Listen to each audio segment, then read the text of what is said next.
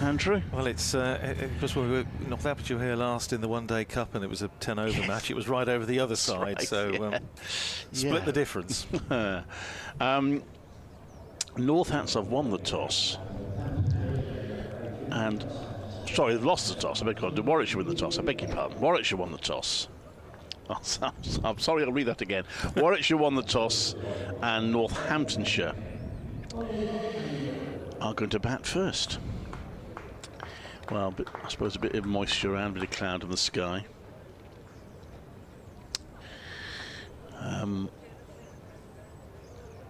think it looks, I have to say, Clive, it looks rather like maybe a goodish toss to win. It's a little bit murky out there, isn't it? We've got a bit of drizzle in the air.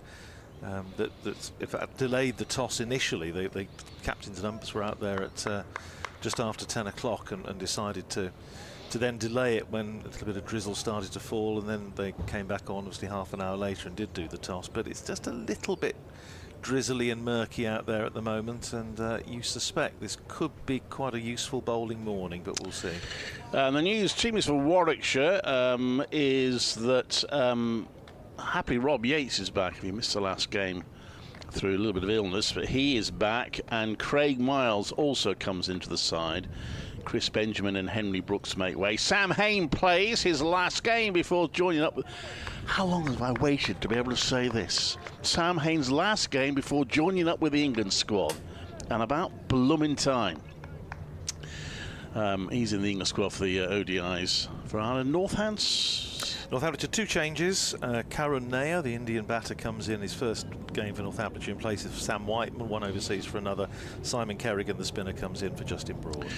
And Chris Rushworth bowls the first ball to Azad. Seemed to bounce a bit as Azad tried to turn it around the leg side. Now there's a very short boundary on Azad's leg side, the left-hander, with the bowling coming from the Birmingham end.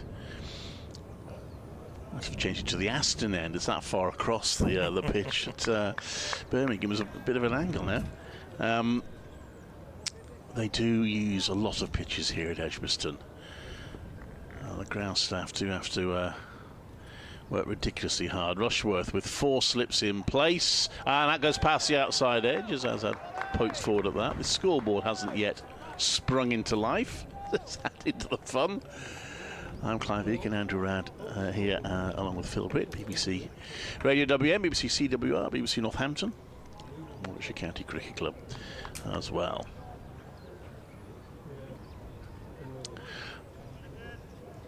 And it is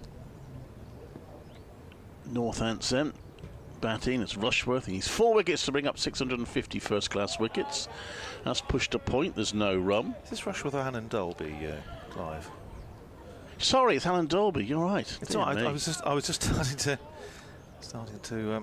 You would have thought I would have got used to Alan Dolby's hairstyle by now. It's the hairstyle and the height that just made me. Yeah, think. No, sorry. But no, Rushworth. I am being stupid. Well, no, Rushworth, as you say, closing in on that record. What an astonishing record in red ball cricket he's got. It's coming up on what, 650? Yeah, he needs 4 to get to 650 first-class wickets. What a bowler. Right, I'll start properly now, shall I? Hannon Dolby comes into bowl. Again, a little bit of bounce. Azad turns that around, and it doesn't turn around very much. It rolls back up towards the bowler, Ollie Hannon Dolby, and there is no run. We can edit that bit out later. Yeah, that's absolutely. Warwickshire then are Craig Brathwaite. They're overseas for the last 4 games. Rob Yates, Will Rose, the captain, Sam Hain, Dan Mosley, Ed Barnard, Michael Burgess, Danny Briggs, Craig Miles, Chris Rushworth, and Ollie Hannon Dolby. And the scoreboard is now on, so all's well with the world. It's sort of greyish, sort of hazy overhead. I think there is a suggestion we might get thunderstorms at some point during the day. Hannon Dolby bowls, and Azad does well to play that down. Again, a bit of bounce.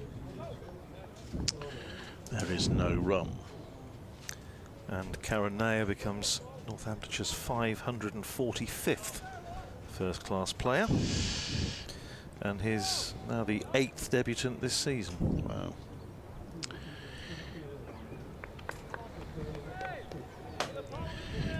Hannon Dolby.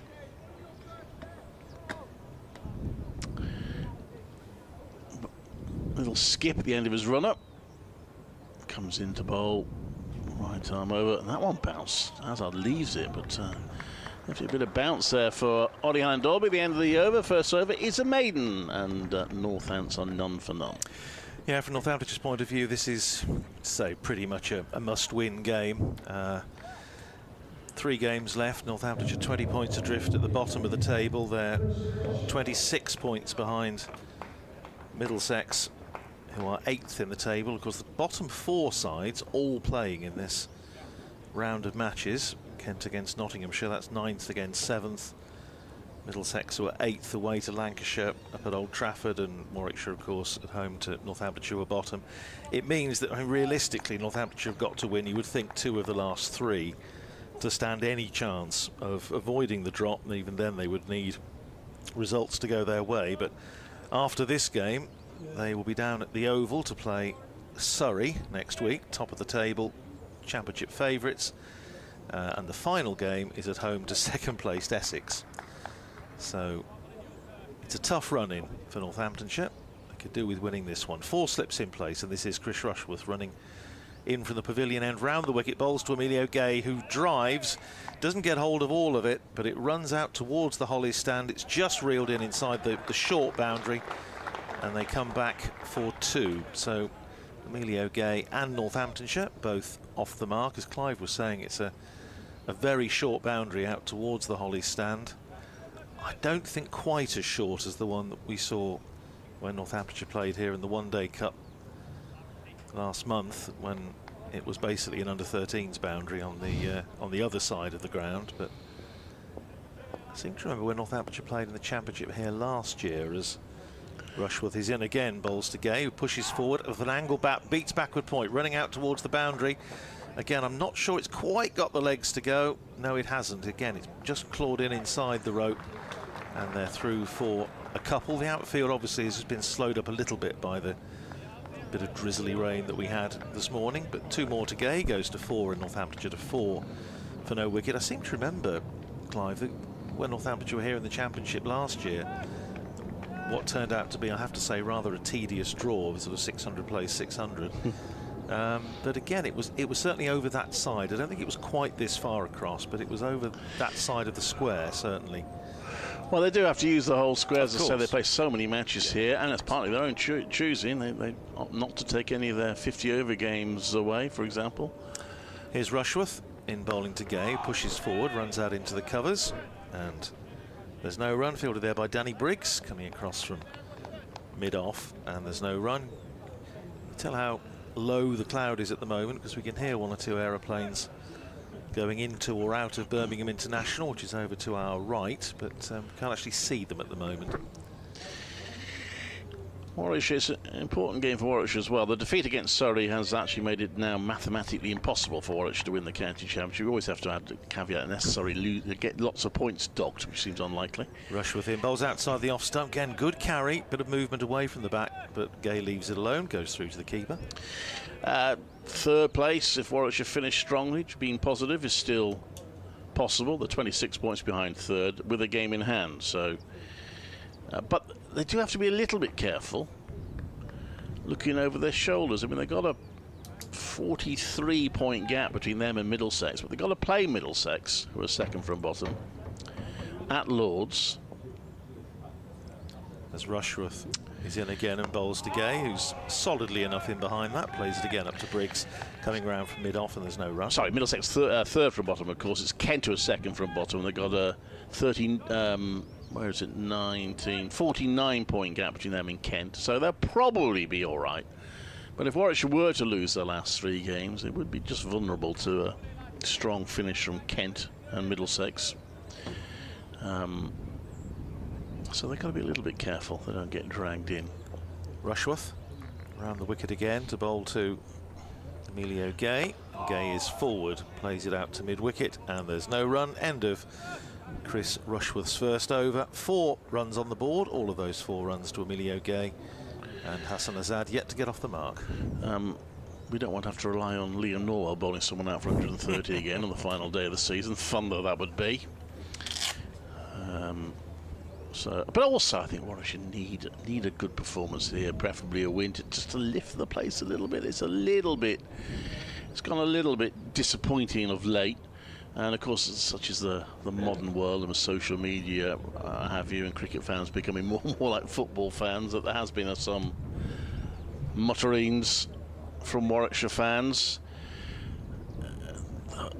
In fairness, with the white ball, you can argue that Warwickshire have had a very good season. I haven't actually sat down and checked, but I would suggest that their win percentage in white ball, in the 2 white ball tournaments, is probably as good as anybody's this season. They won 18 out of 24 white ball matches, so that conveniently is exactly 3/4, 75%. I don't know, I haven't checked whether anyone else has done that, but I suspect not. Bearing in mind Somerset didn't have a very good 50-over competition. Ollie Handorby comes into bowl to Azad, who just, I think, played inside the line of that one as it goes to the wicket keeper. There's no run. The problem is, of course, of the 6 games they lost, 2 of them were the crucial ones, the quarter-final and the T20 Blast. When they were a little unlucky, it went right down to, I think it was the penultimate ball of the match, and they needed 1 more wicket to win. So that was very close, but then they had, of course, nightmare performance here in the quarter-finals of the 50-over. Hannon Dolby, right arm over bowls, that's left. And in the championship, that just struggled a little bit the last couple of games either side of the 50-over competition. And the defeat against Surrey, you know, no disgrace to lose to Surrey, but it was a pretty heavy defeat, to be frank. And that was disappointing. So they could do with a bit of a pick-me-up here, Warwickshire. Northamptonshire haven't won a championship match on this ground since one of their promotion years, 2000, so nearly a quarter of a century ago. Hannon Dolby into bowl, and that's gone past the outside edge of Azad. I think you see him more than me. I think he played at that. I think he did, yes. It is sometimes a little hard to tell. I mean, to be fair, obviously Northamptonshire and Warwickshire haven't played each other that much in championship cricket in recent years, because they have, for a large part of that time, been in different divisions. But since that victory back in 2000, sides have played 11 times. Warwickshire have won 6 and 5 draws. The last 3 have been drawn. There's a short leg as Hannon Dolby bowls. Azad takes a little step forward, and the ball whistles past him. He doesn't play a shot at it. If he persists in doing that, I think you'll see Michael Burgess will start thinking about coming up. That's usually the way. Yeah. That included that sequence of matches since Northampton's last win, of course, included that rather bizarre draw here in the Bob Willis Trophy. First match post-COVID in 2020, when Northamptonshire batted all the way through the last day to save the match. Hannon Dolby in again, and Azad plays that one, opens the face of the bat. It is half stopped in the gully, but they are able to get through for a run. Craig Miles making the stop. I think he lost his bearings and where the ball was, and for a moment didn't react after it went past him. He did eventually. They thought about the second, but Miles had recovered quickly enough to restrict them to 1, 5 without loss. Yes, that was when Mike Taylor and I were doing the last day, when not a wicket fell, and Adam Rossington and Luke Proctor basically blocked it for a day. I love days like that. That tested our ingenuity when it came to coming out of a million facts. It didn't quite get down to what's your favourite biscuit, but it wasn't far off. Not many in the ground today. Might be put off by the there's some promising weather at the start. That's left. There's no run. It's 5 without loss. At the end of 3 overs, Azad's on 1, Gay's on 4. Also delayed start, I notice, in the one-day international between England and New Zealand down at the Ageas Bowl in Southampton. That's a delayed start. They also had a delayed start at Old Trafford between Lancashire and Middlesex. Middlesex batting first, 3 for no wicket. Kent have made a bright start against Nottinghamshire down at Canterbury. Kent 32 for no wicket. Only 3 matches in Division 1 in this round of fixtures, which of course this is 1. 3 matches too in Division 2, which we'll keep an eye on. Match down at Cardiff between Glamorgan and Yorkshire. That's a delayed start as well because of the weather.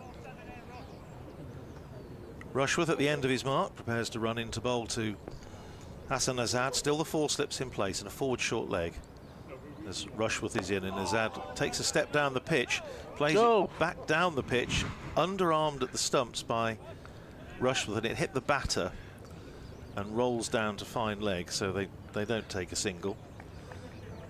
Ollie Hannon-Dolby tied his up, but it was fair enough with Rushworth because Azad had taken a good stride down the pitch when he played the ball. It went straight back to Rushworth, and he obviously thought that the batter might still have been out of his ground, so it was fair enough to have a go. It was just the flick was a bit misdirected.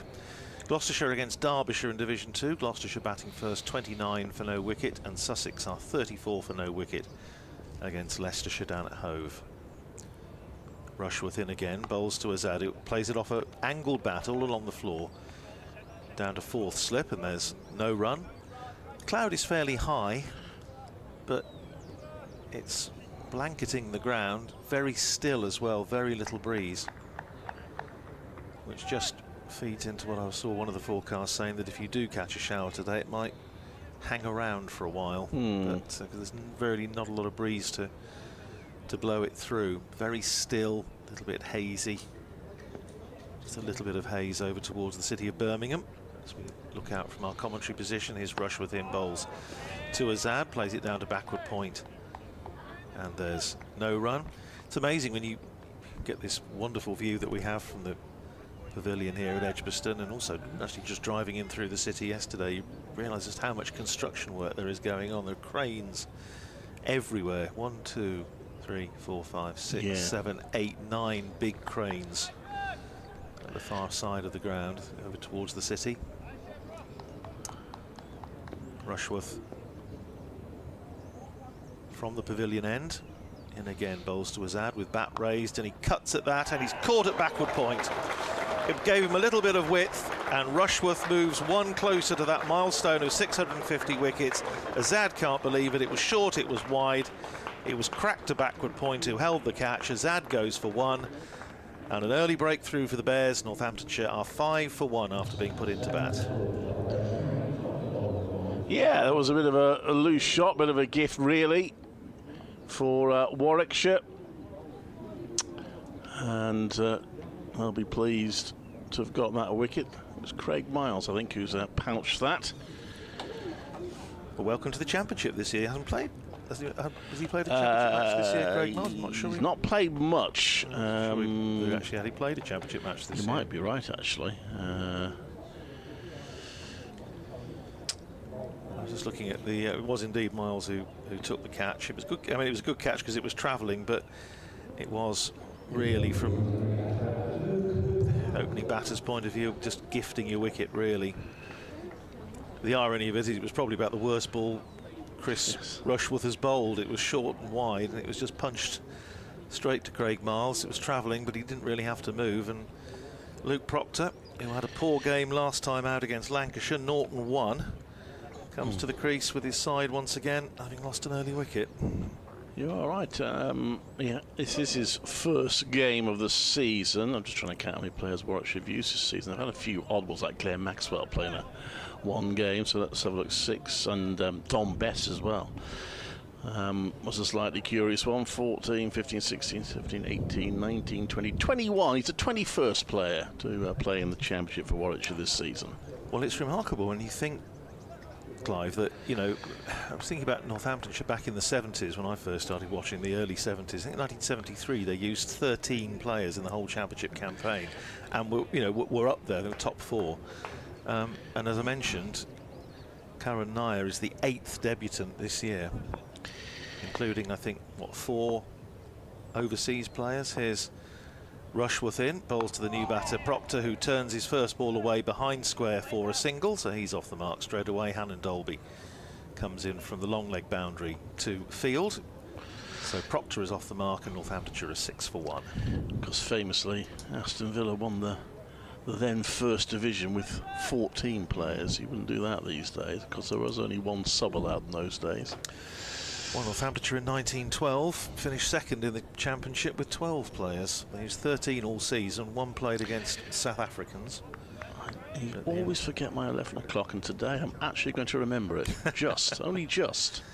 Here's Rushworth running away from us and bowls to Emilio Gay, who plays at that outside the off stump, beats the outside edge into the gloves of Michael Burgess. That's the end of a successful over for Chris Rushworth. He's picked up the wicket of Hassan Azad, and Northamptonshire, with 4 overs gone, are 6 for 1. So we're doing an update on BBC Radio WM and BBC CWR in about 35 seconds time, but a breakthrough then for Chris Rushworth. An early wicket for Warwickshire. We're keen to get back into some sort of form. Rushworth getting some nice applause. There's a few people actually in the pavilion here. Public areas are fairly sparsely populated, but the pavilion's got a few people in it. Here comes the update. Thunderstorms forecast and the This is Clive Eakin at Edgbaston, where Warwickshire have put Northamptonshire into bat after a slightly delayed start to this LV Championship match. A bit of rain around this morning, so they started 15 minutes late. They'll make that up at the end of the day. Chris Rushworth has struck at least 4 wickets in this match to reach 650 first-class wickets, and he's got the first of those. Hassan Azad in a rather loose shot, playing it straight to Craig Miles, who took a comfortable catch. Azad out for 1. Northamptonshire put in by Warwickshire are 6 for 1 after 4 overs. And that one from Hannon Dolby again bounced and proctored as well to play it down. Not 1 or 2 this morning has just got a little bit big, haven't they, on the batters so far? Although if Hannon Dolby's can't get bounced from his height, then probably nobody's going to. Yeah, that was a very good round of applause when Ollie Hannon Dolby went back to Chris Rushworth, rather, went back to his fielding position. So, yeah, I think there are a few in just directly beneath us.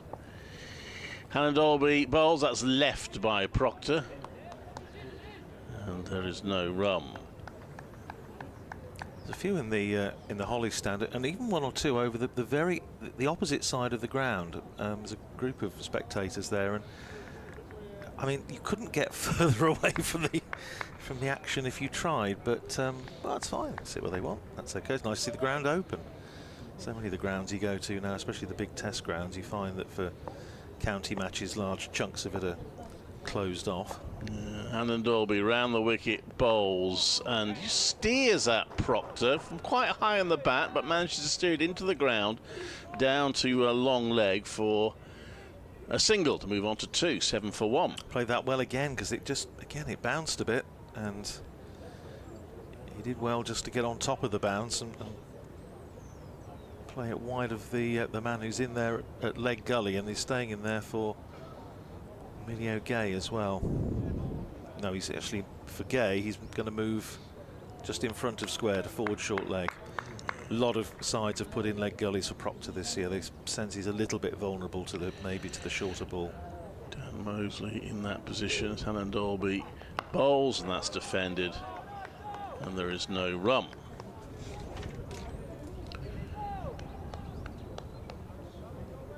Okay, on 4, wicket to fall. Hassan Azad for 1.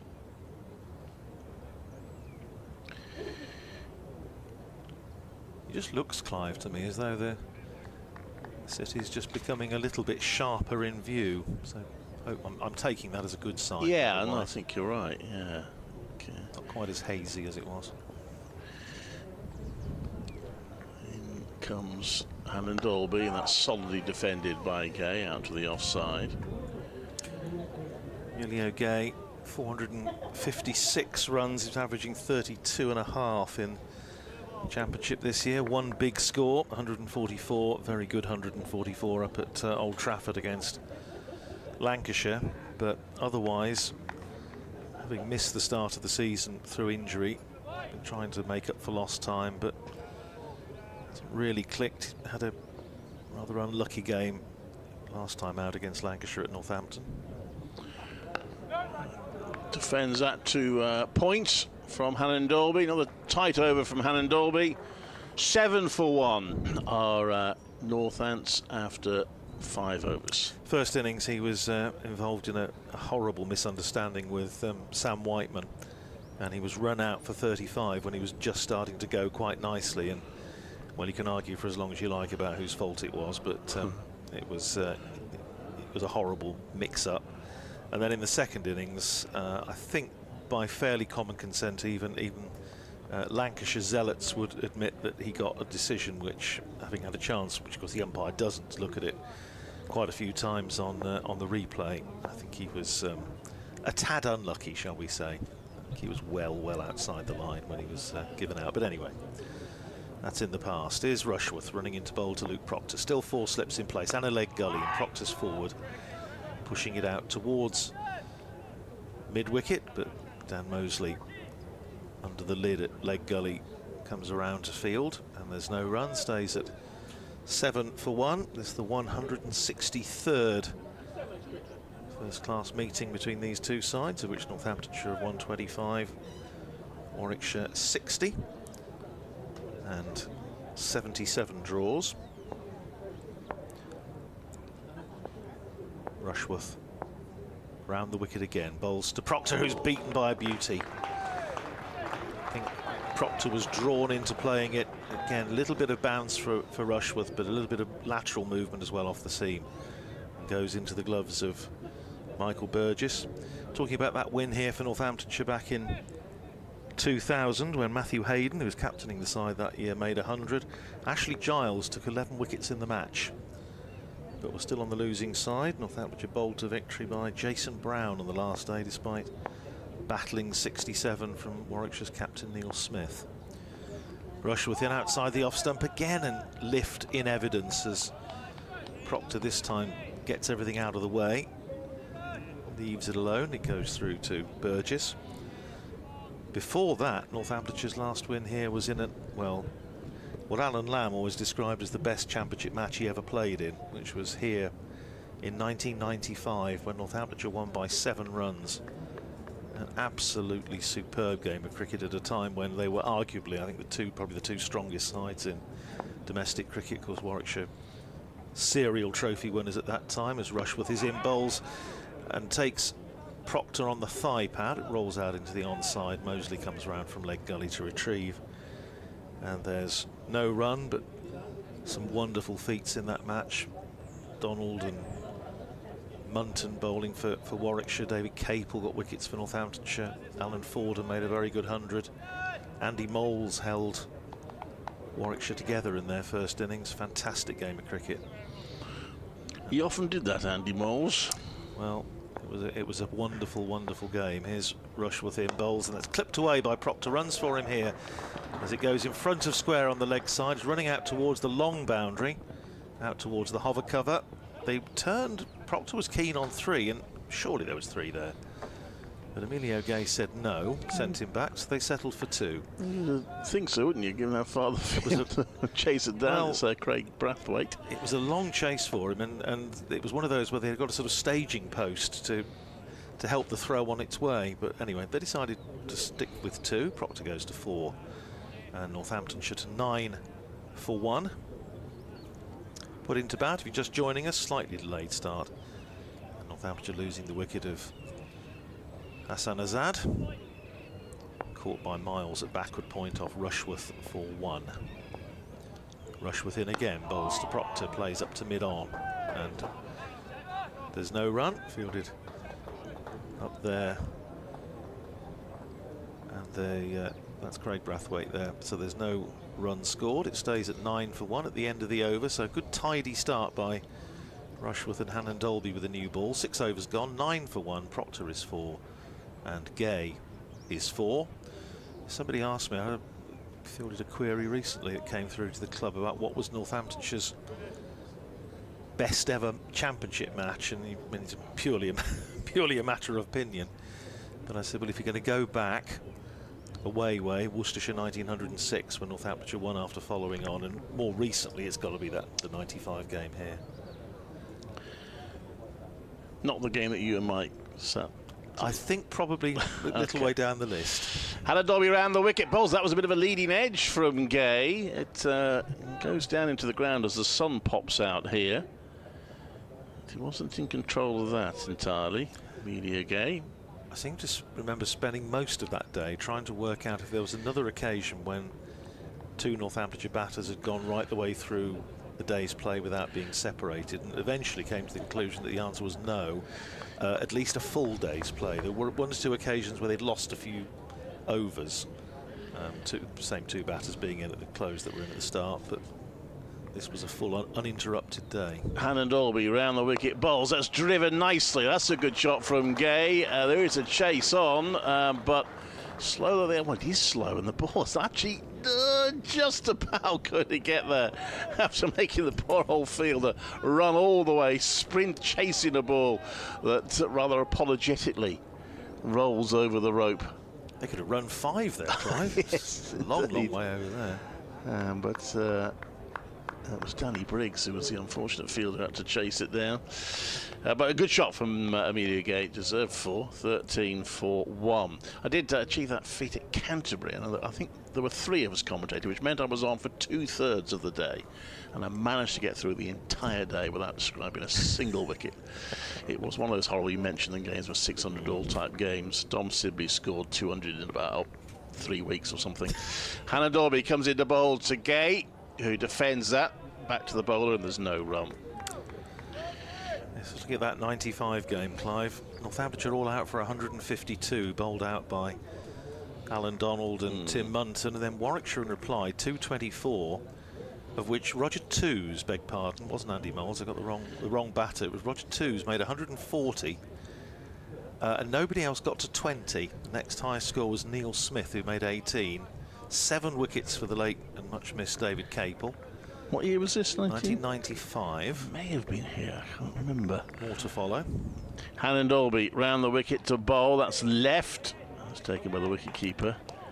13 for 1. And then Warwickshire with that first innings lead of 72. Northamptonshire made 346 in their second innings. Alan Fordham made 100, as I mentioned. Russell Warren batting down the order and keeping wicket that year, now on the first-class umpires list, of course. He made 70. 6 wickets for Alan Donald. Left Warwickshire needing 275 to win. They were 53 for 6. And then Dermot Reeve and Neil Smith put on nearly 150 to pull them right back into the game. Hannon Dalby comes into bowl, and that's defended to mid-off. There's no run. And eventually Northamptonshire managed to break through, bowled them out for 267 to win by 7 runs. Anil Kumble, in his only season for Northamptonshire, when he topped 100 championship wickets that year, finished with 7 for 82. Yeah, just ring a few bells. Those were the days. That was the second year that Warwickshire won the championship. The other 2 years in the 90s where they won the championship. Did Brian Lara not play then? No. Okay. In comes Hannon Dalby to bowl, and that's pushed out to backward point, and it's fielded by Craig Miles. There's no run, 13 for 1. No, it was West Indies tour that year, but Lara played against Northamptonshire at Wantage Road the year before and made a fantastic 197. And that it was 94 he played, wasn't it? Yeah, Not 95. Memorable scrap with his West Indies teammate Curtly Ambrose, and it was worth the admission money for the season. I think to see that, it was fantastic cricket. Well, those are the days where we weren't doing commentary, and we didn't staff every day, though I was campaigning for it. But we did staff quite a lot of days, especially when Warwickshire were winning things. As I say, it does ring a few bells, so I think I was here for at least part of that match. Well, it was Anurag Singh's first-class debut. It's not a bad game to start. Bright sunshine now as Rushworth runs into bowl and beats Proctor with another beauty that lifts and leaves him outside the off stump, goes through with a slap into the gloves of Michael Burgess. In fact, one of the protagonists in that match is out on the field at the moment. Umpire Rob Bailey was batted at 3 for Northamptonshire in that one. He was vice-captain that season, took over the captaincy the following year when Alan Lamb retired at the end of the year. Here's Rushworth in again, bowls to Proctor with a little rather jerky stroke, just runs it past backward point for a single. One more to Proctor, he goes to 5, and Northamptonshire to 14 for 1. Proctor did the post-match interview after the defeat against Lancashire, and to be honest, it was one of those, and you'll have had a few of these, I know, in your time, Clive. It was a tough one, I think, for both of us. He just was still a little bit shell-shocked, to think, at the 5th innings defeat of the season, and had his mind, I think, on other, obviously on other things, and it was difficult. Here's Rushworth in again, and that's going to be 4, because Gay has steered that cleverly all along the floor between 4th slip and backward point, and it runs away to the short boundary down by the main scoreboard for 4. Takes Gay into double figures. He's 12 and Northamptonshire to 18 for 1. Yeah, nice shot. Played a couple, Amelia Gay.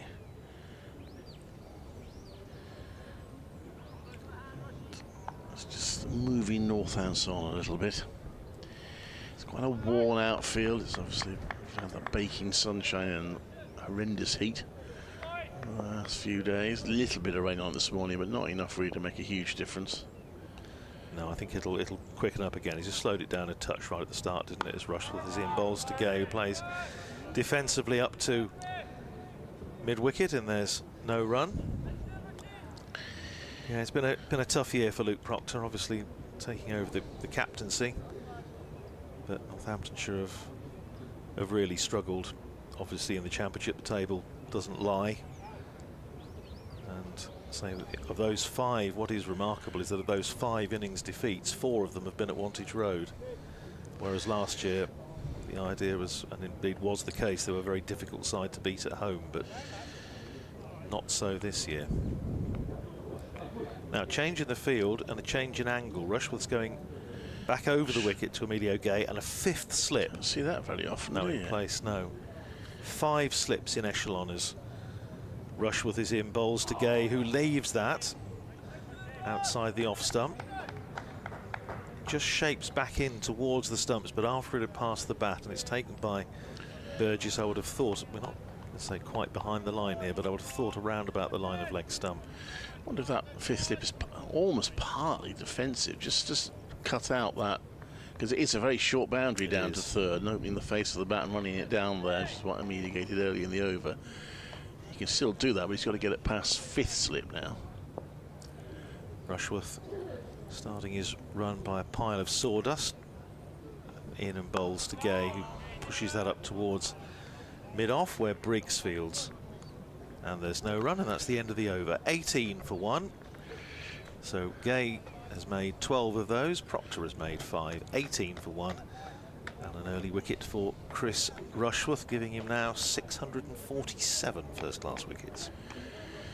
To give you an idea of where the pitch is, I just counted there are 24 strips on what's called the square, even though it's blatantly not square, it's rectangle. But anyway, there are 24 pitches, and we're sort of over the middle of those 24. This is pitch number, if you take it from left to right, this is pitch number 21 of the 24 from where we're looking at it. So it's not quite as far as you can get across on the right-hand side, but it's pretty close. Hannah Dalby bowls, and that's left. Curiously, the rope is actually in a bit on that short side now.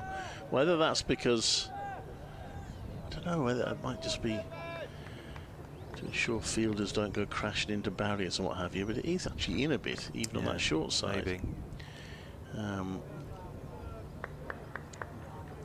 So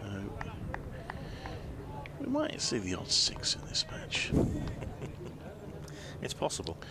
We might see the odd batter getting out, trying to hit a 6 over the short boundary. That's left, there's no run. But Simon Kerrigan is absolutely delighted to be making his first Championship appearance of the season with Northamptonshire on the ground where you and I were remembering before we came on air. He played last year here in that very high-scoring game, and he was yet to take a Championship wicket in the season at that point, and Northampton just bowled him to try and get him a wicket, and he bowled a quite ridiculous number of overs in that long Warwickshire innings in which Sam Hain inevitably made a double hundred. Alan Dalby round the wicket, bowls, and that's a swing and a miss there by Proctor, or a drive and a miss. That one drifted away. Good ball from Hannah Dalby. I can't say how many sixes have been here, but this season there have been 89 sixes in Warwickshire Championship matches so far. They are slightly being out-sixed. They've hit 42 and they've conceded 47. Did include 7 in one innings from Grant Stewart. But Warwickshire's biggest six-hitter is no longer with them. It's Hassan Ali. The overseas player, Hannon Dorby, comes into bowl, and that's turned round and fielding that in the air momentarily. There's a little bit of excitement. Dan Mosley fields it on the ground in the end. That sort of leg gully. Yes, Kerrigan last year bowled 52 overs, 4 maidens, 0 for 174, including 199 dot balls in those 52 overs. Yeah, it is match fee. Hannon Dorby, white wrist sweatbands as he bowls, and that's defended back to him by Proctor, and there is no run. There is a hazy feel about it out there. It does feel like there might be a storm. It's not imminent, but you sort of sense it's a sort of day where it may come along at some point. Northamptonshire used 9 bowlers in that innings, and I think the most memorable moment for me was Emilio Gay being given the 3rd new ball in poor light and drizzly conditions, herring in from the city end and thoroughly enjoying himself. Hannon Dorby, and that's left. There's no run. I seem to remember Michael Burgess had a ball at Northampton now. Yes, he did. Last year. He picked up a wicket. Yeah. Rob Keogh, was it? Yeah, I think I wasn't there for that one. I was there for the. I was a substitute commentator for the first 2 days, I think. I think Richard Wilford might have been with me for that one. But yes, it was. It caused a certain amount of amusement before the game drifted to a draw. Yes, he did. 6.2 overs, 3 maidens, 1 for 17 in Northamptonshire's second innings. And he picked up the wicket of, it was Rob Keogh, thought it was, caught behind by Craig Miles for 7. Well, Rob was slightly less than amused. Still the 5 slips in as Rushworth runs away from us to bowl to the tall figure of Emilio Gay, who comes onto the front foot, pushes it up to mid-off where Danny Briggs fields, and there's no run. Apart from the 5 slips, we have a backward point. Huge gap through the covers right the way round to mid-off, then mid-on, and a long leg. Ollie Hannon Dolby down there in front of the RES Wyatt. Here's Rushworth running in again to bowl to Emilio Gay, and beats him again outside the off stump, draws him forward, just does enough to beat the outside edge. 1 or 2 more people starting to drift in, sitting mostly obviously down by the main scoreboard because its pitch is right over that side of the ground, as Clive was describing. There's a few in the Hollies. I think there's a few, as I say, down below us. And that little phalanx over there. there's 2 of them now. 2 little groups of people now. Well, perhaps they just want to be like Greta Garbo, they want to be alone. Old film reference, that. In comes Rushworth again and bowls to Gay, plays it up to mid-off, and there's no far too young to remember. It's even too old for me, that one. Far too young to remember that, Clive. Just lost the sun. We had a little bit of sunshine a few minutes ago. There's patches of blue sky above us. But I think, judging by what's been happening elsewhere around the country this morning, obviously there's a little bit of rain around, a few 1 or 2 delayed starts. Still the case, they haven't started yet at Southampton in the England-New Zealand ODI. I think they could do with the performance of that. They've been absolutely hammered the last few years. Could. I just wonder whether, did they think they were slightly better than they actually are, I wonder. Here's Rushworth. And again, bowls short, and Gay has pulled that a little bit uppishly, but it's gone behind square down to Ollie Hannon Dolby. It's quite safe. He runs round from long leg to deep backward square, and they're through for 2 runs. Gay to 14, Northamptonshire to 20 for 1. Middlesex have made a very poor start against Lancashire at Old Trafford, which won't depress Northamptonshire supporters too much. They quite happily see Middlesex have a poor game up there. They are 7 for 2 in 9 overs, having lost Mark Stoneman for 0 and Cracknell for 1. Wicket apiece for Tom Bailey and Will Williams. Here's Rushworth in again, bowls to Gay, who's on the back foot, solidly, plays it up to mid-on. And there's no run. Bailey and Williams, of course, I suppose, arguably the new ball pair in Division 1 cricket this year, picked up. Well, now be pushing 80 wickets between them. Well, that said, Rushworth and Hannon Dolby, put in that bracket as well. Rushworth 43 going into this game, Hannon Dolby 37, so exactly 80 between them. And Rushworth running in again to bowl to Gay, and that's clipped nicely through mid-wicket for 4. Even with a long boundary over that side, that's going to reach comfortably. And that was probably the most authoritative stroke that Emilio Gay has played. It was on his legs and he clipped it with a flourish away through mid-wicket for 4. He goes to 18 and Northamptonshire to 24 for 1 put into bat. Yeah, very nicely timed that. He has played a couple of shots, Emilio Gay, so having lost that early wicket. Sense settled a little bit. Warwickshire will still know another wicket now, puts them back in good shape, but wicket falling in the 4th over. We're now about to start the 11th.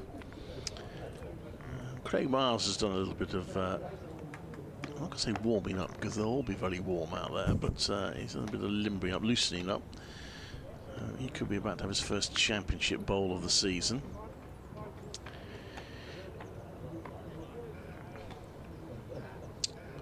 Coming to the side, replaced Henry Brooks. Three slips. There's a shortish leg, square leg about 3 pitches away, and also a leg, it's a wide leg slip or a leg gully.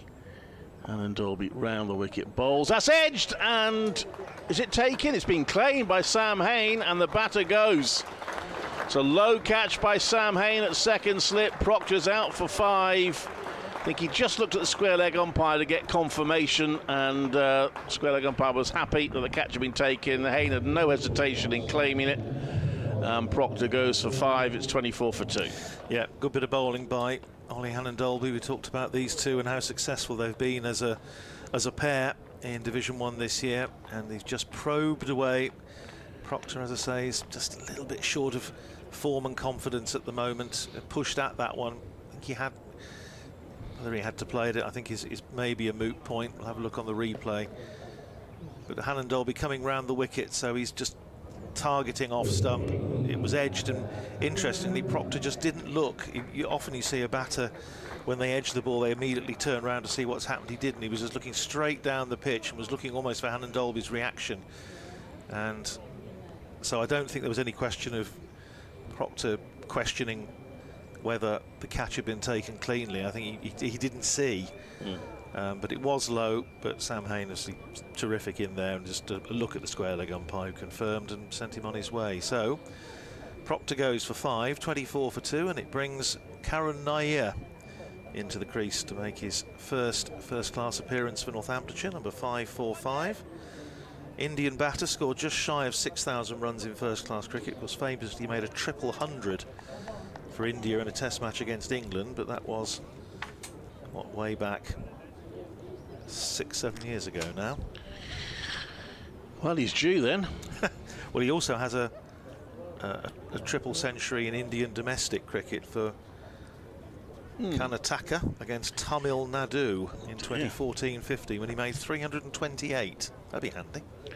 In your case, I think, did he go away and leave the field there, or was he just getting some new gloves? He was just getting a comfort. Yes, just getting a drink and some gloves, I think. Sam Hain's 8th catch in the championship this season.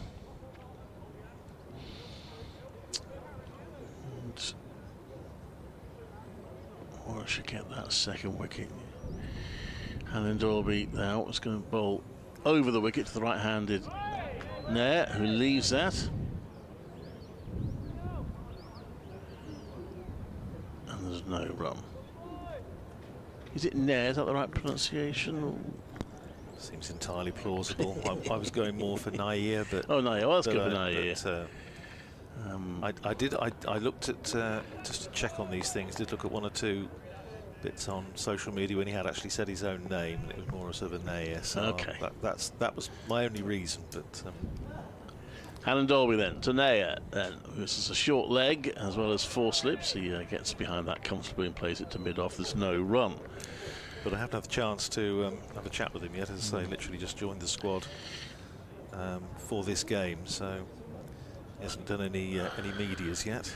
It's an English name that causes not us grief at all. It's just the Dan Mosley situation. Everyone seems to want to call him Mousley, but he has told us it's Mosley. Do you know, I checked that this morning with Phil to make absolutely sure. Yeah. I heard it both ways. Even some of the players call him Mousley, but he did tell us it was Mosley. That's played back to Alan Dolby. There's no run. So until he tells us otherwise, that's what we go with. I mean, players have changed their minds before on pronunciations. But anyway, so that's why we say Mosley. You might hear him referred to as Mousley elsewhere. It's the same bloke. 24 for 2. Way back, the BBC used to have a pronunciation commission, didn't they? A pronunciation unit. Including the, going way back, the Poet Laureate used to be involved with it as well. John Masefield back in the 30s. From Ledbury. That one is played to mid-on. There's no run. Alan Dolby bowls. Yes, I don't know whether the pronunciation units still exist. We get guides from Wimbledon and what have you. Yeah, and that's the one. That's always the biggest one, isn't it? That's right. Yeah. Players safe in the knowledge that most of them are not going to get past the first or second round. But talking about people changing their minds on names, I remember years ago now, I did some training for the BBC. We actually got a talk from some of the pronunciation unit, and he said sometimes people change their minds, and he gave an example. Alan Dolby comes in to Naya, who bowls. That's played back to him. There's no run, and I can't remember which way round it was, but you might remember an MP, I think he was a minister, William Waldegrave, or was it Waldegrave? And apparently it changed. He had said one point and then changed his mind a bit later. But so it does happen. 24 for 2 after 11 overs. I'll bring Phil in that to replace me for a while. First came to prominence William Waldegrave in the government think tank, which was chaired then by the 3rd Baron Rothschild, Victor Rothschild, who played cricket for Northamptonshire, so I got there eventually. He was considered for the captaincy in 1931, but he decided he got other things to do, which is probably not a bad idea. Rushworth it's going to be to continue into his 6th over, 1 for 18 so far. Still the 5 slips in place, and he's bowling to Emilio Gay on 18, and Gay's running that down to 5th slip, and there's no run. Still this rather overcast, hazy morning here in Birmingham. But I say the city over to our just straight in front of us, just a little bit sharper, the outline of the buildings, than it was when we started first thing this morning. Very good morning, Phil. Morning, Andrew. Morning, everybody. Yes, it's a bit cloudy this morning. It's another beauty from Rushworth. Draws Gay into the forward stroke and beats the outside edge, goes through to Burgess, setting a tough exam. Chris Rushworth, as he always does, with a new, or even a newish red ball in his hand. I was also doing my prep for this game, Phil, and you'll be, I'm sure, well aware of this, that the first time Warwickshire won the championship in 1911, they won it at Northampton. That's right. They also won the championship in 2004 at Northampton. Just on the way to Northamptonshire being relegated at the end of that season, 2004. Here's Rushworth in again, bowls to Gay, nicely in behind it this time, plays it back down the pitch for Rushworth to field, and there's no run. And I was reading, when I was doing my George Thompson biography a few years ago, reports of that match when Warwick and Frank Foster's side won at Northampton in 1911 to wrap up the title. Of course, they were the first county from outside the sort of the big 6, as they were known then, to win the title, and there was a lot of champagne drunk, and they were saying, oh, you know, this is paving the way for Northamptonshire to win it soon. Here's Rushworth in, bowls to Gay, plays it up to Briggs at mid-off, and there's no run, and we're still waiting. Champagne's still on ice, isn't it? Well, yes, but it'd be a good vintage now, wouldn't it, after all that time? I think it's worth probably more than the celebratory drink would be worth. But the funny thing was, it's drinkable. Well, yes. Funny thing was, of course, that Northamptonshire then finishing 2nd in 1912, as we talked about earlier, with using just 12 players in the whole of the championship campaign, 18 matches, and lost out very largely due to a heavy defeat against Warwickshire. Here's Rushworth in, bowls to Gay, solidly in behind that, plays it back down the pitch. Rushworth fields, flicks it on to Danny Briggs, and there's no run. They didn't have these huge squads that they've got today. No, they didn't. 1951, when Warwickshire won the championship for the second time, they only used 15 players, and that was 16 in all first-class games. But of course, they played the universities, the combined services, Scotland, all Touring sorts of sides. yeah. Rushworth in again, bowls to Gay. Who's on the back foot this time, plays it up towards mid-on, but Rushworth fields himself. End of the over, 24 for 2. Gay is 18, Karen Near yet to get off the mark. Yeah, well, I say 1912, Northamptonshire used one player, Lawrence Holland, whose son Edward was then at the museum at Lord's for many years. Oh, right, okay. Against the South Africans that year, because they played both Australia and South Africa, because it was the year of the triangular tournament, so they both played Northamptonshire in tour matches. But in the championship, they say 18 matches, 12 players, and it was basically 10 plus either Dick Woolley or Fanny Walden. They sort of alternated in the last place. The others were pretty much ever present. Alan Dolby will continue from the Birmingham end into his 7th over. He's got very impressive figures, 1 for 6 at the moment, as this one sees Nair push the ball back into the offside. Still to get off the mark. 24 for 2, Northamptonshire, having been put in this morning by Warwickshire. You would think on a morning which probably favours the bowling side, but you can't say that too much over the last couple of weeks. I wouldn't have thought. No, I think this we'll see what happens, obviously, how the day maps out, but you suspect this might have been quite a good toss for Will Rhodes to win this morning. It wasn't until I sat up here and looked down actually at the action. I'll just break off as Hannah Dolby comes in and bowls, and this is turned down to short leg where Mosley does the fielding. There's no run. Just how far over towards the Hollies stand this wicket is. It's I should think it's about as far as you can possibly go to play a first-class championship cricket. I would think so, yeah. I think there's a couple of wickets being used further across, but I would think those have been practice wickets. But this really is a long, long way across the square, which looks like the Somme at the moment. In comes Hannah Dolby, and this one is left through to Burgess. It really does look a very well used and tired square, and well done to the ground staff for being able to supply these wickets for the huge volume of cricket played here this season. So, but it does look tired, and it's sort of crying out for its winter break and recovery. Winterization, as they. One more wicket to find. I think I can see where it's going to be as well for the last championship match here of the season. Hannah Dolby in bowls, and again outside the off stump, and again no shot from near.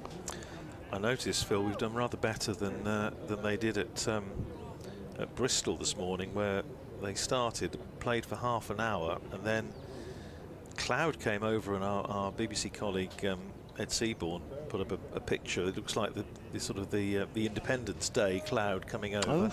And so they had half an hour, came off for bad light, and I think it's now raining down there as well. So that's never great news, because it tends to track up through the estuary and then up this way. Hannah Dolby in bowls, and this is a big shout for LBW. He was looking to flick it away down the leg side, and I think it may have just been a little bit too leg side. I haven't got the pictures up this morning, but yeah, I have. It wasn't the most concerted appeal, was it? Really, Ollie Hannah Dolby wasn't.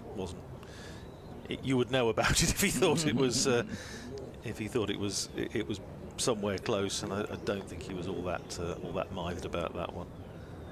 It's 24 for 2 it remains, and they're still waiting to get it off the mark. 4 slips waiting. Hannah Dolby comes charging in again and bowls, and defends this out to extra cover. There's no run. End of another over. Hannah Dolby's 7th over. It continues to be miserly. It's 24 for 2. Yes, they're saying Karen Nair, the 8th debutant, first-class debutant for Northamptonshire this year, after wait for it. Hassan Azad, of course, who's been and gone this morning. Chris Tremaine, Sam Whiteman and Jordan Buckingham, 3 Australians. Of course, Whiteman was here until the last game. It was his last match.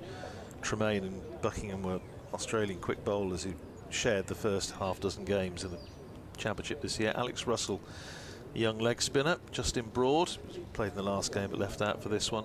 Dominic Leach, who played 1 game on loan from Yorkshire up at Old Trafford. And then Khan Nair this morning. So he's indeed the 8th first-class debutant for Northamptonshire. It is going to be the first change of bowling this morning. Craig Miles, who's mentioned playing his first championship match of the season, is coming into the attack. He's already got onto the score sheet with a catch at backward point to remove Hassan Azad early on of the bowling of Chris Rushworth, and Miles just doing some high stepping exercises, auditioning for the Tiller girls. Yeah, I don't think he's quite going to make it. I think you're probably right. 3 slips in place, and Miles bowls very full to Gay, who drives up to mid-off, and there's no run. So a slightly less attacking field than we saw earlier for Chris Rushworth. 3 slips in place, a backward point. Danny Briggs now in at extra cover, and a mid-off. Mid-on, fairly tight, a little bit wide. Deep, well, square leg was sort of halfway back behind the square, and then Hannon Dolby on the fine leg boundary as Miles is in, and Hannon Dolby is immediately into the action as Gay clips that one down to long leg for a single. Gay goes to 19 and Northamptonshire up to 25 for 2 after being put into bat. Azad out for 1, Proctor for 5. What sort of seasons Gay had? Because he's been rather in and out. He missed the first part of the season, missed the first 3 games because of a knee operation. He just picked up a bit of an issue when he was out in Australia. I don't think it was anything like sort of falling over and wrenching it that way. I think it was just a sort of bit of a wear and tear one they just noticed over a period of time. But had to have a knee op, missed the start of the season, came back for the Nottinghamshire game at home, which was a little bit earlier than I think most of us were expecting, as Miles is in, bowls to Nair, that's outside the off stump, left alone, goes through to Michael Burgess. And first 3 games, 15, 0, 9, 13, 15 and 9. Then started to show some form in the game against Middlesex at Merchant Taylor. Simultaneously, his knee started to play him up again, and he made 89, but in the course of that had to retire hurt. But then missed out against Somerset at home, then had a terrific game up at Lancashire, 144 and 61. Miles is in, bowls very full. Nair drives, but straight to mid-off, and there's no run. And then I mentioned earlier in the last game against Lancashire, because Northamptonshire played Lancashire back-to-back, albeit separated by several weeks, he was run out in a fairly horrendous misunderstanding with Sam Whiteman in the first innings for 35, and had maybe not the best LBW decision that the world has ever seen in the second innings for 29. So he's had a bit of in and out, yeah. The sum total is at 456 at 32.57 as Miles is in, bowls to Nair, plays it out to cover, and there's no run. Yeah, when I've seen him play, he looked to be a really useful, promising young batsman. He's a quality player. He's just doesn't seem to have quite kicked on at this stage to well, I think it was build some of that. It was very, very frustrating for him because he obviously finished last season so strongly. Made a wonderful 100 against Surrey, and of course, if anybody gets runs against Surrey, a young batter, they're immediately noticed. And he had all sorts of, to do national media interviews and all the rest of it. Here's Miles in, bowls outside the off stump. Nair leaves it alone, goes through to Michael Burgess. End of Miles's first over, 25 for 2 at the end of it, with Emilio Gay on 19. Karen Nair yet to get off the mark. And talking to him during the winter, he was absolutely up for it. I think, the few thoughts that he might have been involved maybe with England Lions or something like that. That didn't happen. But he was really looking forward to picking up where he'd left off at the start of this season. Then, of course, he had to miss the start of the season through injury, and it just pushed him back a little bit. I think there's a school of thought, certainly, that he was possibly trying a little bit too hard when he came back, just wanted to sort of make up for lost time and was perhaps playing at balls that he didn't need to. But he's a fine player, and there's no question that he will come again. Double change, Ed Barnard. Yeah, Ed Barnard's come into the attack. Oliver Hannon-Dolby 7 overs, 4 maidens, 1 for 6. So really miserly in his opening spell with a new ball. But Ed Barnard has replaced him from the Birmingham end, and he come round the wicket to the left-handed Gay, who is up on his toes and pushing that one into the offside out to extra cover, and there's no run. A tall man, Gay, he's so far this morning looked very compact. As we got 19 of the 25 Northamptonshire wicket runs. He's ready again. That's Barnard in bowls. This is off the pad, I think, off the thigh pad. Turn around the corner for a single. No, he got bat onto it. There's no signal from umpire Pratt. It's, that one is one more onto him, so Gay goes on to 20, 26 for 2. In fact, what's that? The scoreboard suddenly went to 29, but whipped back to 26 again. I wasn't sure where those 3 runs came from. Trying to work out how you could get 3 runs from a no ball, a double no ball, or whatever it was going to be. Here comes Barnard bowls, and now puts it into the offside. Still to get off the mark here. He's very watchful. Perhaps they got the perhaps they're playing with the how's that rollers or something in the box, and they put that up instead. I was a bit concerned because the ground staff had come back out. There's one of them gone by the hover cover, which is not usually. It's usually a sign that they're on their radar. They're anticipating rain coming in. We'll wait and see.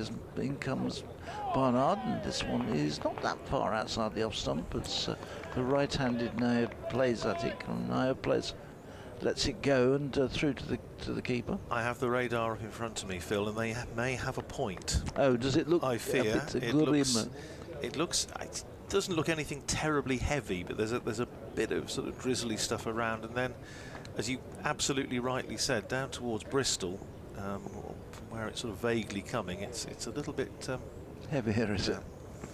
This one is punched into the offside by an air, but again, straight to Brathwaite at extra cover. There's no run. It looks as though there's a bit more of it about. Yeah, it's kind of forecast, isn't it? Yeah. It's been on. Well, I was at a football match yesterday afternoon, and it was absolutely scorching. You could not find cover.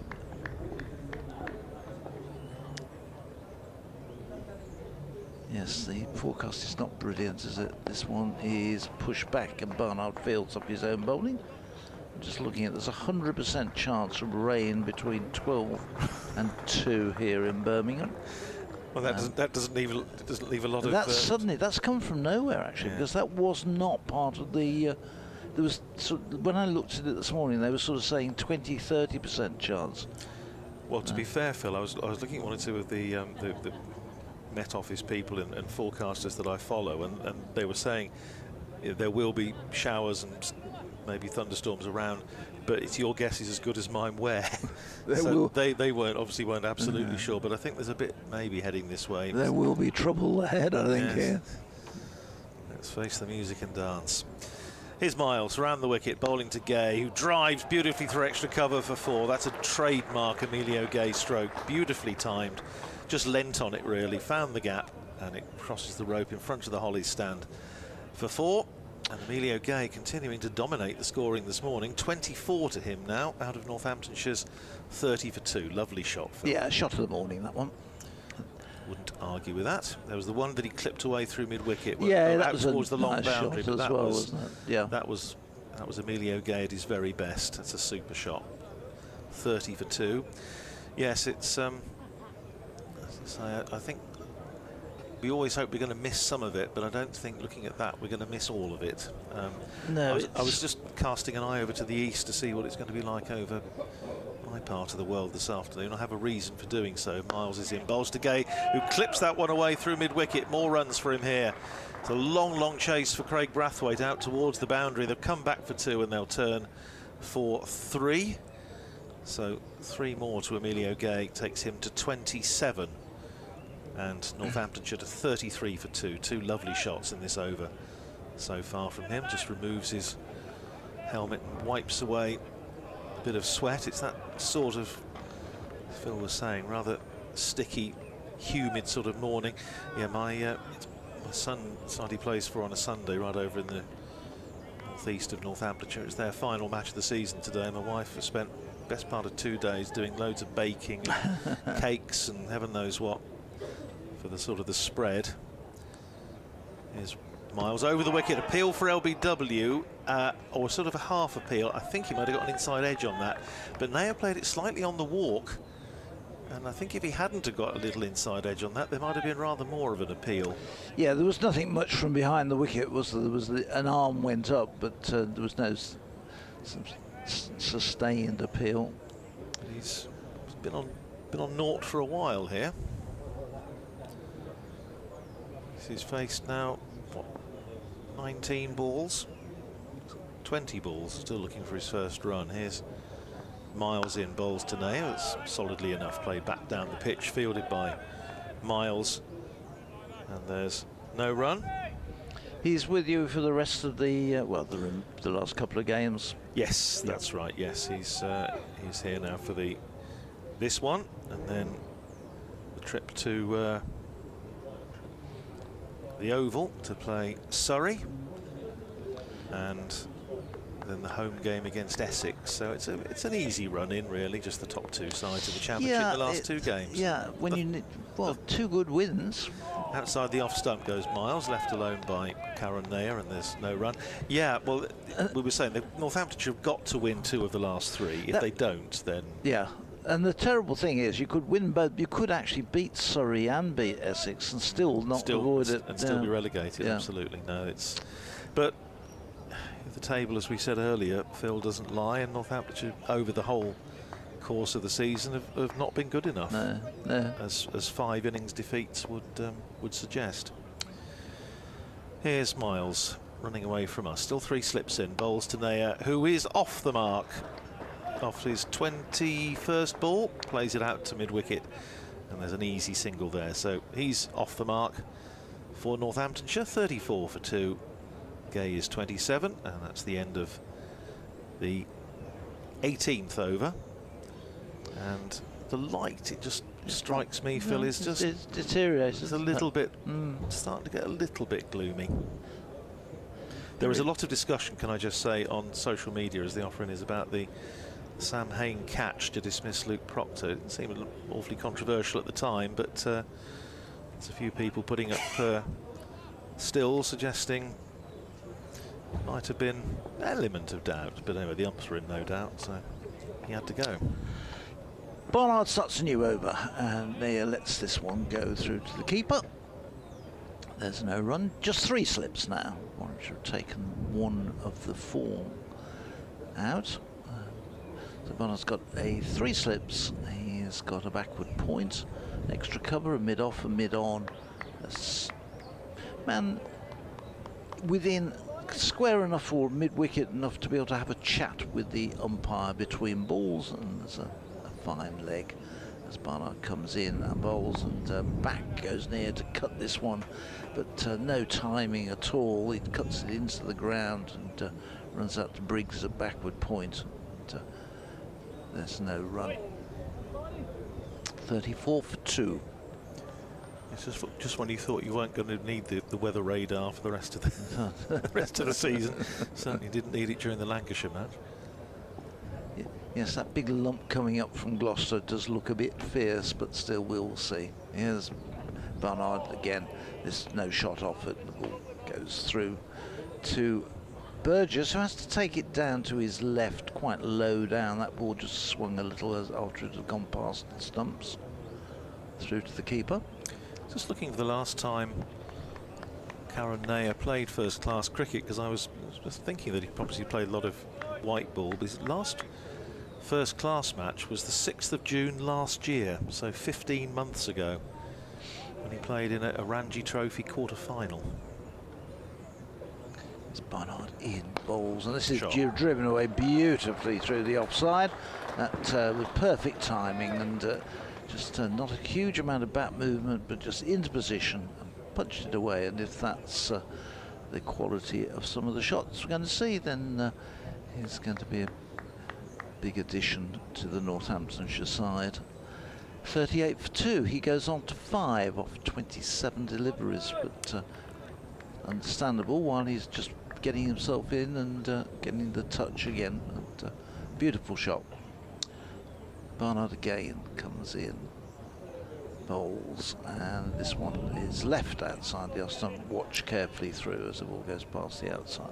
He played 3 matches in the Ranji Trophy of 2021-22. So most recently in June 2022, so say 15 months ago, and then a couple of games during that winter. Before that, you have to go back to February 2020 before he played any red ball cricket. So it's all white ball he's playing, really? All white ball, yeah.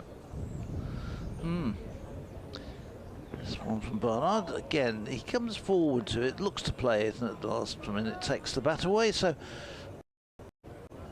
gets through that over. That one lovely played shot away through the covers for 4, but predominantly just letting the ball go outside the off stump.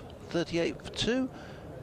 We've had 17 overs, having played just over an hour this morning. Remember, the game was supposed to start at 10:30, and some rain this morning before play started delayed the toss. So got underway at what, about 11:15, wasn't it, in the end? That's right, yeah.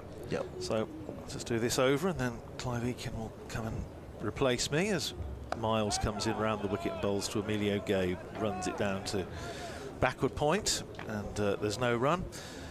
He played in the IPL, the 2022 edition. Not that many games for the Rajasthan Royals, played 3 matches. Didn't play in this year's edition.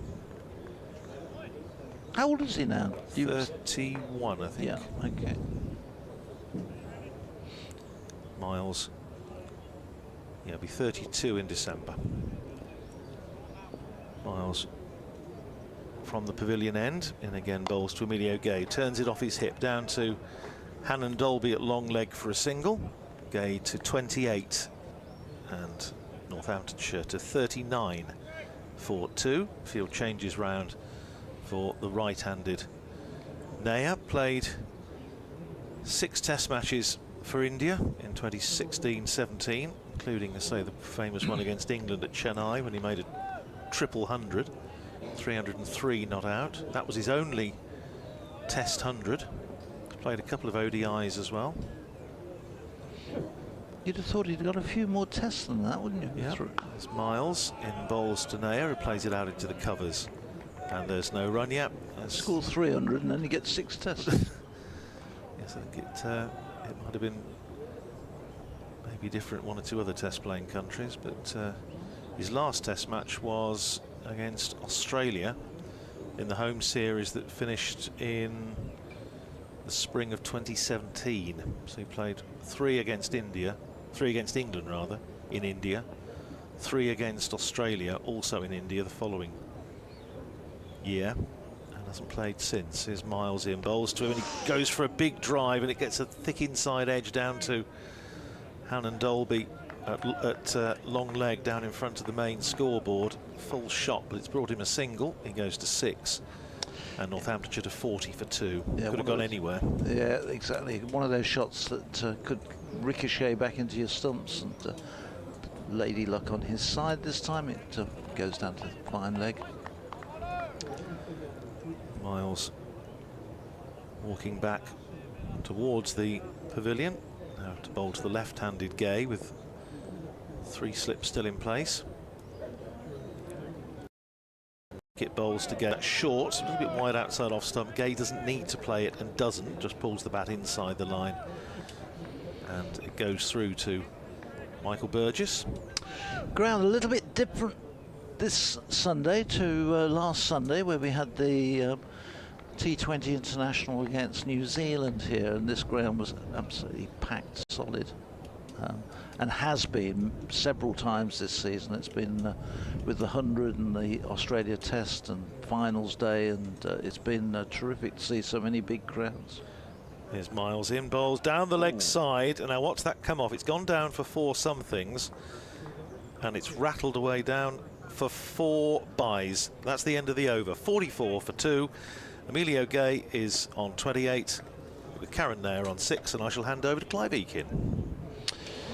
Yeah, so end of the over. Clive will be back with us. He's got an update coming as well in a second.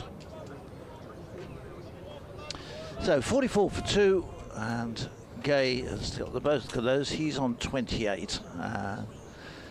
Nair on 6, and Barnard will continue from the Birmingham end.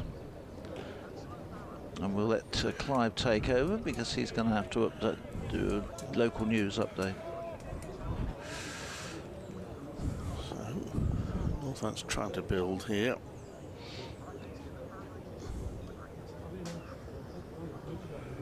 This is Clive Eakin at Edgbaston on the first day of Warwickshire's County Championship match against Northamptonshire. Match Warwickshire need to win. They're not completely safe from the threat of relegation after a couple of disappointing results of late. They have Northants at 44 for 2 after putting them into bat. A wicket each for the opening bowlers. Chris Rushworth removing Hassan Azad for 1.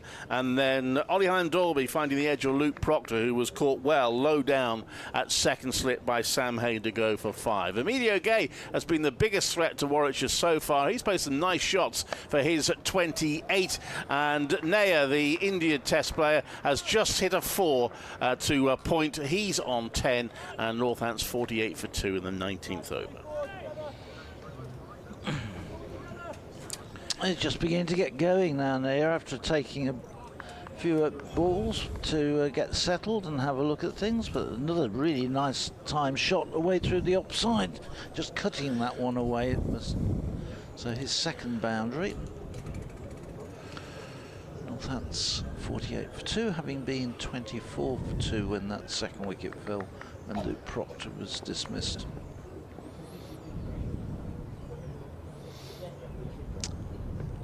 Barnard in, and this one is driven by Nair up to mid-off, and there's no run.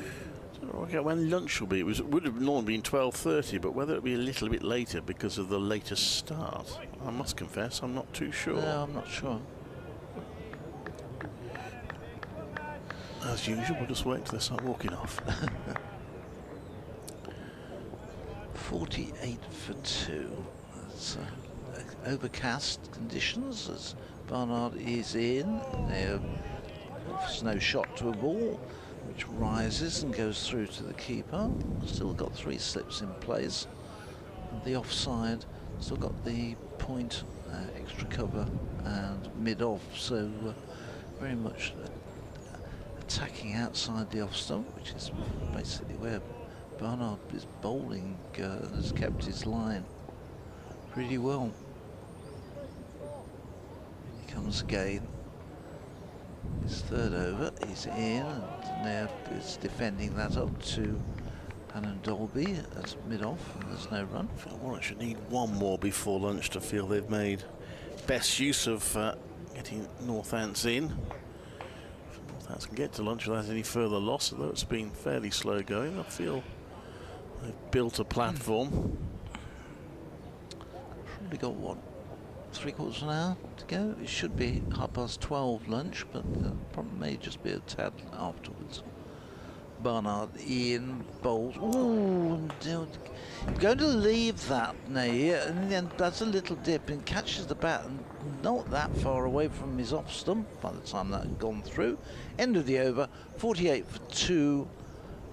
Nair's on 10, and Gay is, Emilio Gray is on 28. So ground staff gone back into their little, they've got a sort of little T20 type dugout which they sit in down at the grounds. They've all gone back again. They did come out about 10 minutes ago, anticipating, I think, with the radar that we were going to get a drop of rain, but nothing's materialised, fortunately. Craig Miles, in his first championship game of the season, is to continue from the pavilion end. Let's go through what's going on elsewhere. Still no start at Southampton in the one-day international second ODI between England and New Zealand's men. England's under-19s are trying to give themselves something to bowl at, as Craig Miles comes in to bowl round the wicket to Gay, who pushes forward of that one, and it goes past the outside edge. Good delivery from Miles. Hamza Sheikh, who was out for 4, the Warwickshire batter, who was out for 4 in the first innings, did a little bit better in the second. He made 34 in the second innings. Jaden Denny 69, Ben McKinney 72. They are 261 for 8th. They only lead by 87, so a little bit more, you'd think, to give themselves something to bowl out. That's at New Road.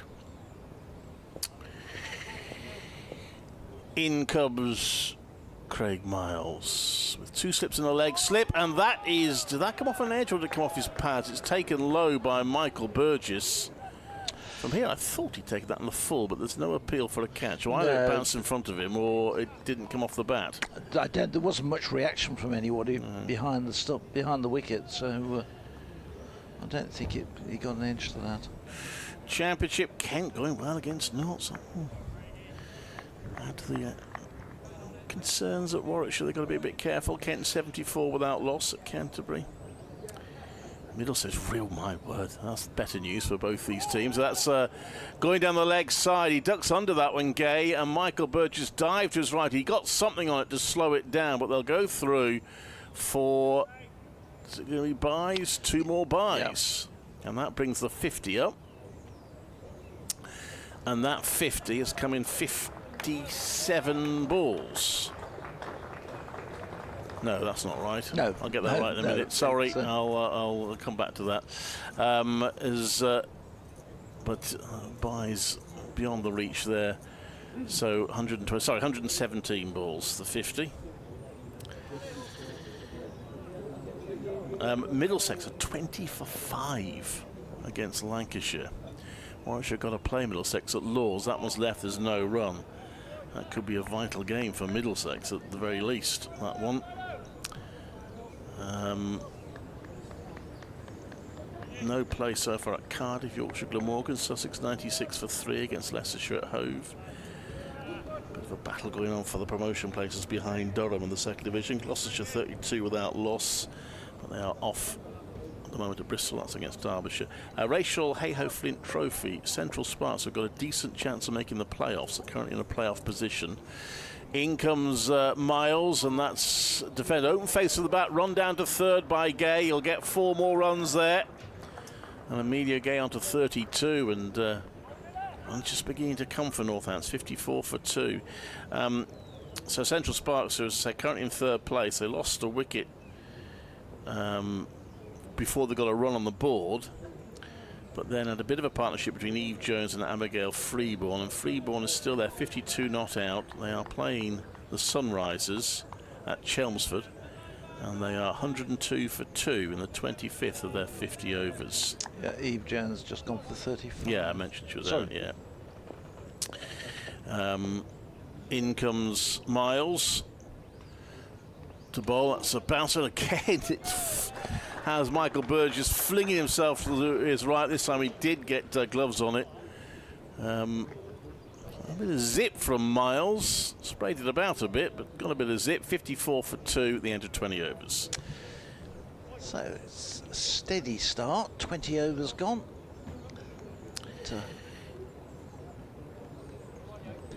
Gay has been the instigator most of scoring shots. He's on 32. Just to complete the Rachel Hayhoe Flint Trophy, the South East Stars are 136 for 4 at Beckenham after 25 overs against Blaze, who are almost certain to be in the final. They've dominated the group stages.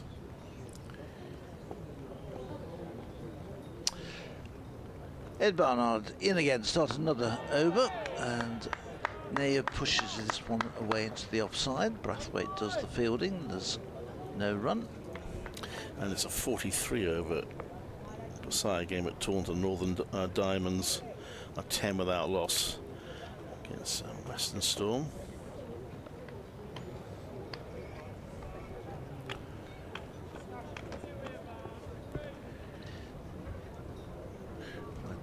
Barnard in bowls. Now he runs this one just in front of point. Danny Briggs does the fielding, comes across, picks up. There's a few people in the Hollies stand behind him. It's I would think, just doing a quick view, about 40 people in there. It's not a big crowd today. So one or two umbrellas have actually started going up, and yes, part of a little chat. Yes, and the ground staff are back out by the hover cover, so that might yeah, end the debate about when lunch is going to be. So 54 for 2. Barnard comes in again and bowls and this one has him turned it square on. He's looking to play it into the onside, gets the leading edge, runs away down towards third man, back to the point area. It's recovered. Well, just a single in the end. 55 for 2. Now it moves on to 11. But slightly false shot there forced by Barnard. Yeah, Barnard got his first 5 for Warwickshire in first-class cricket, in the, albeit in vain, and the bright spots of a tough championship defeat against Surrey. Yes, there weren't too many in that game, were there? Here he is in again to the left-handed Gay, and he's... I think that bounced. Did it bounce short, or did he drop it? Well, I think it carried. Or did... It went to Sam Hain at second slip. Yeah. On the half volley. On the half volley, just confirming. Then, yeah. Just looking at Will Rhodes, who stood next to Hain. Rhodes sort of had that look as if to say, I'm not going to have a go at you, but perhaps it was certainly from looking down with Hain with his back to us, it couldn't quite see that. This next one is through to Burgess, and there's no run. But Barnard's 5 for 66 at the Oval was only the second 5 for, well, actually, strictly speaking, the first 5 for of the season for Warwickshire, but the second, if you add in Chris Rushworth, 7 for. He's 7 for 38 at Southampton this season. So a Warwickshire bowler's taken a 5 for here. God. If I haven't missed any. No, I think I have. I didn't realise that. Here's Barnard in bowls. This is nicely played away. That's a beautiful shot from Gay. Just picked it up, ball drifted onto the leg stump, and he worked it away through mid-wicket.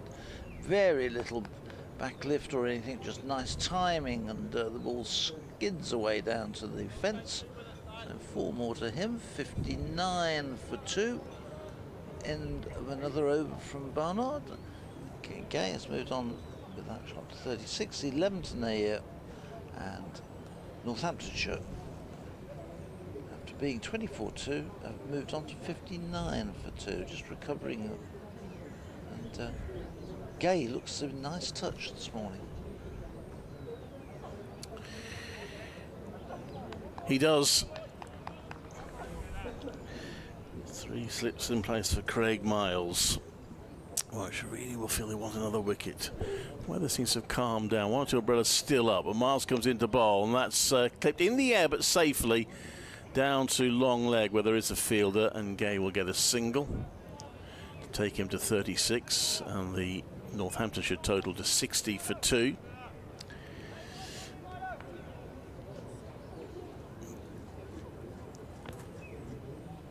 Northampton still battling for their First Division status. They'll be encouraged by news of Middlesex's trials, less encouraged by news of Kent going quite well.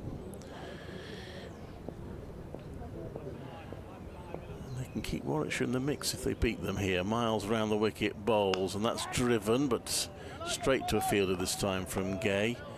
Didn't sound quite as well timed from the bat. Made a bit of a clunk. Rehearses the shot. Yeah, Warwickshire at the moment have got played 11, have 130 points going into this match. Somerset, who played a game more, they've only got the 2 left, have got 128 points, so they're a couple of points from Warwickshire. And Nottinghamshire have played 11, 114, and then it's the bottom three. In comes Miles to bowl. That's edge and has gone. Oh, he stopped actually at second slip. I think that goes down as a very good stop. Yep. Yeah, I agree. I thought it was past him, but he got down with his left hand and he didn't take it cleanly, but he stopped the ball and right down beside him. That definitely saved 4 runs. Will Rhodes there with the stop. And then Middlesex 87, Kent 81, Northampton 61. They've all played 11. Miles bowls. That's defended out to the offside by Gay. Playing back to that. It's a bit of a gap there, isn't it? Northampton's got to get the wins. They've got to win at least 2 games, you would think, out of the last 3.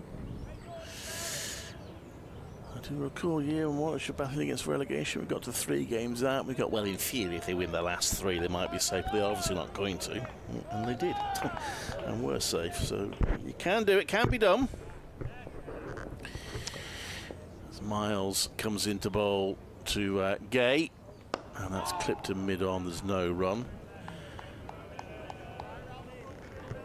That was the get of the year where Imran Tahir had that slightly odd situation where he was playing for Warwickshire the final game of the season, trying to ensure that he would be playing second division cricket the next year because he was heading for Hampshire. Hampshire he was going to, wasn't he? Warwickshire were playing. Yeah. And could send down, I think did in the end, I think. There was something peculiar about how Warwickshire got him for 1 year because he'd played at Hampshire the year before. Warwickshire had him for a year and he was guaranteed to go back to Hampshire the next year, and I can't remember what reason it was. Miles bowls, and that's turned round to mid-wicket for 1 by Gay. Settles for 1. And Mosley fields 61 for 2 at the end of the 22nd over. The immediate threat of weather seems to have been abated. I can remember travelling in I think we were down at Sussex or something like that with he gave me a lift. He and his wife gave me a lift back to the hotel, and we were talking about it. And I said, "There's no chance you can play for Warwickshire next year." And he was going, "Well, we really would like to, but we are completely committed into going to Hampshire." Yeah, I think Warwickshire did a bit of work on it, didn't they, to try and see if they could make it happen, but couldn't in the end. Ed Barnard will continue from the Birmingham end into his 5th over. He starts into the left-handed Gay, who drives strongly and powerfully up to mid-off, but can't beat Rushworth, who does the fielding. Hannon Dolby is just loosening up at mid-on, so likelihood he may be coming back into the attack. He's had the nod. I haven't seen Rushworth warming up again yet. Let's see if he starts throwing his arms around. Barnard again comes in to the left-handed Gay, who it's wrapped on the pad as the ball runs down into the onside. It was quite high on the pad, and there was a shout from behind the stumps, but not really much enthusiasm from the bowler. Will Rose has gone and had a couple of chats with Craig Miles, whether he's just discussing fielding placements or whether he's discussing how many more overs Miles might bowl from the pavilion end. Real mixed season for Craig Miles, as Barnard is round the wicket in and bowls, and Gay is running it out to short extra cover. There's no run. Yeah, he couldn't get into he was injured, couldn't get inside. Then he went up to Durham to play, didn't he, on loan, and got injured.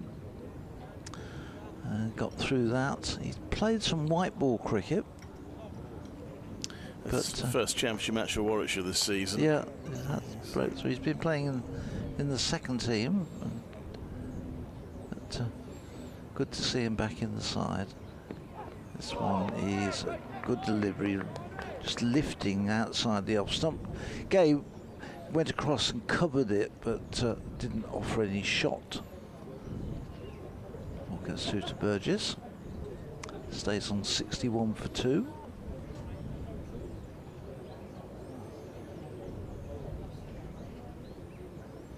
The ground staff don't really quite know whether to go out to that hover cover or not and do anything. They're still out though. This next one sees Gay opening the face, running it away into the gap between backward point and third slip. Well, not knowing lunches, what I'm going to do is I'm going to bring Andrew in here, and then I'll replace you at the end of the next over. Okay, Phil. fine. That's All right. Okay. Yeah, and I'll go over and open up museum. Not knowing when lunch is, it could be. Mind you, judging where the wicket is this time, it's so far away from the museum, I can't see many people in the ground walking around to it today. Last ball of Barnard's over, he's in and bowls, and it's run away to backward point by Nair. He'll get a single and scampered it through. One more to him, he moves on to 13. 38 to Gay, 63 for 2. In fact, if Clive's around, we'll do that now. Okay, at the end of the over. I thought you were going to say, Phil, you're going to open up the museum and put me in it. Really, not a moment too soon, many would say. 63 for 2. Decent little rally this from Northamptonshire, showing a bit of character after the early loss of those 2 wickets. I could put you in it beside a slot machine, and you put your money in, and then you come out with some historical meaningless twaddle about. That'll go down well. Well, I'll make a mint, that would. Well, all contributions gratefully received. 63 for 2. We have a change of bowling. Ollie Hannon-Dolby is coming back into the attack from this pavilion end. Bowled beautifully in his opening spell, as you would expect. 7 overs, 4 maidens, 1 for 6. Picked up the wicket of Luke Proctor to that low slip catch by Sam Hain. But he's opened up at the far end, at the city end, the Birmingham end, and he's now got a swap to the pavilion end. 3 slips in place. He's going to be bowling to Karun Nair, who's battled his way to 13, and he's facing this ball from Hannon-Dolby and drives pleasantly up to mid-off, but doesn't manage to get past Craig Miles, and there's no run. Well, 5 overs for 17 runs, Craig Miles in that spell. First spell championship cricket for Warwickshire this season. Coming in mid-September. I was just looking at the radar. We're talking about the weather and where it might be coming from. I think it looks to be sort of raining over Redditch at the moment, if that's heading in this direction. Here's Hannon-Dolby in outside the off stump, left alone by Nair. It goes through to Michael Burgess. Well, sounds like it should be a book or a film or something. Yes, Raining over Redditch. Raining over Redditch. It's sort of kitchen sink drama. It's coming. I think because I think I'm right in saying it's coming sort of over the back of us, so it's a bit hard for us to. It's not like those wonderful storms we had when Northamptonshire played at the Aegeus Bowl at Southampton. You could see the storms coming over Telegraph Wood, hurtling straight towards your commentary position, and it was much easier to see what was going on. Here's Hannon-Dolby. And again, bowls to Nair. Big appeal for LBW as he was working across the front pad. Not out, says umpire Rob Bailey. Wonder if that hit him outside the line. Let's have a little look. It had a nice shape to it, but Hannon-Dolby didn't look all that taken aback when the finger didn't go up. Going down. So we watched it on the replay. Good decision. It was, he was, as I said, just playing across his pad a little bit, but it was quite clearly swinging down the leg side. So good decision from umpire Bailey. Neil Pratt, the other umpire at square leg. Here's Hannon-Dolby in again, bowls to Nair, who plays it up to mid-off, and there's no run. It's still saying it seems as though in the last half an hour or so the light's just been closing in a little bit. It's not bad by any stretch of the imagination. It's not bad enough to come off, but we had that lovely bit of sunshine for about 3.5 minutes earlier on. Since then, it's gradually got a little bit cloudier, a little bit murkier as Hannon-Dolby is in bowls. Very full, whipped away through mid-wicket for 4 by Nair. It's a short boundary over there, as we've been saying all morning. And if you just get it past, if you like, the ring, then it's going to race away for 4 to the Holly stand, which is exactly what it did. It takes Nair to 17 and Northamptonshire to 67 for 2. At least you've added 43 now, and play some good shots in that. And potentially getting Northampton into a reasonable position at lunch. Well, as you say, I think if you win the toss and put the opposition, you want three, yeah. don't you, really? Well, Warwickshire may still get 3, but at the moment, so these two have done a pretty good job of steadying the ship. Here's Hannon Dolby in again. Ball's outside the off stump. Left alone by Naya, goes through to Burgess. End of the over, 67 for 2. Naya is 17. Gay is 38. And as you say, I'm sure all Northamptonshire supporters will be heartened by the plight of Middlesex, which is an awful thing to say when you're sort of looking at wishing ill on others. But Middlesex 42 for 5 against Lancashire. They've recovered a bit then. Yeah, up at Old Trafford. Sam Robson still there on 19. Ryan Higgins has gone in 17 not out off 15 balls with a couple of 4s, but he said they were 19 for 5. So 2 for Wood, 1 for Balderson, 1 for Williams, 1 for Bailey. However, Kent are going well at Canterbury. 94 without loss against Notts. Barnard round the wicket. Yorker length delivery, which is dug out by Gay. Just sort of jams his bat onto the ball and keeps it out. This is a bit of a lopsided to look to that Kent scorecard. 95 for no wicket, of which Zach Crawley has made 72. 72 off 71 balls. Ben Compton doing what Ben Compton does. 18 not out off 93. Zach Crawley going to captain that England team that Sam Hain is playing in the 3 ODIs against Ireland. That's a bouncer. That's a slowish one.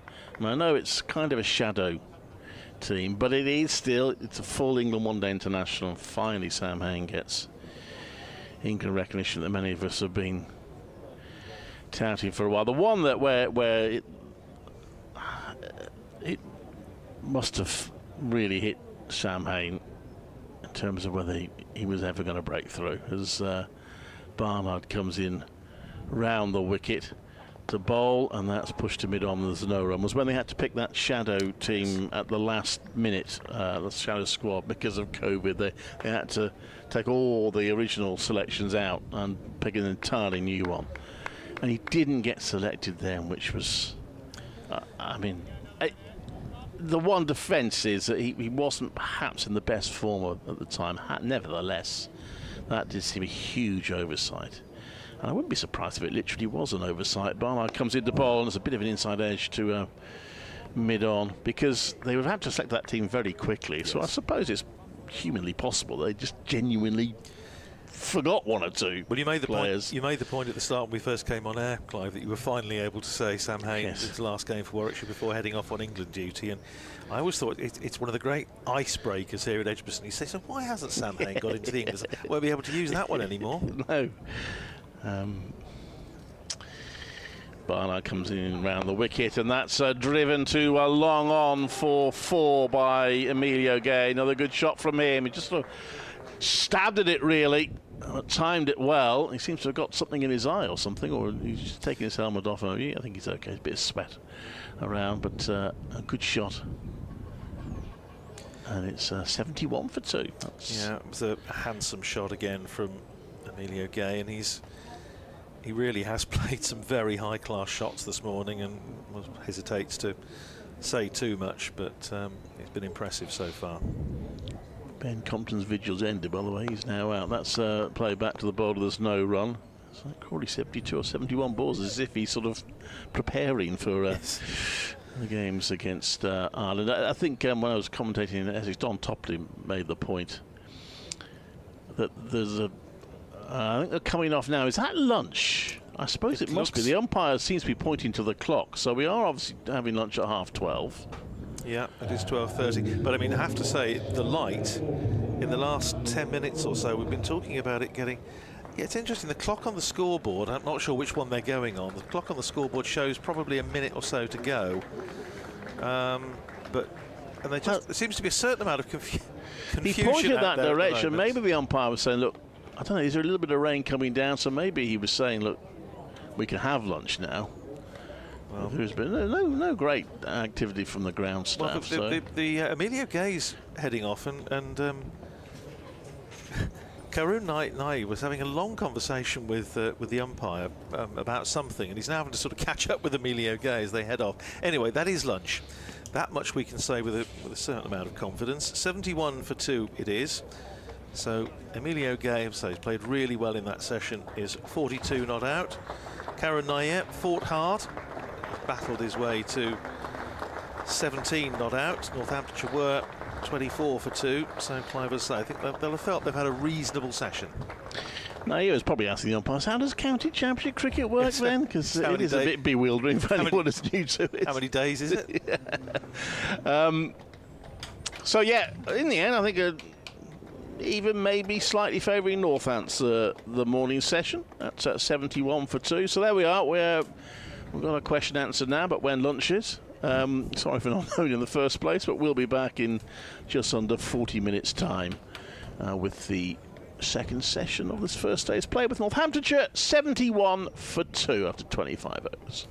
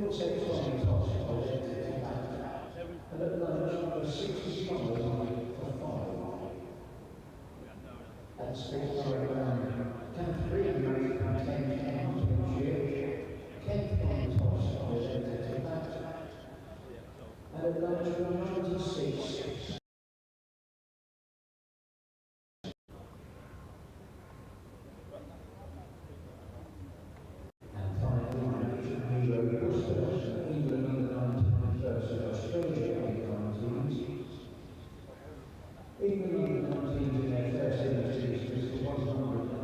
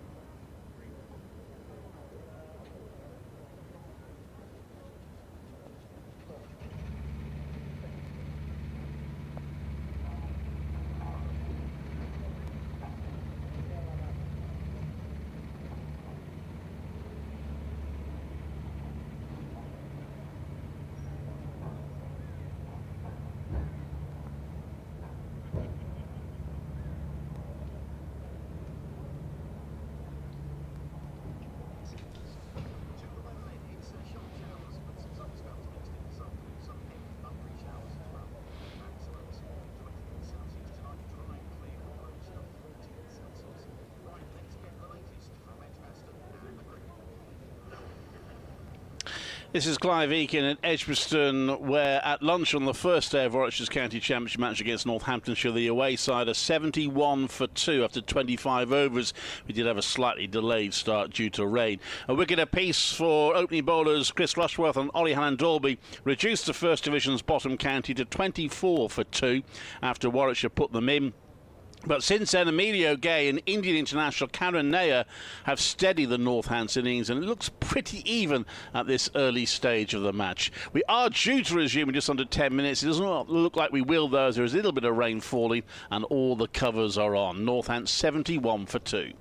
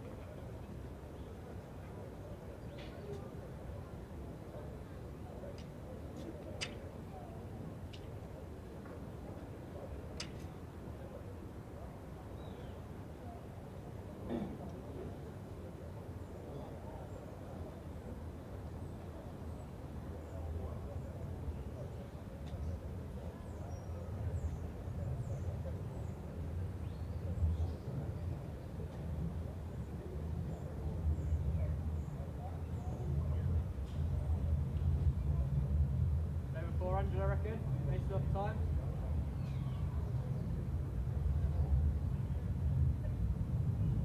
Ours is 440. Boundary. Yeah? Yeah, the Astro.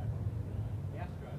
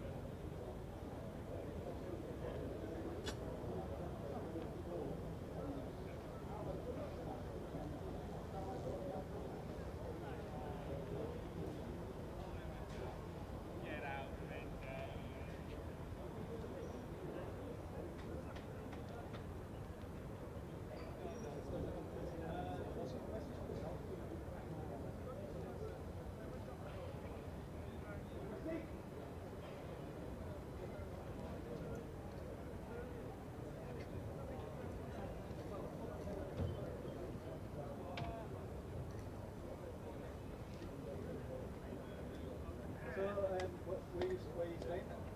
So I've got real life with mate.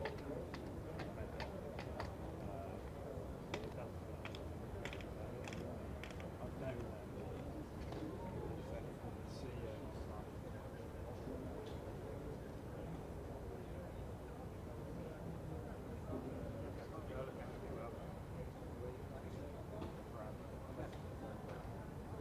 going to St George's. I'm staying about 5 minutes from where Max is.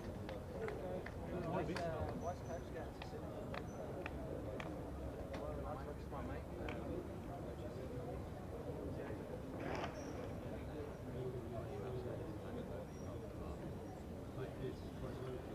T10 leads. So I gave it.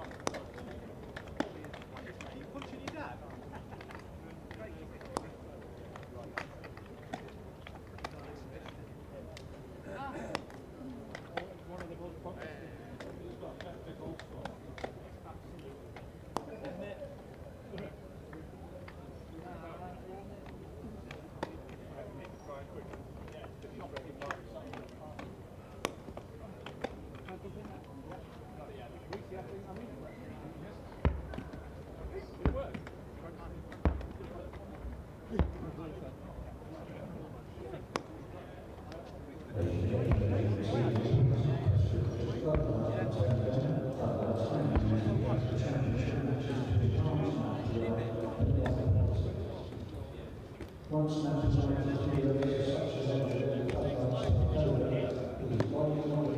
is suspended, therefore very aggressively and also to maintain care and their status. Oh, that was going in. Today, there are 100 members of the Constitution in the day, leading 60 sheep to pay, 20 and 30 workers of funeral.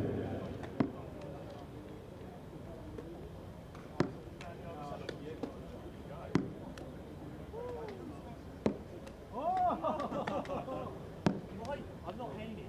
That's not a loaded question. Yeah. I reckon we'll speak to Haley about it.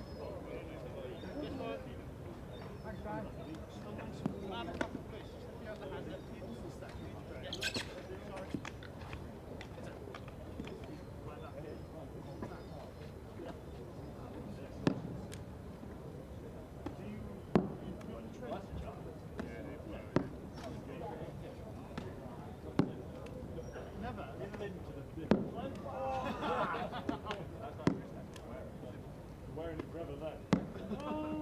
Doctor's taking it out.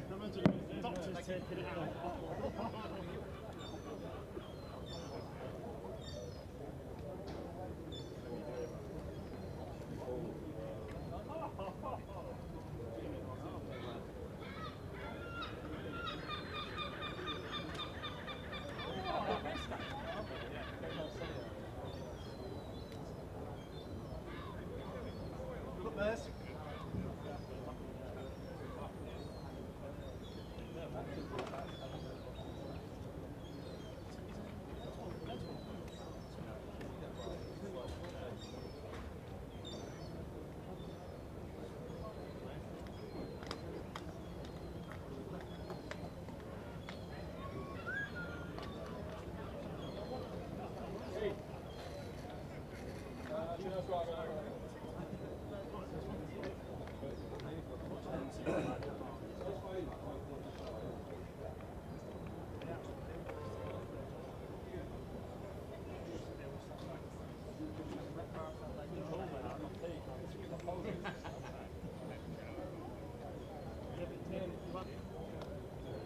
Wait for the secondary bed. Yeah, true. It's too old. Too old.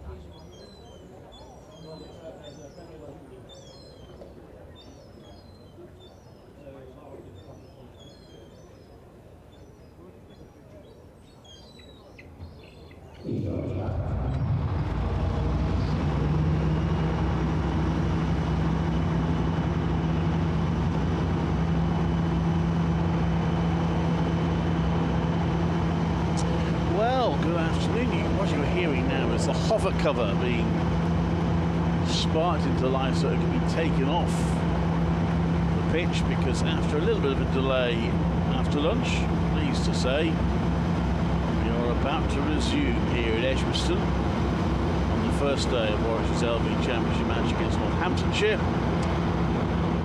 We lost about 40, what did I work it out as? Yeah, 50 minutes, and we lost about 50 minutes after lunch to go with the 15 that we lost at the start of the day. So that's 65 minutes. Take off half an hour, which in theory we can add on to the end of the day, and so far we've lost 35 minutes, which is 9 overs of play, which I suppose in theory we do get back by adding a bit to the end of the remaining 2 days, but that's assuming no further interruptions, which is far from a safe assumption. Northants put in by Warwickshire, a 71 for 2, 25 overs bowled before we came off for lunch. Karen Naya is on 17 and Emilio Gay is on 42. These two have taken the score from 24 for 2 to 71 for 2. The two players out, Hassan Azad caught Miles bowled Rushworth for 1, and Luke Proctor caught Hayne bowled Hannah Dolby for 5. I'm Clive Eakin, Andrew Rounds with me. We'll hear from Phil Britt as well. And we're back on in rather murky conditions. Yes, it's one of those, I'm just saying, it's rather an odd light at the moment. I mean, the floodlights are on, that's the first thing to say, these characteristic E-shaped floodlights that we have here at Edgbaston. The umpire's just having a chat amongst themselves at the minute. The light isn't great, it must be said. I think it's okay with the lights on at the moment. Obviously the issue will be maybe if it does get a bit darker and the artificial light takes over from the natural light. The forecasters, look at those keeping an eye on the radar. There is quite a lot of rain around and showers and storms and so on. This is a bit of a slot at the moment. I think it's probably fair to say that my reading of the radar is that this isn't necessarily an indefinite slot, and it may be that there's some more coming in. But anyway, let's make the most of it while we do actually have some cricket. Well, Warwickshire's bowlers will hope to. Yes. They did okay in the morning session, but a good recovery from these two at the crease. Chris Rushworth is poised to bowl. He's just been kept waiting a little bit by Karen there. He's just getting himself ready. Just 2 slips in place now, so it's gone from the original 5 down to 2. Rushworth right arm over bowls. It's left. And now goes through to Michael Burgess. There's no run. Just looking at what's happening elsewhere, because of course there are some more championship matches around today. They still haven't started down at the Ageas Bowl in the ODI between England and New Zealand. They are going to start though, and it's been cut down to 34 overs aside, and New Zealand have won the toss and have put England in, so they're starting very shortly. 34 overs aside there. Rushworth bowls going down the leg side. Would be a 1 day wide. Michael Burgess takes it. At Old Trafford, Middlesex just rallying a little bit against Lancashire after that dreadful start. 85 for 6. They were 19 for 5. Sam Robson and Ryan Higgins took it to 83 for 5, but Higgins has just gone. Bowled by Will Williams for 41, so it's now 85 for 6. Middlesex, obviously, they are in 8th place and still very much in the relegation shake-up. Rushworth bowls. Oh, that's edge. Just come off an inside edge and gone down to fine leg for 4. No chance of Michael Burgess reaching that. There has been a leg gulling at times. That would have been too fine for them. So a false shot, but he gets 4 runs for it. And he's up the time already. And down at Canterbury, Kent 146 for 1. Zach Crawley is 98 not out. Daniel Bell-Drummond 27 not out. That's against Nottinghamshire. Kent 1 place off the bottom of the table. Nottinghamshire 7th. So there's a bit of a ball's getting a bit damp. I think it's been given a dry. I'm going to do an update on BBC CWR, BBC Radio WM in just under half a minute. And Rushworth eventually gets the ball back. Comes in to bowl. And that's played to backward point for no run. This is Clive Eakin at Edgbaston, where we've just resumed after a delayed resumption following lunch on the first day of Warwickshire's County Championship match against Northamptonshire. Northampton 75 for 2, one boundary added since the interval, an inside edge, false shot from the Indian batter Karan Nayar. He, along with Amelia Gay, have led a bit of a recovery from Northampton, who were 24 for 2 at one stage. We had a bit of rain during lunch, so we did lose some time. In total, we've lost 9 overs. Taking into account the ones that we can add on at the end of the day as extras due to the weather. We also had a slightly delayed start. Warwick should be anxious now to get some more because they put Northampton in, got off to a good start, but they've been held up of late, and 2 more runs there takes Northampton on to 78 for 2. Which means it must have been 3 runs. There was 3, yeah. It was just squirted away wide of backward point. Frustration for Chris Rushworth, who now a couple of times has found the edge of the bat. On both occasions it's eluded the fielder. As he stands on, was it 6-4-7 first class wickets now after that early one this morning. Warwickshire will be getting a bit frustrated at the moment, I think. Anxious to have a good game in this match after somewhat sobering contest at the Oval. Rushworth bowls, that's past the outside edge of Gay, playing forward to that drifted away. Good delivery from Rushworth, taken by the wicketkeeper. So the end of quite an eventful over. 7 runs came off it, but the bowler certainly had his moments against the batters, and Northampton 78 for 2. In Division 2, Glamorgan against Yorkshire. They had a late start there. Yorkshire are 86 for no wicket, batting first against Glamorgan at Cardiff. At Bristol, where they've been on and off for the rain, Gloucestershire are 86 for 2 against Derbyshire. And down at Hove, Sussex are 168 for 5 against Leicestershire. Keep an eye also on the under-19s test at Worcester, but they're off for rain as well. England 274 for 8 in their second innings, so just 100 runs ahead. Need to get some more runs down the order from somewhere, but Northampton's Rafi Weatherall still to go in the second innings. So oh, well. Been preparing to put them a couple hundred them. Absolutely, preparing to put them to the sword as we speak. The Central Sparks have set Sunrisers 228 to win at Chelmsford. Innings dominated by Abigail Freeborn, who finished 107 not out. Here's Ed Barnard in outside the off stump, bowling to Karu Nair, who lets it go through. That's Sparks making 227 for 8. I just wanted to mention one of the matches, just to give you an idea of what can be absorbed by being part of our commentary team. Because I noted that the South East Stars actually made quite a big score, 278 all out. Grace Ballinger, 4 for 54. Now, Grace has commentated for us, and ever since she has... Barnard in, bowls to Nair outside the off stump, left alone through to Michael Burgess. Her cricketing career seems to have blossomed. She reached the final of the 100 along with Marie Kelly. So clearly just being here with our expertise and wisdom. Absolutely. Well, it's just rubs off. It's just rubbed off on her, and she's gone on to great things. By a process of osmosis, just absorbed all that wisdom and knowledge. It's listening to our... That's it. There you go. Well, and ignoring it all, probably. It's what's done it for her. Never knowingly undersold. Here's Barnard in, bowls outside the off stump again, left alone by Karan Nair, and there's no run. I noticed Katie Levick's been in the wickets lately as well, so a similar story for her, no doubt. She's not commentated, well, I've commentated with her once, but she's obviously commentated up Yorkshire way. But clearly, again, ignoring everything she hears is probably what's done it. Well, lots of cricket going on around the country this afternoon. I say we'll obviously bring you up to date with what's happening here. The good news is at least we are back on and getting some cricket. Here's Barnard in, bowls again outside the off stump, again left alone by Karan Nair, and there's no run. He's worked hard for these first 24 runs for Northamptonshire.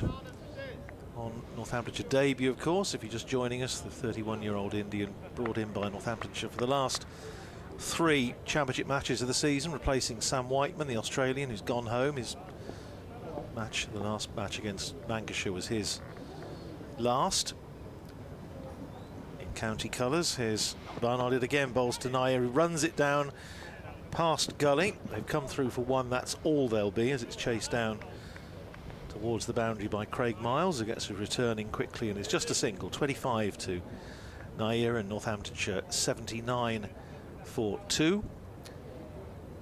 Umpire Neil Pratt just checking Emilio Gay's guard for him. Floodlights on. Generally rather murky this afternoon, but good news is, as I say, is that at least we're back on after that elongated lunch break. Barnard round the wicket to the left-handed Gay, who's just dropping that ball almost down at his feet. Gully runs in to retrieve. Dan Mosley, and that's the end of the over. 79 for 2. Gay is 42. Naya is 25. And we still have, well, plenty of overs left in the day. 60 is that? We can play until 6 o'clock, as Clive was saying, but I have to say, at the moment, I think that may be a tad optimistic.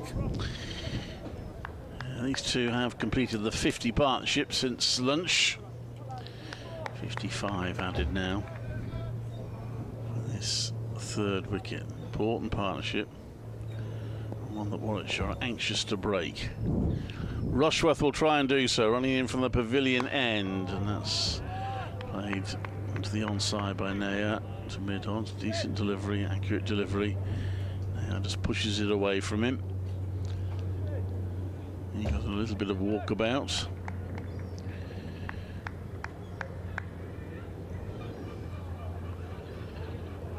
At least, I guess he'll be enjoying the climate to some point. Now, quite often, the overseas players, when they first come here, do get a bit of a shock. Yes, absolutely. If they come from warmer climes. This one from Rushworth is left by Naya and taken by the wicket-keeper. Yeah, well, remember when Anil Kumble, we talked about him earlier when he played for Northamptonshire in 1995. I mentioned him earlier in the context of the wickets he got here that year, but he arrived in April as players then, of course, did, and he was presented with all his cap sweater, blazer, jumpers, shirts, and the rest of it, and he put pretty much everything on for his first news conference because it was so darn cold. Rushworth into bowl. That's gone past the outside edge. There is a shout, mainly from the slip cord, not from the wicketkeeper or bowler. A good delivery, but it's not found the edge. There was a beauty from Rushworth, wasn't it? He's been really absolutely right on the money since play resumed about 10 minutes ago. That first over he could easily have had with that inside edge and then the outside edge, and then he's just found one that zipped off this surface, left him lifted. He's earning an extra slip. He had a fielder at close-ish mid-wicket. That fielder's dropped back a bit now to accommodate a third slip. As Rushworth comes into bowl, that's left. And not quite as accurate. Comfortable leave, and there's no run.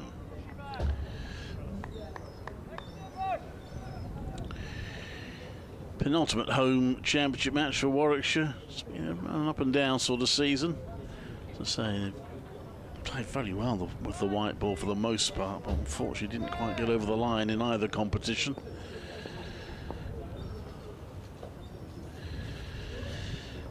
Uh, 100 wasn't fantastically successful here from a playing point of view. It was the face of the bat, Naya, and that's run down to third, and is going to earn 3 runs, another 3. So runs keep accumulating for Northampton. The other 100, the Birmingham Phoenix team, which of course isn't Warwickshire, very clear about that. Birmingham Bears is.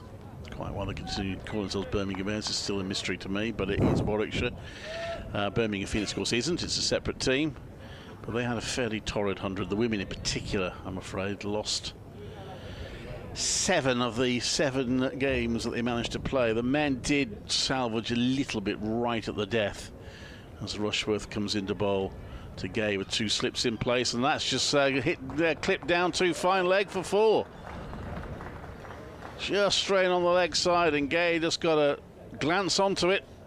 So the runs are coming. Good the rush for bowling's been, 86 for 2. Yeah, so the men, I think, were bottom going to the last game. They actually won their last game, which leapt them, and they won it so convincingly, they actually leapt 2 places to finish 6th in the end. They finished with 2 wins, 4 defeats. Did have 2 no results, unfortunately, due to the rain here. 86 for 2, Northants after 28 overs. And having spoken about the 100, Andrew will now stop glazing over and carry on with the cricket that matters. Yes, let's talk cricket. 86 for 2 here with Emilio Gay and Karen Nair doing a fine job for Northamptonshire here. So they put on 62 so far for the 3rd wicket. Partnership Warwickshire attack will be keen to break. Ed Barnard, straight run in from the Birmingham end, and that's a little waft by Nair that could easily have cost him his wicket. Was outside the off stump, a little flirt at it, and didn't, luckily for him, get anything on it. Went through to Michael Burgess. I was just trying to think, we were talking down in the interval there, and just the hold up. I was down in the press box having a chat with a couple of old colleagues and reminiscing about this ground and past meetings between these sides over the years. Here's Barnard in again, bowls to Nair this time, leaves it alone, it goes through to Burgess outside the off stump. I was trying to think the first time I came to this ground, and I reckon it was the match Northamptonshire played here in 1981. I was just looking at the Warwickshire side in that game. Dennis Amos was captain. Okay. David Smith later became, of course, chief executive at Leicestershire and Northamptonshire. Andy Lloyd, Alvin Kallicharran, Asif Din, Chris Maynard, Steve Rouse, Gladstone Small, Willie Hogg, Steve Perriman and Dilip Doshi. And Northamptonshire, I was here on the last afternoon when Northamptonshire looked as though they might force a win. Robert Tyndall picked up 2 wickets, Old Harrovian, 2 wickets with his left arm spin. Barnard in bowls, and that's a drive by Nair. It's gone away through the covers. It is such a short boundary over to that side. Once it beats the man in what would be the ring in a one-day match, it's going to race away for 4 to the Hollies stand, and does so. 4 more to the Indian, who moves up to 32, and Northamptonshire to 90 for 2. Karen Nair. So he's had just 1 or 2 anxious moments, but he's battled away. Recommended by the man who made such a huge impact for Northamptonshire in the one-day cup, Prithvi Shaw, of course, a double 100 against Somerset and 100 against Durham, but then sadly had to go home with a knee injury. Here's Barnard in bowls to Nair, who turns it away to mid-wicket, and there's no run, and Clive points out, yes, slightly ominously. Ground staff are almost in formation now, yes. with preparing to bring the hover cover on. Yeah, just having a chat with umpire Rob Bailey, who's at square leg, and he's a little bit gloomy now, and maybe they can feel there's a little bit of rain in the air, which I said we can't detect from up here. Here's Barnard in bowls to Nair, who plays that nicely up towards mid-off, and there's no run. In fact, there's a bit of movement in the crowd at the far end, a few cagoules going on and brollies going up. It was probably the previous groundsman rather than the current one, Steve Rouse, who wasn't adverse to revving up the hover cover just to give the umpires a little bit of a hint. Well, I was just looking at that game. I say about Northamptonshire pressing for victory on the last afternoon. Steve Rouse was 55 not out and saved Warwickshire. Now, Ed Barnard is running in, oblivious to the fact, which he is now aware of, that the umpires are coming to have a little discussion about whether they need to come off or not. He looks fed up. He's, oh, that run-up completely wasted. Thanks very much. Absolutely beautiful run in, but unfortunately it's going to count for nothing because they're coming off again. Well, it's all a bit frustrating, as I did say when we started again, the weather radar that we tend to use these days, of course, just turned on the effect like a little bit, so hear ourselves speak, the hover cover is fired up, but it did look as though there was a bit more on the way, and sadly it's obviously found its way to this part of Birmingham. So 90 for 2. Players leave the field again. That's a productive little spell for Northants. 19 runs in less than 4 overs added for no loss. So they had a little bit of good fortune in that first over with the inside edge that ran away for 4, but it is 90 for 2 in the 29th over. 1 ball to go in the 29th. With Emilio Gay still there on 46. How well he's played. 71 balls for him. Karun Nair, 32 not out of 68, but players leave the field, they're not exactly dashing off because it's torrential. No. But the spectators at the far end of the ground, who bless them, have been out there since the very start, are now just starting to pack up and go under cover. There's those, of course, that have plonked themselves in the Hollies stand under cover are absolutely fine, but now others, those that tried to sit outside, are now going backwards a few rows to try and get into the dry. Something, if I'm watching a cricket match, I would never do is put my umbrella up. I don't want to give the umpires any encouragement to come off. But yeah, it's clearly raining now. So there we are. Well, that was short and sweet. We will leave you until we come back on. Of course, there is plenty of cricket going on, so you can follow any number of matches. And don't forget, you've also got the live cricket page where you can follow what's going on in all the championship matches, and that might give you an idea of where you want to go next if you want to listen to a little bit of cricket. The One Day International, of course, is underway as well. So plenty of options for you, but we will leave it here for the time being, with rain stopping play, with Northants, with the media game on 46 and Caranair on 32, 90 for 2, 1 ball shy of 29 overs.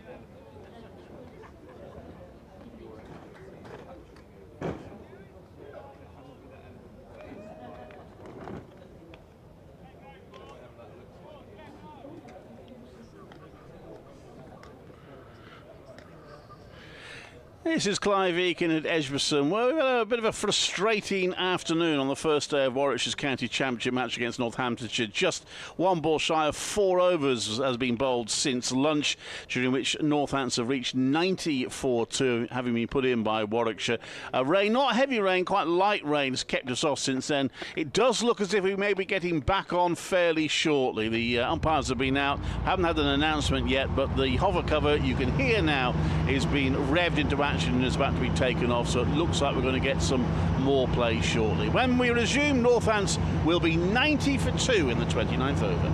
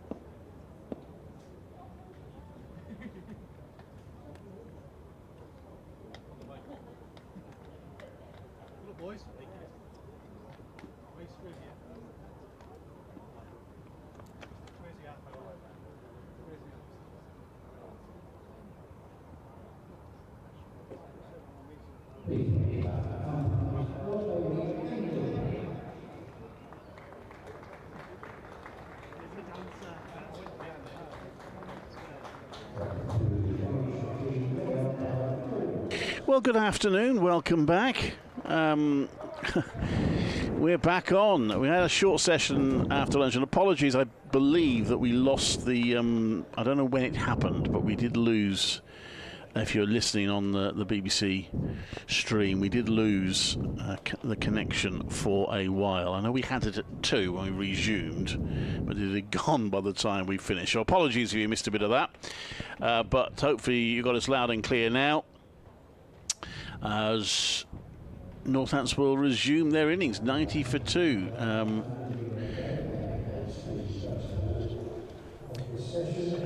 just going to go and fetch something, Andrew. Yep. So, right you are, as Clive goes off to get his equipment. We are just checking where we are in terms of overs. That's, I reckon, another 14 overs lost. We're down to 44 overs and 1 ball remaining in the afternoon session. It was 58.1 when they came off, so I think that's 14 overs that have gone from the... It will have been 73 overs we'd have had in the... Yeah. So it's just a question of when we're going to be taking tea. Obviously 44 overs is an awful lot of overs still to bowl in the day. So I'm assuming, are we just going to bowl 12 overs and then have tea with 32 overs to go? That will go down. That'll go down well with the punters in the ground if that is indeed the case. But we're just going to have. I mean, we haven't had tea, I don't think, officially. No, I don't think so. We might have to have your pot of dispatch one of us to the downstairs and try and find out exactly what's going on, because they did make an announcement, but they timed it with pinpoint precision to just when they were firing up the hover cover, and we couldn't hear a word of it. So anyway, we have 1 ball to go in Ed Barnard's over. He's going to be bowling to Karun Nair, 90 for 2. Nair on 32 with 2 slips. He's running in from the city end, much brighter now as Barnard is in. Bowls on leg stump, turned away by Nair, out through mid-wicket, runs as it heads out towards the city of Birmingham. They've completed 2. They'll come back for 3. A sliding stop by Ollie Hannon-Dolby out in the outfield, which has been roped. You'll be pleased to know Clive always looks forward to that bit when they go around with the rope.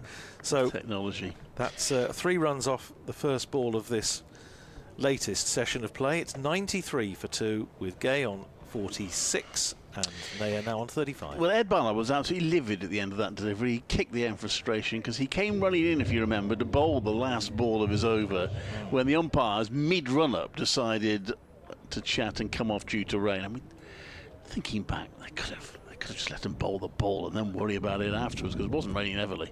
But anyway, so he was a bit nonplussed by that, and then he comes back, has to bowl 1 ball. Nice leg stump half volley. And, and it's hit. Well, the only good news for him is he didn't quite make the boundary.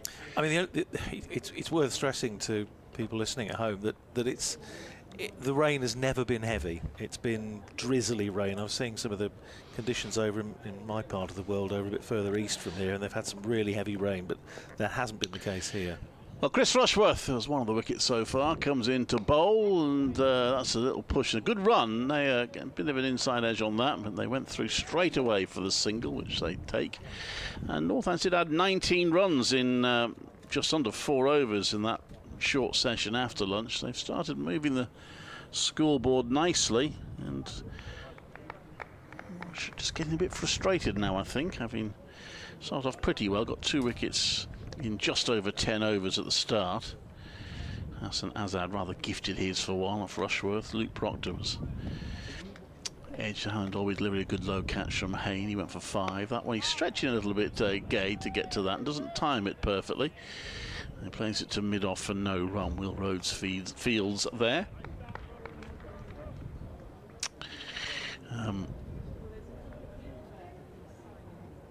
County Championship match, penultimate home game of the season. We've lost a total of 23 overs, so 44 left is all we are being told at the moment by Warwickshire. So it still doesn't tell us when we're going to bowl those 44 overs and when we're going to fit tea in. Rushworth bowls, and that's played to backward point. There's no run. Memorable Richie Benno moments when I was quite young watching on telly when I think Alan Lamb was playing for England at the time, and it'd been raining virtually all day. They came out, played a few overs, and then Richie Bennett was incredulous. He said, "You English are a funny lot. You wait ages to play any cricket, and after a few overs, you have to come off for your scones and tea." But I wouldn't mind if it was scones and tea, but it doesn't tend to be that these days. In comes Rushworth to bowl. That's left, and there's no run. Left by Emilio Gay. He's looked pretty good from the start for me. He's the odd false shot, but he timed some shots quite nicely early on. What is it these days? Energy drink and a fibre bar or something? No idea, I don't know. Well, my tea at 4 o'clock. Thank you, Brig. Thank you, Brig. He's from Warwickshire's team. So, okay, so a reasonably lengthy session then. Rushworth bowls, and that's clipped away onto the leg side by Gay. And again, it won't go all the way, but they will get through. And quite a few threes. There is on one side a long boundary. So we have seen quite a few threes today, and that's another one, 97 for 2. The good news is, having been studying the weather radar for most of the day, it looks as though probably we're going to be okay now to go through. I think it looks as though most of that large area of fairly light drizzly rain that's been affecting the West Midlands today has now headed off to the north. So if you're in Wolverhampton, you're probably not having a very sunny afternoon, but I think it's going to be better here now. Sun shining now as Rushworth bowls and wraps Nair on the pads. The shout comes from behind the stumps. Did he get some bat on that? He did, so he gets a single. Presumably that's why Rushworth didn't join in with the shout. 98 for 2. But it looks as though we should be. I mean, obviously the light might be an issue a little bit later on as we get towards 6 o'clock. I'm just trying to work out now. If we're taking tea at 4 o'clock, we've got, what, 43 overs to go in the day. Now, you would reckon that's going to be, well, best part of 3 hours, unless we see suddenly the introduction of a lot of spin, which I don't think is massively likely. And we've got to lose 20 minutes to the tea interval. So, yeah, it's going to be probably 6-ish at least before we finish. Is Barnard starting a fresh over to Nair, who turns it out just in front of square on the onside for Dan Mosley to field, and there's no run. So yeah, but it was scheduled close of play is now 6 o'clock. Of course, it's been pushed back half an hour. So well, I suggested they might just play until 32 overs to go. Actually, it's going to be about that. It is actually. It's not going to be far off, is it? Yeah. But we have some sunshine now for the first time for a very long time, and it's a very pleasant late afternoon now as Barnard is in bowls to Nair, who's on the back foot, plays it out into the covers, and there's no run. Fielded there by Will Rhodes, who made a good start to the day by winning the toss and putting Northamptonshire in. Conditions this morning were very humid, very murky, a little bit of drizzle in the air, and Warwickshire rather took full advantage early on, picked up 2 early wickets as Adam Proctor, but since then these two with a little bit of fortune, inside edge or outside edge hasn't gone to hand. Here's Barnard in again, bowls outside the off stump to Nair, who lets it go through to Michael Burgess. But they've done a pretty good job for the visitors, who, as we've been saying, realistically you feel need to win this match if they're to keep alive their hopes of staying in Division 1 for next season. They've certainly got to win 2 of the last 3, and with the last 2 being Surrey and Essex, Surrey away, Essex at home, you would think this is a game they really need to target, get something out of. Here's Barnard in, bowls to Nair, turns it down just behind square on the leg side. They come through for a single, and Emilio Gay was just treading water a little bit there. I think there was definitely a run there, and he got through all right in the end. The throw missed the stumps from Dan Mosley at square leg, but he was just labouring a little bit down the other end. Anyway, they make it comfortably in the end. 99 for 2, Northamptonshire. And now I just wonder whether somebody at the scoreboard needs to turn the brightness up a little bit, because with the sun on it, it's now actually quite difficult to see the main scoreboard. I think what maybe resulted in Gay treading water was that Arshel Nair was entirely certain on that run. He hesitated a bit. It was a little bit of one of those, well, are we or aren't we? Yeah. It did look to be definitely be a single there. But direct hit would have been interesting. well, they got through in the end. Here's Barnard, switches to round the wicket to the left-handed Emilio Gay, who's forward, plays it back down the pitch. Barnard doesn't field cleanly off his own bowling, stays at 99 for 2. It's one thing Warwickshire did do well at the Oval. They managed 2 run-outs in the game against Surrey. Northamptonshire had 2 batters run out in that first innings against Lancashire, when it's all people were saying about Lancashire getting away and Josh Bohannon getting another big 100, but Northamptonshire really lost that match on the first day, being bowled out for 232, which was comfortably below par.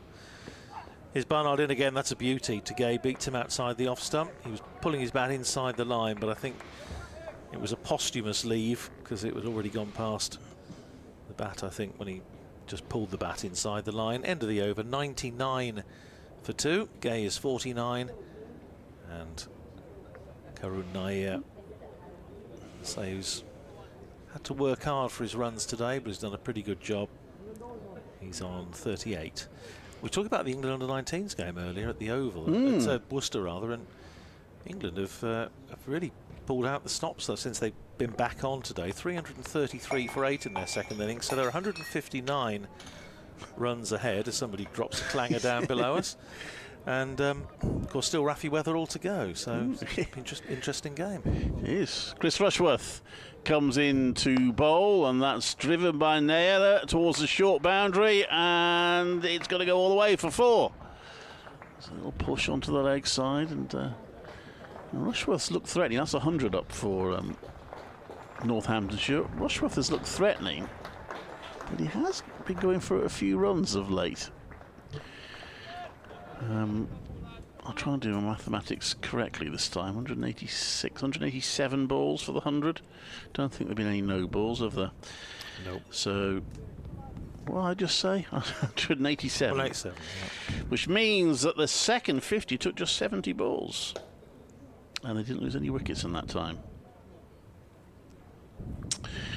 So these two really have motored Northants on nicely. Rushworth right arm over, that's left by Nair. One of those leads, I had it hit the pads, which I think was reasonably close to, because he's not offering a shot that would have been a big shout, but it missed the pads, went through to the wicket-keeper. Rob Bailey just looking at where Chris Rushworth is following through. I think it's just a look at this stage. Just a little bit worried in case he was encroaching on the danger area, but no formal action at this stage. He's in again to bowl, and that's worked onto the leg side again, and it's gone through for 4. Nicely timed through square leg by Nair, and Danny Briggs unable to cut it off. And it's 4 more runs. The runs keep coming. 107 for 2. At this rate, Nair might beat Emilio Gay to the 50 mark. He's what, 46 now, Gay 49. But they've actually faced a very similar number of deliveries. Nair's faced 1 ball more, 78 to 77. Now, what should change in the field? I think too many runs are going on that short leg side, so they're putting a long, wideish long leg in, I think, along with a mid-wicket on the boundary there. So 2 now on the leg side boundary. Just 2 slips and a shortish mid-on, as that's turned around again to the leg side. And putting Ollie Handor with that long leg has at least saved some runs, because they only got 1 that time, did Nair. He's on to 47, 108 for 2. We were talking about the light early on, and it being rather a peculiar light with so much cloud around, but it's actually rather nice now. It's that lovely, it's rather sort of soft September light that you get, and everything sort of looks, I don't know, slightly pastel-y, looking over towards the city and blocks of flats to our right and over towards Birmingham International Airport. It's really rather lovely.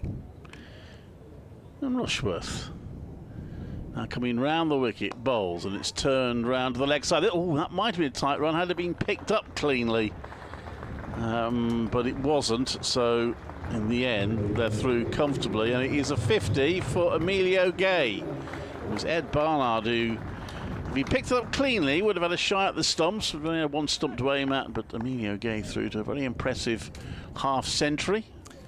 Yep, fourth time past 50 in the championship this year, and one of those he's gone on to make 100. That was up at Old Trafford.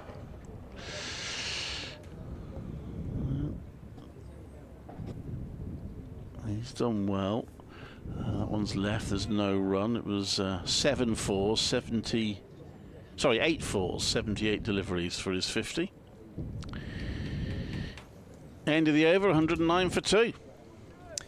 And yes, I say, I think he'll be particularly satisfied to get to 50 here. As I say, he had a frustrating game against Lancashire last time out. We talked a bit about that earlier on, and in one of the matches in the one-day cup, he talked about the LBW. I think he was one of those. He was given out caught behind when, again, it wasn't very obvious. Looking at it a few times that he'd hit it, and he was just getting a bit annoyed, as batters do from time to time when they think the world is against them and the cricketing gods are against them. But he's got through to 50 here. It's a good platform. Northamptonshire need more than 50 from him. They need to get first innings runs. It's what they haven't done this year. Hence, just 3 batting bonus points all season. Hannon Dolby from the Birmingham end bowls to Gay, who's pushing it out into the covers off the back foot. And there's no run. Yeah, 3 batting bonus points all season. Bearing in mind this is Northamptonshire's 12th match. They got the first one Coronation weekend down at Taunton. 8 wickets down thanks to James Sales and Ben Sanderson, just got them past 250. And then they got 2 batting bonus points up at Old Trafford in the game at the end of July. And that's been it. I think you get a batting point for turning up at Taunton. Well, they almost didn't, but they did at least manage to save that match. Here's Hannon Dolby in bowls to Gay, drives handsomely but straight at extra cover, as a result of which he gets no runs for it at all. It's deflected off the fielder up towards mid-off. That was painful. It was Dan Mosley in He's there. hurt his right hand there. Yeah, Dan Mosley in there at extra cover. He hit that very hard, Emilio Gay, but just picked out the field. And now the umpires are going to have a chat about something. Is it the ball? Or not sure. They're having a natter about something. What time did we say it was going to be tea? They're probably saying. 4 Yeah, no, yes, I was going to say yes. Sorry, yes. Yeah, probably. It's the ball. It is the ball. Yeah. They're not happy. No, Rob Bailey says get on with it. We had a bizarre one at during the previous match that Northamptonshire played at Monteach Road against Lancashire, when they were just Northamptonshire filling in a few overs through to the second new ball. And they had a great long discussion about changing the ball with 15 balls left, 15 deliveries left before the second new ball was due. Here's Hannon Dolby in bowls to Gay, who just stands tall and drops it down behind square on the onside for a single. He goes to 51 and Northamptonshire to 110 for 2. You're a cricket soul, you'll know better than me, and I don't know whether this, it may well be this is fiction, but I listened to an old repeated radio play on Bodyline. It was a drama, it was a play on Bodyline. And the incident that was said to have happened in that, and I don't know whether, again, this is the dramatist just making this bit up, but the ball gets damaged after about 4 overs, and it's not like today where you just come out with the box of another ball. And England captain wanted to replace it. Here's Hannon Dolby back over the wicket to bowl to the right-handed Nair, who plays it up to extra cover, and there's no run. And in this drama, eventually the umpires are persuaded reluctantly to replace the ball. And then the Australian batsman in interviews go, hang on a minute, you can't just bowl with a new ball, it should be 4 overs old. So they knocked it backwards and forwards, like sort of French happened. Cricket. Yep, that happened, yes. Goodness me. Yeah, I mean, we thought we're good at delaying the game. I mean, that yeah, I've seen, there's actually a photograph of that happening. Hannon Dolby in bowls, and he hits him on the pad, Nair, and it wasn't a particularly convincing appeal. It was going down the leg side. Height may also have been an issue, as Nair was on the back foot looking to turn it away on the onside. But I wonder if that's still on iPlay. If it is, I'll point you to it. That's where I got it from, BBC Sounds, I should say. Let's see if it's still there.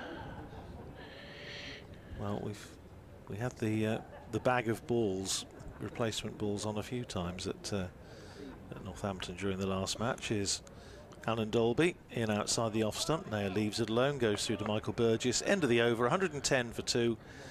Gay is 51, Nair is 47. These two have now put on 86 for the third wicket.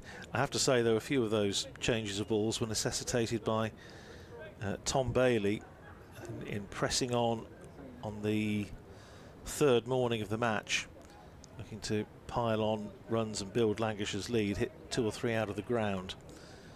So that necessitated a change of ball. But I think, I don't know what your experience is this year, Clive. I think generally we haven't seen quite as many changes of ball as we did last year. Definitely not. But still enough to be annoying from time to time. It's, if you want to find out BBC Sounds, its title is Christopher Douglas, the Englishman Abroad. About Douglas Jardine.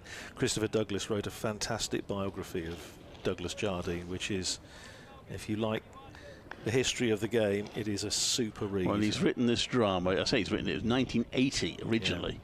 But it's on the iPlayer, on BBC Sounds now, I should say. It doesn't say how long it's going to be, much longer. It's available for 8 days. It's got to be fairly quick then. Available for the next 8 days on BBC Sounds. It's Christopher Douglas, the Englishman Abroad. Well, then you can. I enjoyed it. Listen to the play, and then the book came a bit after that, I think. So then read the book. Okay. I think he's also, seem to remember he did like an updated version of it, possibly with some new information, but it is a super read, very highly recommended. Michael Kitchen plays the part of Harold Larwood, and I was listening to it, and for all the Ching China, I could not recognise Michael Kitchen. Foil. Exactly, yeah. Well, and a few other dramas like it. He was. Well, obviously he's acting, obviously, but he doesn't sound. No. He sounds like Harold Larwood. He doesn't sound like Michael Kitchen, but there we are. Played the King into Play the King, didn't he, with the last of the Francis Urquhart. Oh yes, yeah. Or it was the second of the Francis Urquhart stories, wasn't it? Anyway, in comes Rushworth to bowl, and that's guided out to the offside by Gay for a single. There was no cricket going on, by the way, when all that chat was going on. I don't know what was happening, but yeah, we didn't miss any cricket. I think somebody was moving or was obviously, with the pitch being that far over, I'm assuming very close to the away dressing room, by the way. So it may have been that somebody was wandering around or whatever, but they just made sure that all was well before they carried on bowling. 111 for 2. Northants. You'll be pretty happy at the moment. Warwickshire getting more and more anxious. Rushworth toiling away, bowls, and that's played by Nair out into the offside. Not out of the middle of the bat that time, but safe enough. 1 for 48, Chris Rushworth, who was very much in the wickets early season. Just found them slightly harder to come by in the last couple of games.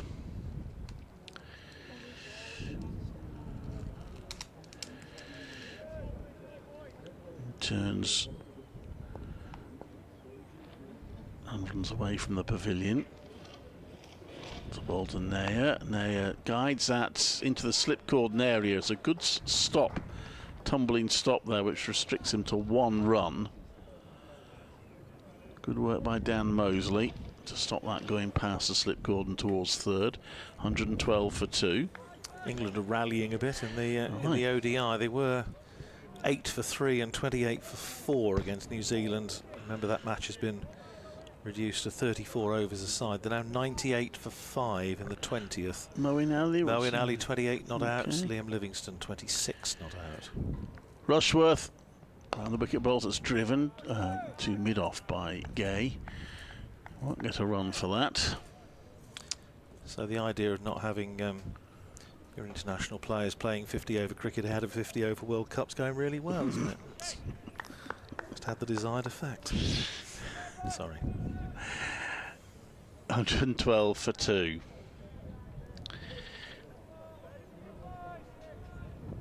Rushworth. Two slips were a little bit further apart now. It's almost a first and a third slip, and that's defended out to the offside for no run by Gay. Meanwhile, in the county championship at Canterbury. Kent now 248 for 1. Ooh, crumbs. Make that 248 for 2. Zach Crawley is just out for 158 off 153 balls. 248 for 2. Daniel Bell Drummond is 60 not out. Will cause a few nerves at the teams just above the top 2 of Kent. Had a big win there. Rushworth bowls, and that's defended out to the offside for no run by Gay. Still no breakthrough for Warwickshire. 112 for 2. Should we bring Phil in for a little stint? You've got to go off to the museum before tea. You don't have to go to tea, do you? No. Okay, we'll get Phil to come in. Do you want a break, or do you want me to? You have a little break, and then I'll have a break. I'll bring Phil in. Thanks, Andrew. Andrew Rad, who's Northampton.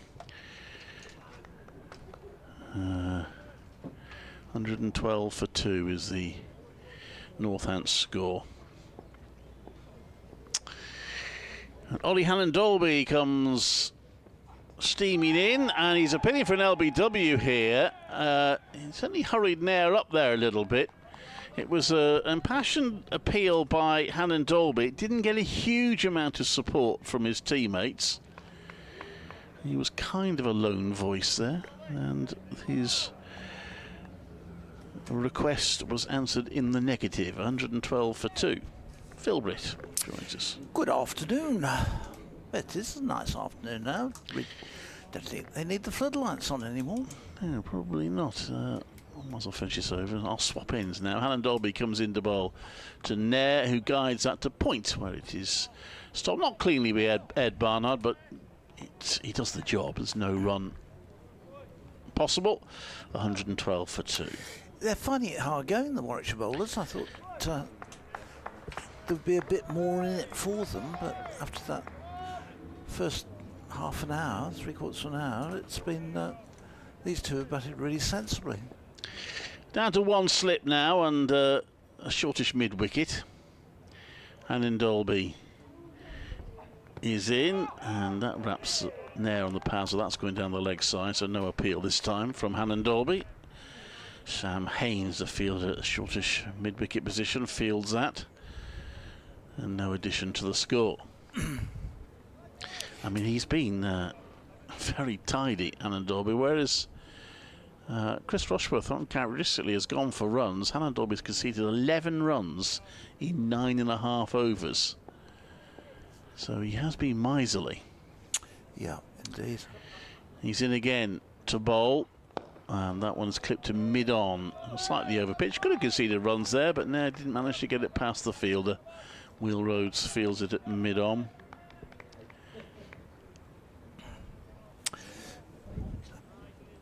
No spinner yet used. Will Rhodes hasn't bowled himself. Just wonder whether he doesn't bowl enough, you know. He's doing a little bit of limbering up now. Oh, is he? Yes, he is. Preparing to have Yes, a bowl yes, now. he is. Hannon-Dolby into Nair, and that wraps him on the thigh pad. There's excitement rather than an appeal. He's just asking a few questions of the Indian Test batter. 6 tests for India. Ollie Hannon-Dolby is just asking a few questions of him here. He looks a nice compact player, doesn't he, now? He's not a very big man. Took his time to get going, had a good look at it, and then played some nice shots when he did get moving.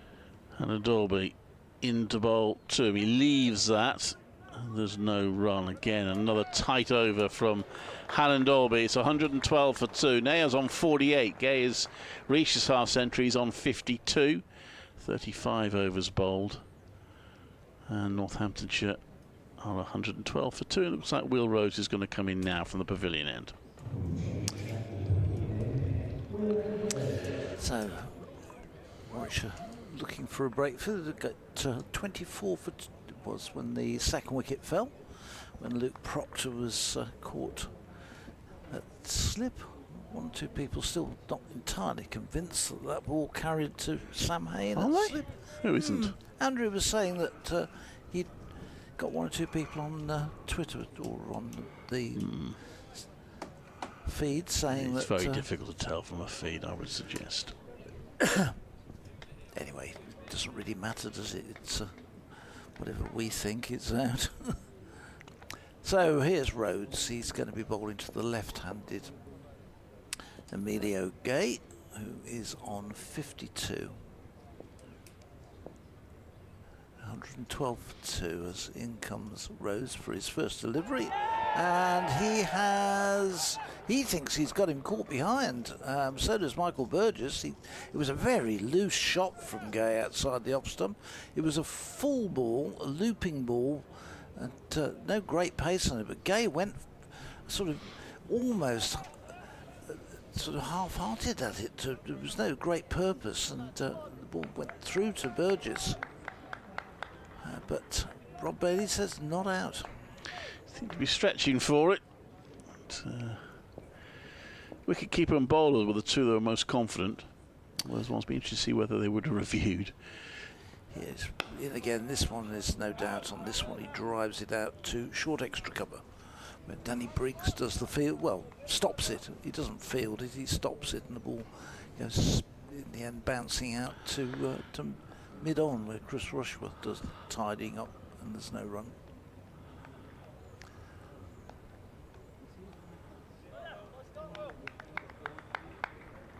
A lot of encouragement going on from the Warwickshire fielders. Looking to try and pick up this third wicket. This again is another full delivery from Rhodes.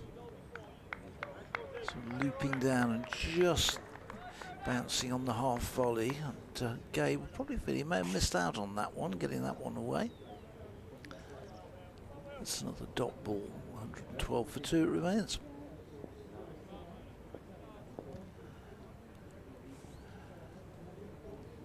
Gay waits, and this one he drives, and he drives in the, well, he was looking to drive it straight down through mid-off, and it squirted away off an inside edge to mid-wicket, and takes his helmet off and rubs the sweat out of his eyes as he goes off for a little walk towards square leg. Well, sort of closing in on tea. If these two can still be there at tea, done a terrific job. Team, 20 minutes to go. Yeah, they have. They've really settled the innings. This one is short and pulled away by Gay. He doesn't get hold of it at all, really, and it's going to get a couple of runs, but I think he was hoping to pull that one away forcibly out towards the hover cover, out at deep square leg. But in the end, it sort of gets underneath it, almost a touch early for it. Ball just held up in the surface. But he gets 2 more to take him on to 54. The total goes on to 114 for 2. Rhodes turns again.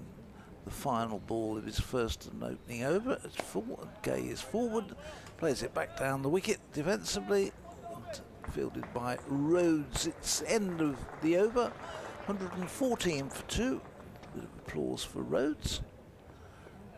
And these two have added 90 for the third wicket. Umpires having a chat again. Have they got the ball this time? What are they chatting about? I don't know. Oh well, they're on the walkie-talkie. So whether there's a score wrong or something, I wonder, or overs left wrong, or they are communicating something to. Perhaps they're just saying. Perhaps they're saying what sort of sandwiches they I was want. going to say, yeah, it might be. I'll have a breakfast tea for my place. No, obviously there's something's been communicated to the scorers or somebody. But what, I can't tell you at the moment. Ollie Hallandorby comes in to bowl, and that's played to backward point by Naya, and he won't get a run. There is not a great deal of protection on the leg side boundary, that short boundary for the right-handed Naya as the bowling comes from the Birmingham end. There's just a fielder at third on the short offside boundary for him. So potentially an area for him to complete his half century. Hallandorby comes into bowl, and this time he's very defensive against a bowler who's conceded very little. That's played to mid-on for no run.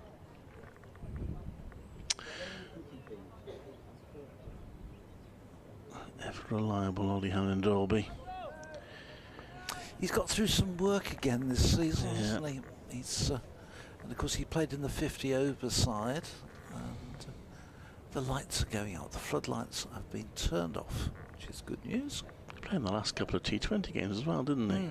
Comes into bowl, and he tries to guide that down to third, ends up just paddling it to backward point there. Yeah, well, that stopped him a little bit. He's gone down the pitch to do a bit of prodding. Wicketkeeper's standing up to him now.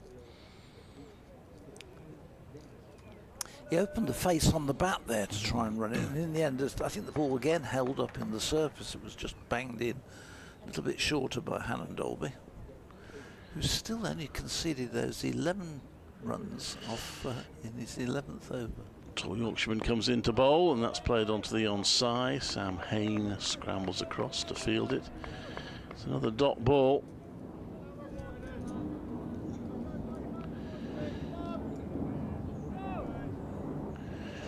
We're looking to at least maybe hold up the scoring. The runs were coming a little bit too easily for a while. Not from Ollie Hannon-Dolby's end, but they're now looking to try and rein that in a little bit, maybe frustrate Northants. And Naya plays that defensively onto the offside, and it's a dot ball. Has he played any cricket over here in England before? I don't think he has. No. No, Andrew's saying not. So getting used to English conditions will be a little bit different for him. Hannon-Dolby come in for the last ball of his 11th over.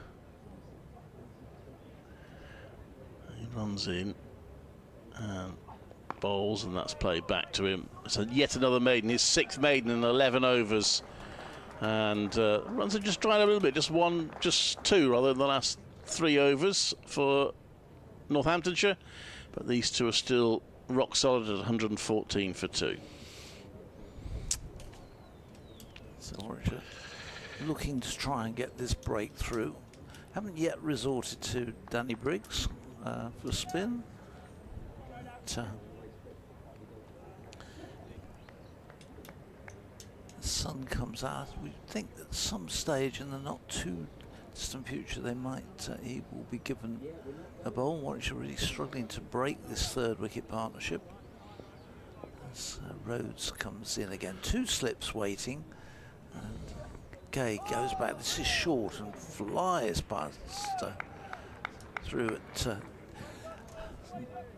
helmet grill height through. So in the end he read it well and leant back, and the ball, there was some distance between the face guard and the ball. It wasn't likely to get hit, but it just, I think, surprised them a little, that, particularly as he'd been so full in the previous over. Rhodes in again, bowls, and this time it is really short and ducks underneath it completely. Ball goes harmlessly through to the keeper. Moeen Ali, Warwishire's Moeen Ali, eventually out for 33 or 32 balls. England 125 for 6 after 23 of their 34 overs. It is Southampton, which can be low scoring, but the way New Zealand have played lately, you kind of think they'll get those in about 5 overs. Is it a 3-match series? Isn't it? Is it 4-3 or 4? This next one is tucked away beautifully, straight out to a wideish mid-on. Chris Rushworth, who does the fielding. I'm not going to pretend I know. I thought it was 4, but that I don't know. In the T20s, wasn't it? Kent 260 for 3 now. They've lost Daniel Bell Drummond for 60. That's against Notts. Canterbury. Rain has actually interrupted things at Old Trafford with Middlesex 124 for 7. Yorkshire 204 for 1 at Cardiff against Glamorgan. Will Rhodes by his 2nd over. Here he comes. And that's... Sorry, it's this year. I beg your pardon. An inside edge. He's had several of those, and this one runs down to long leg for a single. Sussex 231 for 7. That's against Leicestershire. Second division again, Gloucestershire 162 for 3 against Derbyshire. And England's under-19s are still going, but Raphael is down to Raphael Weatherall now. He's on 5, 363 for 9. They lead by 189. It looked like they might even lose by an innings, but they're actually going to have something to bowl out there. This next one is played out by Gay into the offside. Central Sparks do have Sunrisers at 80 for 2.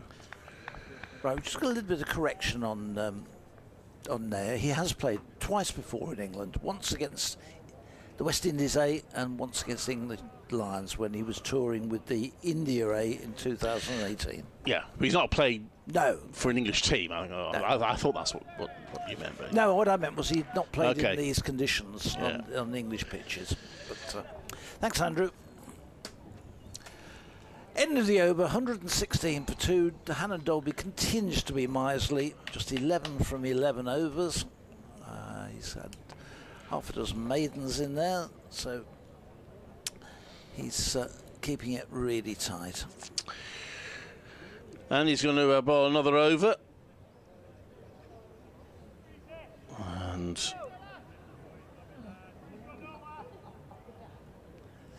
he'll be bowling to Naya. A slip in place, wicketkeeper standing up, and there just pushes up to the offside. He's been on 40, he's on 49 now. He's been on 48, 49 for what seems like an age. There's Karen Naya.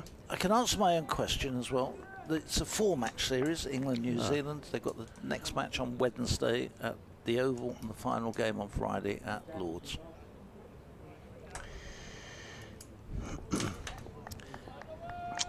So they may have to come back from 2 down. Hannon Dolby into bowl, and that's played onto the leg side. They think about a quick run, it's not there. And yet another delivery goes by without Hannon Dolby conceding a run. It's just got the 1 wicket, but he's still on an average of 11. It's impressive stuff from Ollie Hannon Dolby. And the game's going through a little bit of a stalemate at the moment. And Dolby to Naya, who hits that into the ground, down the pitch, no run. He's certainly gone into his shell since we resumed after the rain interval. Naya.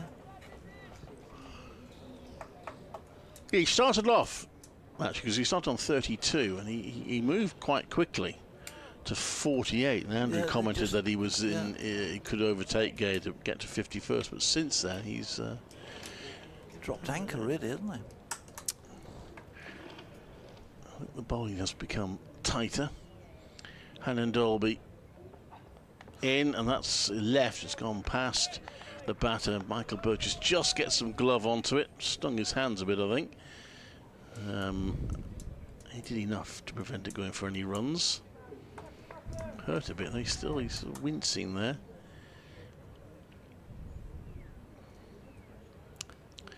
I don't know.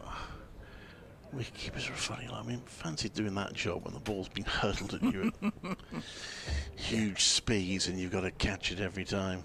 Yeah. I don't know how good the gloves are. Hannon Dolby bowls, and that's a bit of an edge, but it will get him his half-century.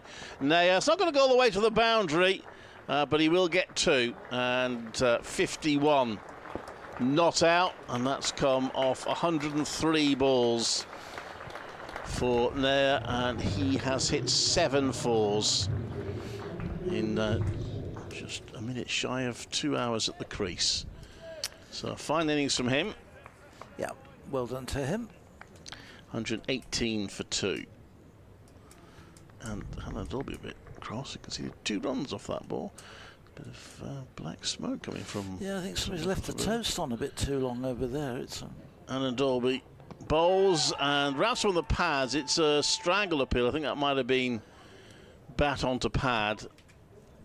So there is no run.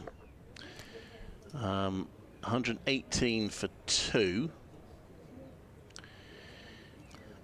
And, well, Still Warwickshire striving for a breakthrough, but at least they have slowed the run scoring down somewhat. Yes, this looks like there's rubber or something being burnt over the back there. It's really black, heavy smoke, which is coming from an unusual spot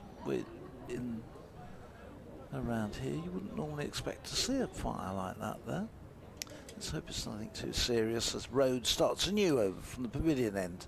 He's in and bowls, and Gay is defending this out into the offside. There's no run. 118 for 2. 10 minutes or so to go before tea. And we're in bright sunshine now. Been strange how the days change so much. But, this is Rhodes again. He's in and bowls, and this is driven beautifully through and past short extra cover down to the fence, and that was another perfect cover drive from Emilio Gay down to take Northamptonshire onto 122 for 2 and take this partnership onto 98. Well, that removed the shackles somewhat. 9 runs off the previous 7 overs. That is the first boundary for a while. Rhodes in again and bowls short, and Gay gets over the top of that, runs it away into the offside. Barnard comes running round and does the fielding from that short extra cover position. It's just firing it in short, but well read by the Northants batsman.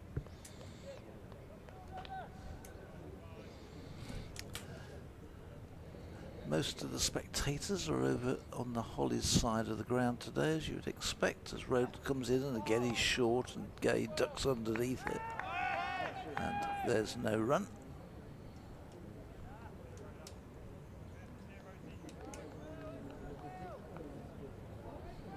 The stumps are broken. And just a hold up whilst Rob Yates comes in from slip and puts the bails back on again. There's Rhodes. Short and turned into the onside, and they'll just walk a single because there's nobody at mid-wicket. Bill has to come in off the mid-wicket boundary and do the fielding, but can't prevent the single. So 123 for 2. Let's have this little statistical quirk here. If they get one more to make it a century partnership, Warwickshire might fancy their chances, because there have been 4 partnerships of exactly 100 against Warwickshire this season. We'll see if that happens again. This one is left outside the off stump and through to the keeper. It's the end of Rhodes over. And that one they offered no shot to. So 123 for 2 after 40 overs. I mean, I think that must be unusual. That's 4 out of 9. Has there only been 9 century partnerships against Warwickshire this season? Yeah, Warwickshire have managed 8 themselves.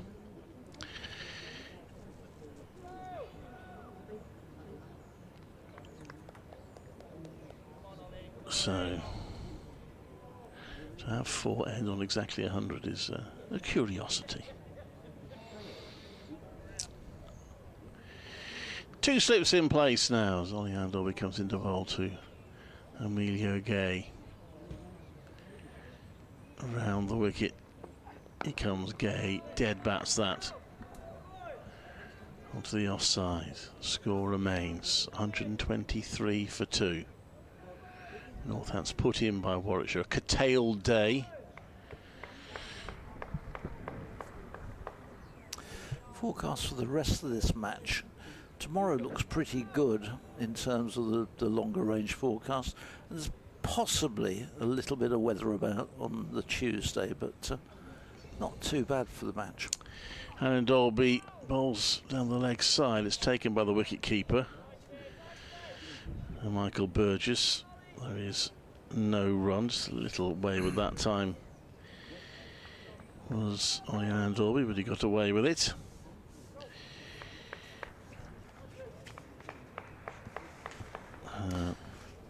But just something just struck me. Did you actually make a phone call to Brian, by the way, to let him know that things...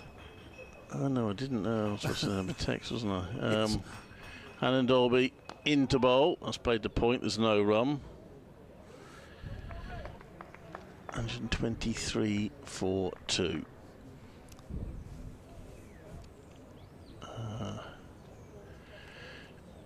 23 overs lost in the day. That's if we get to the close without any further loss. Only bad light, I think, could be an issue. And not at the moment at all, but I suppose as we get towards the end of the day, it might start becoming such.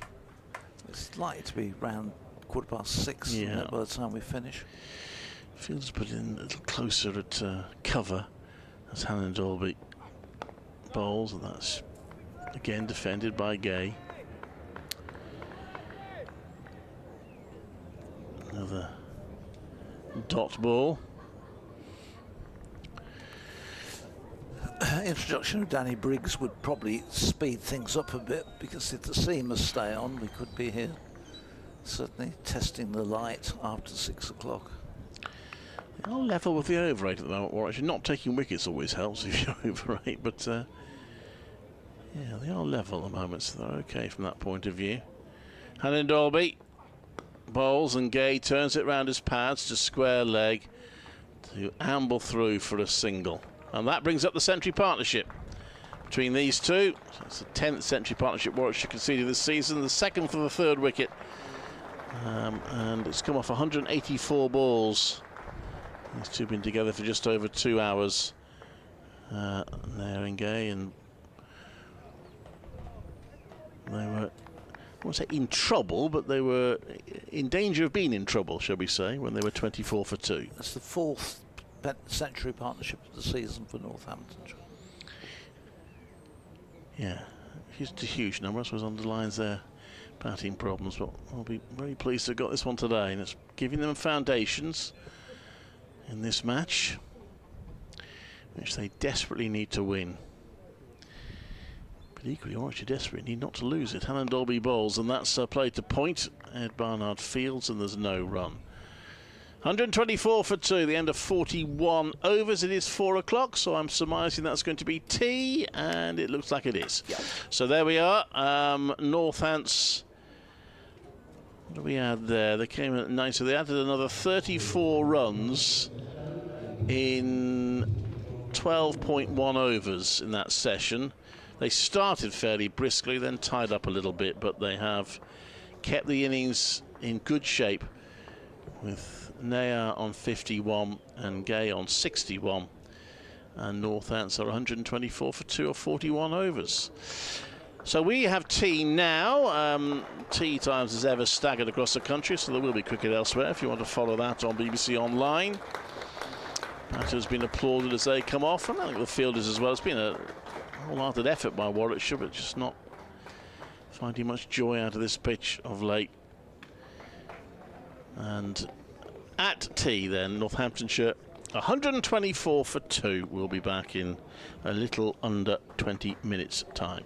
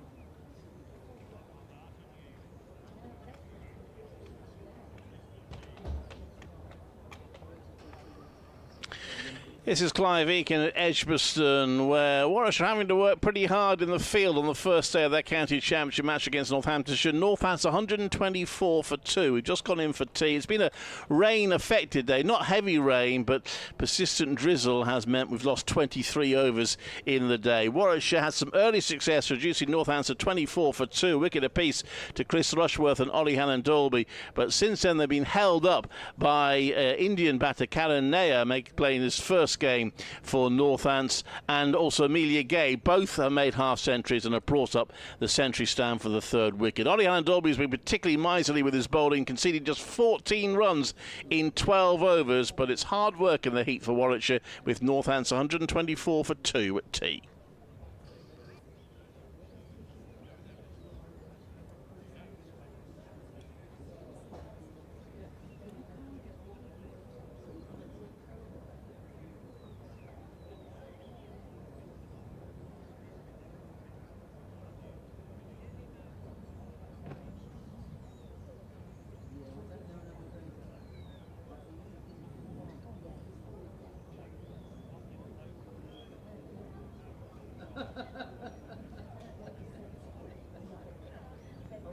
Sorry, I didn't realise.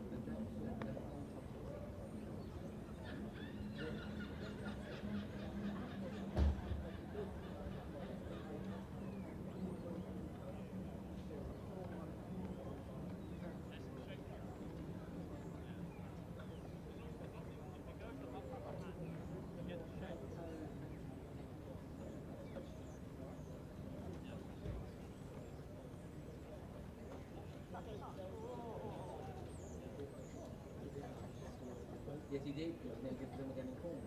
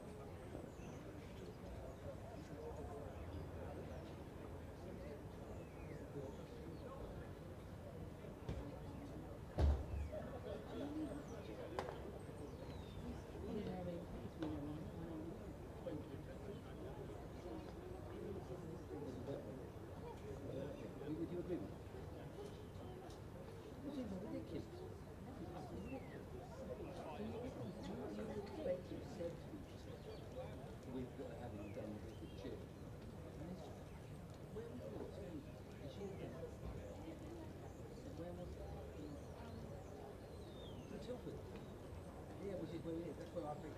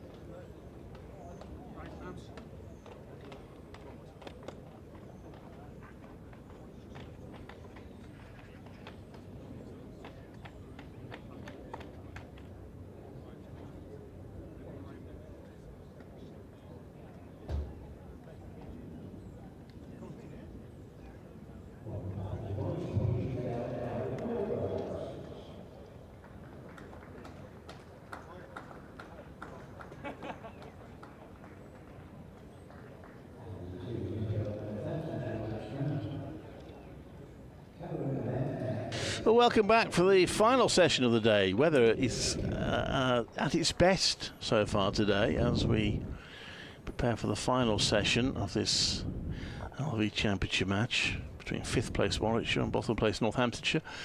Northants are quite nicely placed thanks to a unbroken century partnership. Exactly 100 at the moment between Garen Nair and Emilio Gay. They've taken the score to 124 for 2. Yeah, it's been a good session for Northamptonshire, and these two have done a pretty solid job. Not that Warwickshire have bowled badly by any stretch of the imagination. Ollie Hannon-Dolby in particular has been as challenging as you would expect. I mean, look at his figures: 13 overs, 6 maidens, 1 for 41. Terrific stuff from him. Chris Rushworth, 1 for 14. 1 for 40. What did I say? 41. 41. Did I? Sorry, 1 for. Not a better correct. Yes, absolutely. Get numbers right way around. It's always a good start. 13 overs, 6 maidens, 1 for 14. Chris Rushworth, 11 overs, 1 for 49. Obviously an attacking bowler, and he's had a few that have taken the edge and conceded a few boundaries that way. Craig Miles, 5 overs for 17. Ed Barnard, 9 overs for 29. And Will Rhodes, 3 overs for 9. And Miles it's going to be to begin proceedings from this pavilion end straight after tea. 124 for 2. So we have, well, you're absolutely spot on, Clive, in your surmise that we'd finish up with about 32 overs to go coming off at 4 o'clock, because that's exactly what we've got. Yeah.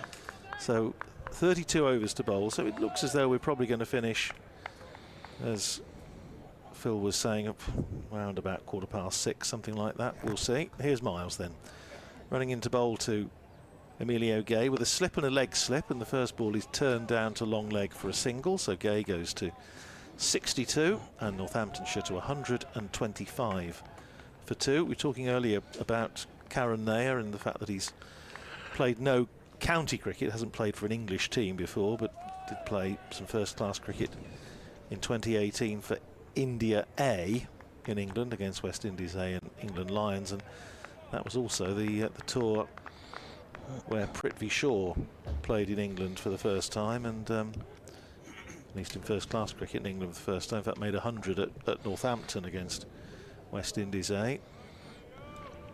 And it was Shaw who's recommended Nair to Northamptonshire. Nair on strike, facing Miles, outside the off-stump, left alone, goes through to Michael Burgess. So if the innings continues and Northamptonshire don't collapse in a heap, which is, well, it's happened a few times this year, it'll mean come the close of play, Warwickshire will be just shy of the second new ball, so they'll be in a position to take that fairly early tomorrow morning. Will Rhodes just having a chat with Emilio Gay about something or other. Here's Miles running away from us at the pavilion end, bowling outside the off stump again, left alone by Nair, goes through into the gloves of Burgess. As far as what's happening elsewhere around the country, Clive said earlier, lots of cricket being played this afternoon, and England have, well, recovered more than a little at the ODI against New Zealand. They were, bearing in mind this is cut to 34 overs aside after rain, they were 8 for 3 and 55 for 5. They're now 188 for 6 with 4 overs, 3 and a bit overs to go.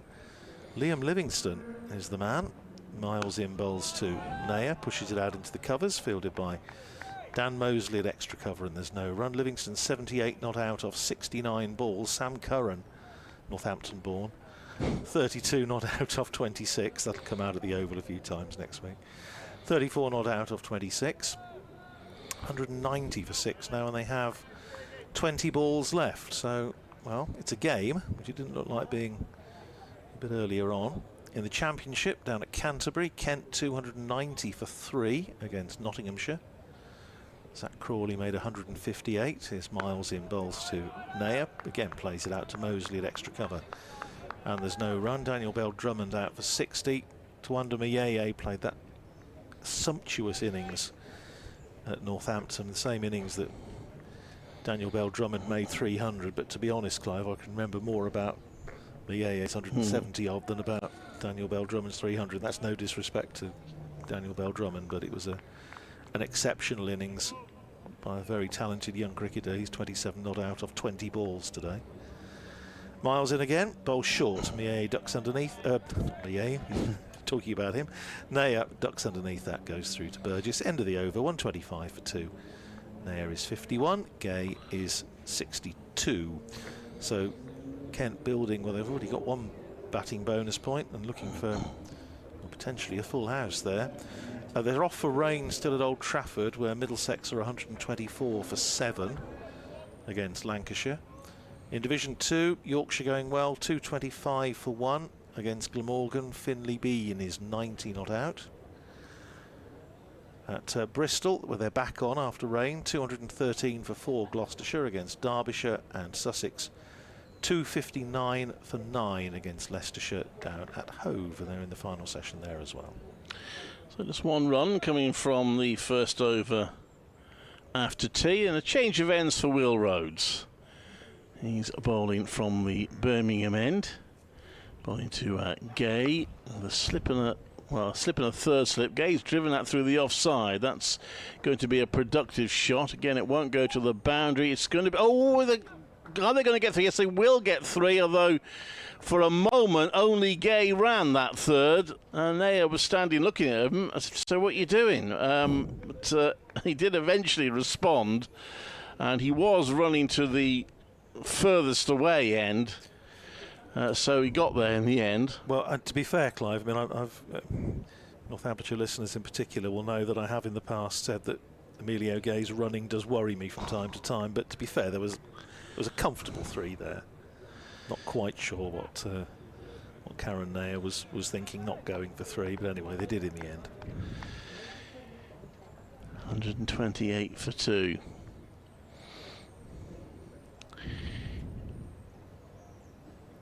I think my comment in the Lancashire match was his running sometimes gives me the heebie-jeebies. This next one, he defends, plays back to Rhodes, and there is no run. The under-19s test at Worcester, England did manage to stretch their second innings, eventually all out for 363. Rafi Weather all out for 5. Obviously felt too much pressure from, to support the man at the other end. Left Australia needing 190 to win, and they're 44 for no wicket in the 6th over. Oh well, that one is driven the offside. There's no run. It was Ethan Brooks, by the way, who chased that down and got the throw in. So there's a substitute fielder on. I shall now have to try and go through the process of elimination of working out who's not on. I wonder if it's Chris Rushworth. I can't see him. He's the one I'm looking around for. Oh no, he's down here. Oh yeah. Hidden in plain sight, as they say. In comes Rhodes to bowl. That's short, slowest short ball. It's taken with the wicket keeper.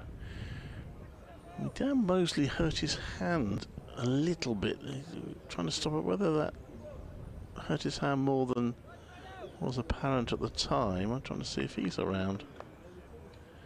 Could be Dan Mosley, who's nursing a sore hand. In comes Rhodes, and that's stabbed out to the offside. There's no run.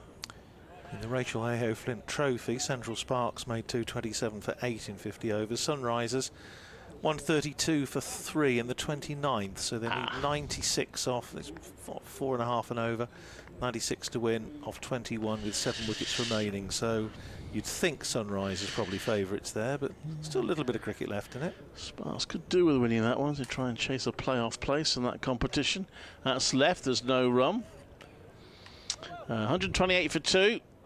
There's that one scoring shot then, that over. Mia Gay's slightly traumatic 3 in the end. And he's on 65, 128 for 2. That was Ollie Hannon. It was, and he's back on now. He's back on, yeah. In the other matches, South East Stars looking pretty comfortable against the Blaze. South East Stars made 278, Blaze 150 for 8 off 33. So that one is pretty much dead and buried, you would think. Blaze have been dominating the competition up to now, so that's a bit of a... Well, similarly, Northern Diamonds 281 for 3 in 43 overs against Western Storm, or 83 for 2 after 17 in reply. Round the wicket comes Miles, driven attractively by Gay. Good scrambling stop there by Will Rhodes, the Warwickshire captain, setting the standard. out there at mid-off and keeps it to 1. Gay goes to 66 and Northamptonshire to 129 for 2. Yeah, say 3 runs there. Will Rhodes moved across quickly to stop it. Floodlights have been extinguished. Yes. So that saved Warwickshire County Cricket Club a few bob. Expensive business these days. Yeah. Chief executives blanch when they see the lights going on, don't they? Get the calculator out. Here's Miles in, bowling outside the off stump to Karen Nair, who lets it go through to the keeper Michael Burgess. I sometimes wonder if that's why they're reluctant to switch them off, because I'm guessing, I'm no electrical expert, but I'm guessing that a large part of the energy comes from actually switching them on in the first place. Yeah. So if you switch them off and then you have to switch them back on again 20 minutes later, that's probably not very cost effective, I would guess. Anyway, as you say, certainly not needed now. They were needed earlier, undoubtedly. Miles in bowls. That's flashed away by Nair, who's trying to flay that away through the covers. Didn't get anything on it. Could easily have got a little nick. It was an expansive stroke. He's been very disciplined today. And you sense he's playing within himself. We know, obviously, his record will suggest what he's capable of in first-class cricket as he closes in on 6,000 first-class runs. He needed, 78 going into today's innings. The first-class average of just a hair under 49. But that was a little bit more expansive. Down the leg side, tries a little tickle. There's an appeal for a catch behind. I think the keeper thought he might just have picked up a strangle down the leg side, but Craig Miles wasn't particularly interested, and neither, crucially, was umpire Rob Bailey. I think Rob Bailey seemed to indicate that it had come off the thigh pad, if I read his body language correctly. Maybe one of those, they just heard a little noise, but it was a good take by Burgess, low down to his left. I think sometimes when he takes one as well as that, things will just make sure everyone sees what a good take that is. I'll appeal. It was a very good take. Miles in again, and that's a beauty to Nair. Beats him outside the off stump. And Craig Miles gives a little hand gesture suggesting, what have I got to do? Well, because he's still looking for his first championship wicket of the season. It's extraordinary. As we are on, what are we, September the 10th today? I should say first for Warwickshire, I should say. Yes, because he played at Durham, didn't he? Yeah. First division wicket of the season. 2 slips in place. And a backward point. Third man, fine leg, and a deep square as Miles is in bowls, and that's off the edge of Nair's bat, but it goes well wide of the second slip down to the aforementioned third man, Ollie Hannon-Dolby. And they're through for a single, which means that Karen Nair keeps the bowling. He goes to 52, Gay is 66, and Northamptonshire 130 for 2, so this only the 4th century partnership for Northamptonshire this season. The first one was Rob Keogh and Gareth Berg, who put on 100 for the 8th wicket in the first game of the season against Kent down at Canterbury to at least take the game into the final day. They have had a double century partnership. That was Gay and Proctor up at Old Trafford, but only 2 3-figure partnerships otherwise. Will Rhodes into Nair, who leaves that one. Burgess takes it behind the stumps. The other one was 150-odd Whiteman and Proctor at Merchant Taylor's School against Middlesex. They have been few and far between, Clive. Yeah. 100 partnerships. Well, Warwickshire have had 8, which in itself is probably less than you'd feel they need. In comes Rhodes, bowls, and that's driven. It's come off the edge in the end, down to third for a single for Nair, so 131 for 2. We talked earlier, Clive, interesting, wasn't it, about Will Rhodes' decision to bowl first, and I think it was absolutely right, and I think we all thought it was what was likely to happen because it was a look up rather than a look down, and this morning it was so overcast and humid, a little bit of damp in the air, and obviously, I mean, nipped out 2 early wickets, but I have to say, since then, this pitch is doing very, very little. Yeah, Rhodes round the wicket to bowl, and goodness, he stretched for that one, Emilio Gay, and missed it, and Burgess takes it behind the stumps. Yeah, there's not been a lot as a bounce early on. I think Dorby got it to bounce a bit, but it has tended to be the way of late. This is a very heavily used square here. The amount of games they've played here is quite extraordinary. Just had the T20 International recently. And this next one is off the pads of Gay. I don't think there's any bat on that. I think that will be a leg. No, he did get some bat on it. I do me justice. So it's 1 run to the batter. 132 for 2. So runs still fairly slow incoming since they've come back on after tea. And that's to Warwickshire's credit. They've kept things pretty tidy. Rhodes bowls, and that's just on leg stop. It's gone down to fine leg, and that will be a leg bye. I wasn't going to predict it this time until I was certain, but he's given us a leg bye. So an extra onto the board, 133 for 2. It'll be interesting at the Aegeus bowling that have got 1 over left in the ODI against New Zealand, 211 for 6 off 33. And Liam Livingstone is 91 not out, so he's got 1 over to try and get 9 more runs to get his 100. Here, Rhodes. Bouncer, which the batter, well, he sort of looks on, he doesn't really have to, as that higher bouncer. That leg by the way, was the 7th extra of the innings. The others have all been byes.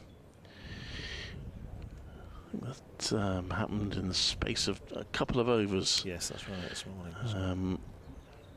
But no balls, which is good. From a Warwickshire point of view, they've been disciplined. 133 for 2 Northants. Yes, it is now a beautiful early evening after the rather gloomy conditions that we had for much of the day. It's still quite humid, certainly it is in here.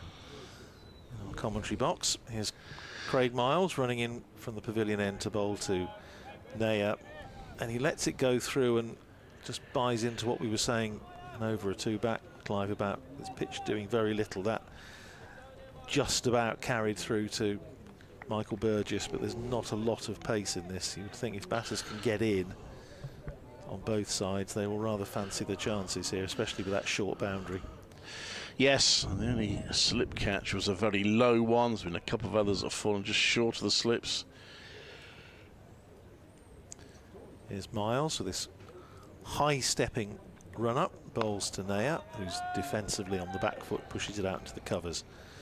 And there's no run, 133 for 2, it stays. Karen Naya, as you mentioned earlier, has 2 triple hundreds in his first-class career, 1 in a test match and 1 in an Indian domestic match a few years ago now, but it shows that he has the wherewithal to bat long. Miles in again, bowls too many drives without any great power or timing. It runs up to mid-off where Chris Rushworth fields, and there's no run. Yes, I would imagine now the light shouldn't be an issue of any sort as we head towards the final 27 overs of the day's play. Interrupted day, but as my old nan used to say, the best part of the day now. Blue sky, such cloud as there is high up. We have sunshine. Short goes Miles, who's Naya has pulled that, and it was just a little bit of one of those slightly flappy hooks. Didn't quite get his head in line, but he got plenty on it. It's run down to fine leg. It was, well, there's a man down at deep backward square, but stood absolutely no chance, and it raced down to the boundary in front of the scoreboard. It takes Karen Naya up to 57 and Northamptonshire to 137 for 2. I'm not sure he had quite as much room as he thought he had no, to play that shot. He wasn't really in control of it, was he? And now they've, well, just an element of stable door being bolted after the horse has gone, in that they've put fine leg just a little bit finer, or a long leg a little bit finer.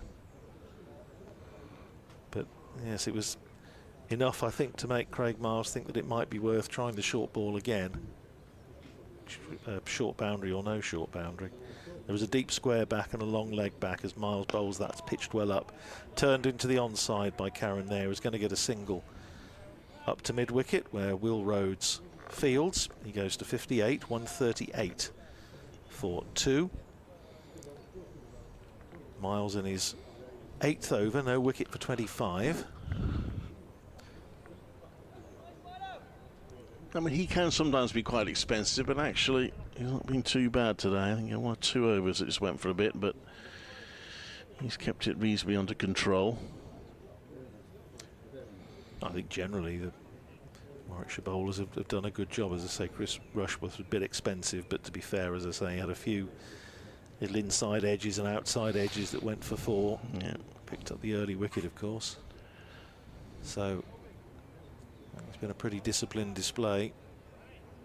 But I say, on a pitch that hasn't really done much once the overhead conditions stopped playing ball, particularly in this final session. Now, Miles, for Emilio Gay, is just moving Danny Briggs a little squarer and a little deeper, just in front of square on the leg side. Gay has once or twice clipped them away through mid-wicket. That ball is outside the off stump. It's zipped away as Gay just makes a little hand gesture to show that it seemed away, but he played comfortably enough inside. It goes through to Burgess, and that's the end of the over from Craig Miles. 138 for 2. Gay is 67. Nair is 58. And these two put on 114 for the 3rd wicket. And they are accumulating. Will Rhodes again bowling from the Birmingham end. Still haven't seen any spin. A short boundary might be a little bit off-putting. As Will Rhodes comes into bowl, that's driven to the offside. There's no run. Yes, I bet Simon Kerrigan, with thoughts of what happened last year, is really looking forward to it. And you've got a left-hand, right-hand combination batting as well. That makes that a bit more difficult, but maybe it's a spinner. You should be even positive and think the batter's going to be tempted to hit me over there. Might get some mistakes out of them, pick wickets up. Oh, that's a strange one. Goodness me. How do I describe that? It was a slow, short delivery by Will Rhodes, and it was played almost tennis-like by Nair with his bat pointing to the sky, the blade of his bat, and he's patted it down short of mid-wicket. It was taken a bit by surprise and was on the back foot, but I don't think Sam Hain would have got there anyway. Well, it was up periscope, wasn't it? It was. And if they'd had an orthodox forward short leg, it would have been the easiest catch you could imagine. But Hain is just a little bit deeper in there at mid-wicket. Rhodes in again. Another short delivery, which this time Nair ducks under. Now, isn't that interesting? Now, two overs running. Nair has been found a little bit wanting against the short ball. Once against Craig Miles, now here against Will Rhodes. And there's one thing that professional cricketers and bowlers in particular always do, is remember. And they remember things like that. That'll be noted down somewhere. So in comes Rhodes again. Pitches that one up. It's driven to mid-off for no run. And there, since reaching about 48, has been a little bit bogged down. But he's still there on 58. He's glorious sunshine now. We could probably play till 9 o'clock at this rate. In comes Rhodes, and that's driven to mid-on for no run. I admire your optimism, Clive, but having one of my great pleasures is just sitting out in our back garden at home, and recently it's quite nice to be able to look at watch the bats flying around at around about 8:30 now, as it's just about getting dark. I think 9 o'clock might be a little optimistic to still be playing, but in comes Rhodes, right arm over. That's a bouncer which goes through to the wicketkeeper. There's no run. 138 for 2. Liam Livingstone did not get his 100. although he's 95 not out at the end. 226 for 7 England in their 34 overs. David Willey, Northamptonshire's David Willey, faced 2 balls, hit one of them for 6, finished 7 not out, 226 for 7 in 34. So it's a score, isn't it? It's a score. It's rather more than looked likely at 8 for 3 and what was it? 88 for 3 and 55 for 5. So it's given them something to bowl at. It's going to be Craig Miles to continue from this pavilion end. Kent have lost another wicket against Nottinghamshire down at Canterbury, 310 for 4. And having given to Undermayeye the bid talk up, of course he's out, 35 off 32. 310 for 4. Here's Miles then. Bright sunshine, just starting, the floodlight pilings are starting to encroach on the playing area as Miles is in bowl short to Gay. Ducks underneath it, goes through to Burgess. For Gay, they have the slip and the leg slip rather than the orthodox 2 slips that they've had for Naya. Just remind me of when Warwickshire went to Northampton many years ago when the football ground was still there. Warwickshire were on top in the game and they came off on Warwickshire in the field because of the football floodlights. I remember it. Phil Neal was not impressed, the Warwickshire captain at the time. No, I remember that. I'll come back to that in a second. Here's Miles and bowls to Gay, who's in behind that, plays it down to backward point and there's no run. My recollection of that, Clive, and I may have got this wrong, but I think it was when they were experimenting with slightly later finishes. I think there was one of these periodic things. We've got to try and make it easier for people to come to cricket after work, and so we're going to start a little bit later and finish a little bit later in the middle of the middle of the season when you get the light, because it was pre-cricket floodlights. Here's Miles in, bowls to Gay on the back foot, drops it down onto the pitch just in front of him, and Miles follows through and tidies up. 138 for 2 it stays. And I have a feeling it was later, therefore we were finishing at sort of 8 o'clock or something. But I do remember them coming off for that because they went straight across the middle of the I say it was pitch. Warwickshire. I think it was Worcestershire. Actually. It was Worcestershire, yes. I think it was Worcestershire. Phil Neal's captain, so and I have a feeling that was the explanation for it, and it was a short-lived experiment which united the game, which doesn't happen very often. Everybody thought it was a daft idea. Short ball from Miles, turned away by Gay, plays that well, gets inside the line, gets on top of the bounce, plays it down to fine leg for a single. Gay goes to 68, 139 for 2. I mean, that's happened once or twice in the time. Well, yes, but everybody, the players didn't like it because obviously it meant finishing later. The catering staff didn't like it because it meant they got to hang around from beyond their usual hours. Well, you can guarantee the press would have hated it. The press hated it because particularly, it wasn't so bad for broadcast media, but those that had got addition times to catch for the written media hated it.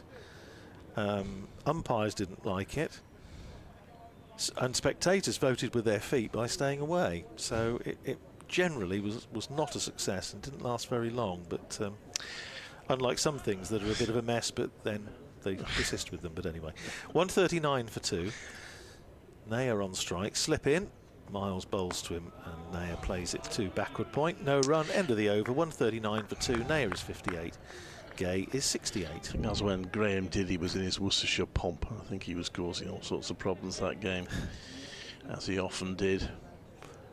I've called over a ball early there, apologies. There's still one to go. You're umpiring. I know it is, absolutely, yeah. Well, it's because I saw the umpire moving across, and for some reason, I'm assuming because he was staring into the setting sun, he's come across to point, so that probably makes sense.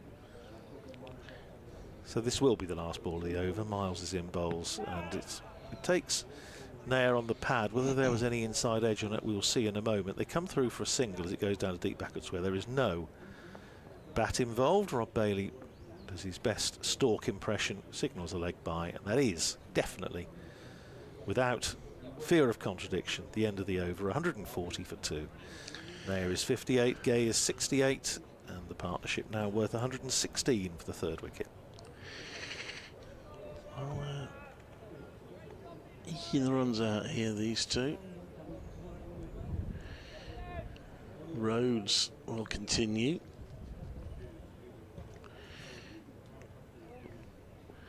He's gone for 14 runs off his 6 overs. That's a run down to third for the 15th run that Will Rhodes has conceded. 141 for 2. They are now on 59.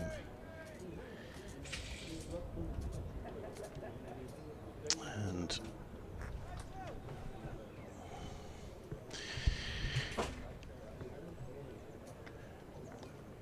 I feel we're waiting for something to happen in this match, but the Northampton pair are doing the right thing. They're just steadily trying to push the scoreboard on.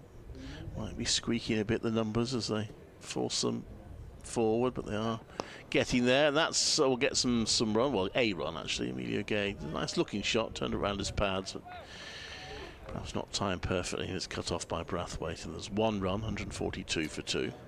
I don't think many Northamptonshire supporters are going to be complaining. No. If they get them in singles, Wilfred, through to the end of the day. I mean, these two have done a really good job, and they say the big problem, the overwhelming problem that Northamptonshire have had this year is not scoring first innings runs. So if they lay a platform for a decent first innings total, they won't matter how quickly or slowly they come.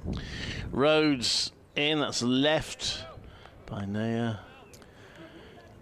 Within reason, Yeah. because obviously Northamptonshire do still need to try and win this game, and so the forecast, good forecast for tomorrow, as Phil was saying earlier. It's a little bit iffy for Tuesday, for at least the middle part of Tuesday, and then doesn't look too bad for Wednesday again. So we may have the possibility of just losing a little bit of time to the weather. Rhodes bowls, and that's driven for 4. That's a welcome boundary. Naya driving it to that short offside boundary for 4 more. So he finally gets out of the 50s. He's on to 63, 146 for 2. Yes, as you say, just got a little bit bogged down, didn't he? And was just losing a bit of momentum, but that will make him feel a little bit better, I'm sure, a little bit more comfortable.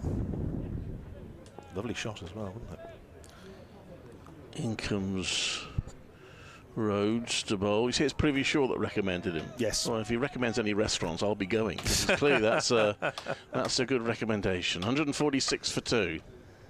Yes, it's. He certainly looked. I mean, as I say, considering how little red ball cricket he's played anywhere in the last 2 or 3 years, and say, considering that he hasn't batted in a first-class match in England for 5 years and just played a couple of games for India A. Rhodes comes into bowl, short, deals with that one perfectly well. Naya just leans back, gets his head out of the way of the ball, and it goes through to the wicket-keeper. 146 for 2. Well, there must be something about Warwickshire, because of course last year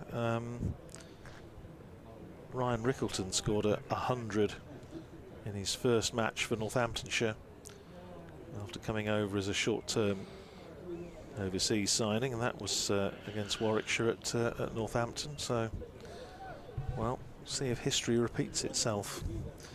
Rickleton then, well, what a terrific short-term signing he proved to be, because Northamptonshire only won 2 championship matches last year, but the common denominator was that Ryan Rickleton played outstandingly well in both of them.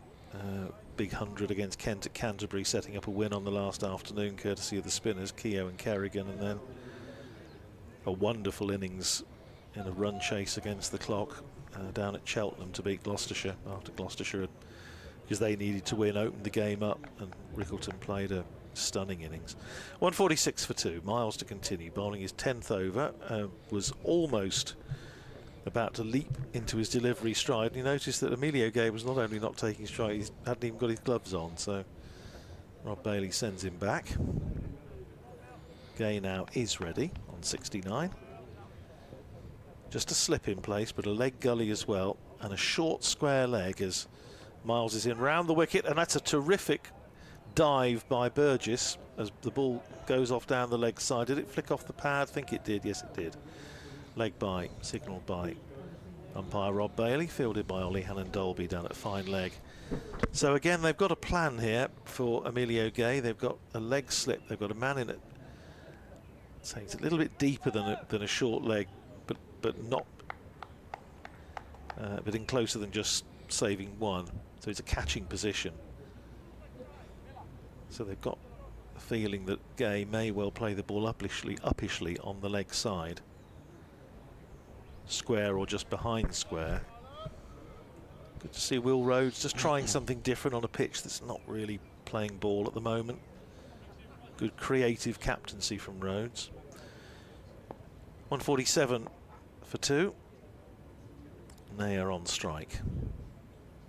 Miles comes in, bowls to him down the leg side, shapes to try and clip it down to fine leg. There are two men down there now. There's a fine leg and a long leg and a deep square. So again, I wonder whether Craig Miles might be just contemplating another short ball, bearing in mind that when he did an over a two back, Karen Nair didn't play it massively well, and same with a short ball from Will Rhodes. Just starting to lose the sunshine now. It sets down over to our left. Miles bowls and driven nicely by Karun Nair out through extra cover. He's completed one. They're going to come back for 2. And, well, they maybe contemplated a third, but on that occasion I don't think there was a third. And they settle for 2. Takes Nair up to 65. And Northamptonshire to 149 for 2. Yeah, Chris Rushworth got the throw in nice and quickly to prevent any thought of a third. Wasn't a massively accurate throw. It didn't really matter. The point was the throw was in, and that kept the batters where they were.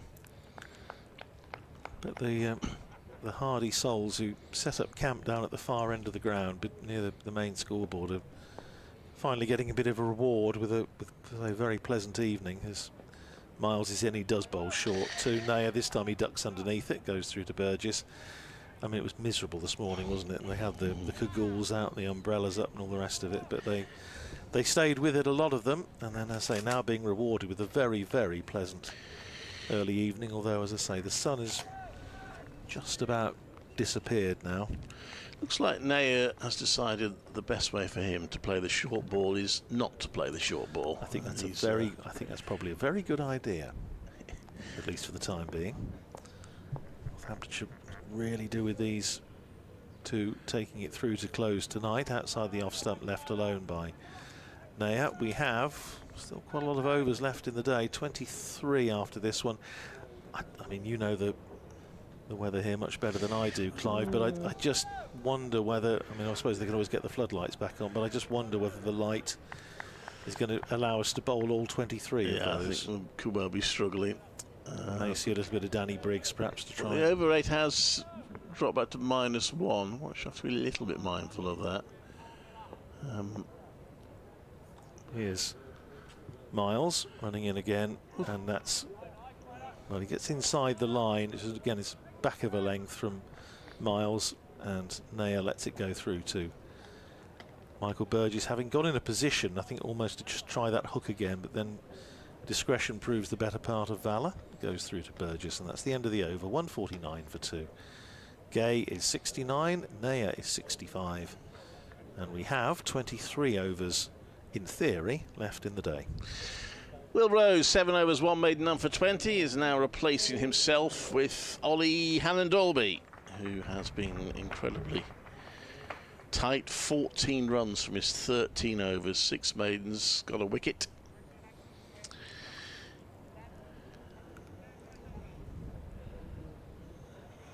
He'll be bowling to Emilio Gay.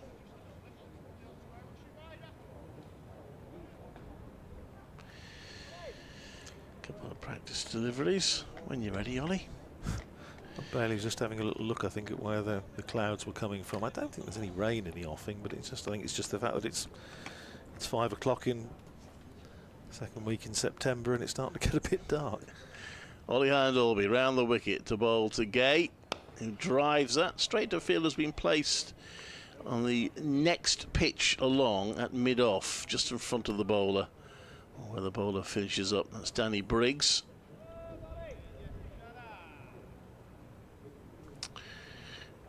2 slips in place. Ollie Handover with his nicely bowling. He's been rewarded with the most attacking of the fields. There's also a fielder at short cover, so there's that little shield that you sometimes see, a little umbrella, only on one side, so it's not really an umbrella, it's an as that's pushed out to the offside for no run.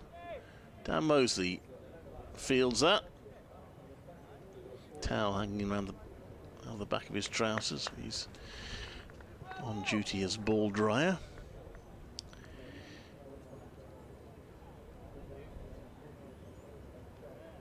And Dolby with his sleeves on his shoulders, he's not getting quite the same VIP treatment he was getting at times at the end of last season. Only hand Dolby balls, that's left as no run. Certainly in the last game of the season, that crucial game of the season, he actually had a sort of shaded umbrella out for him, just outside the outfield, and towels and all sorts.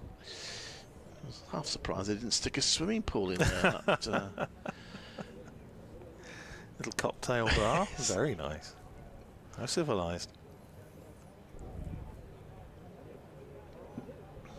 Sounds like the old days of the Scarborough Festival, doesn't it? When they used to bring tea on the field with liveried flunkies.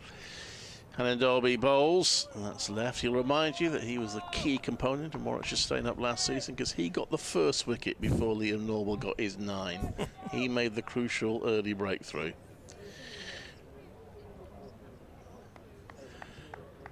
$149 for 2.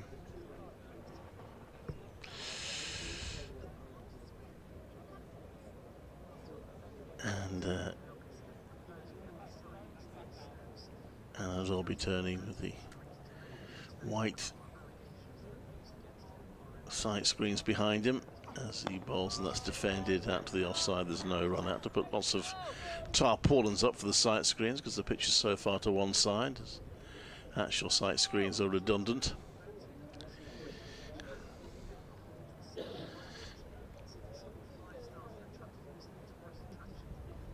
And I'll be doing an update on BBC W and BBC CWR shortly.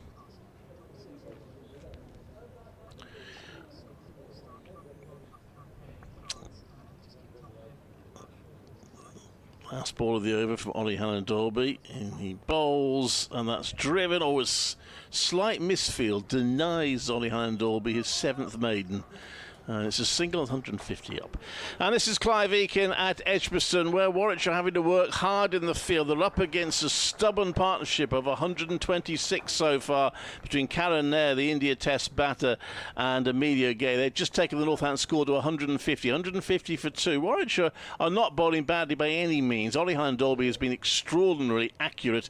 Will Rhodes also has kept them tied down. Craig Miles currently bowling is going for less than 2 and over. Chris Rushworth caused a few problems early on, but there's really not much in the pitch for them, and all they can do is just work hard and try and stop the runs from being scored. But Northampton's 150 for 2 after 51 overs. And here's Craig Miles starting a fresh over appeal for LBW as Gay is just slightly caught on the crease. There wasn't again a huge amount of support from keeper Michael Burgess or slip fielder, so Miles went more or less alone on that one, and umpire Rob Bailey says not out. Stays at 150 for 2. So we have 21 overs to go after this one in progress, but I say it's just the light starting to fade a little. The floodlights are not on, whereas they were on earlier, so maybe they'll be switched on at some point. Round the wicket comes Miles, and Gay just hurried a little bit, takes a hand off the bat, works it into the onside, and there's no run. 150 came in 306 balls, which means the third 50 was the slowest, albeit by only 1 ball. First 50 took 117, the third took 118. It was the second 50 where they got a bit of a crack on. The second 50 took just 70 balls. High time I brought Phil in, I think, for a little stint. I'll take a little break. 150 for 2, so Phil will be coming to fill the seats to my right as Miles is in, bowls to Gay, plays inside the line and lets it go through to Michael Burgess. 150 for 2, so Emilio Gay 70 off 128 balls, and Karen Naya on his debut for Northamptonshire, 65 off 147. Remember, 226 for 7 in 34 in the one-day international down at the Ageas Bowl. And they're also back on at Old Trafford between Lancashire and Middlesex as Miles is in, bowl short. Gay thought about a pull, possibly coming into his eye line was Ollie Hannon-Dolby down at fine leg, and decided against playing a shot at it. It goes through to Burgess.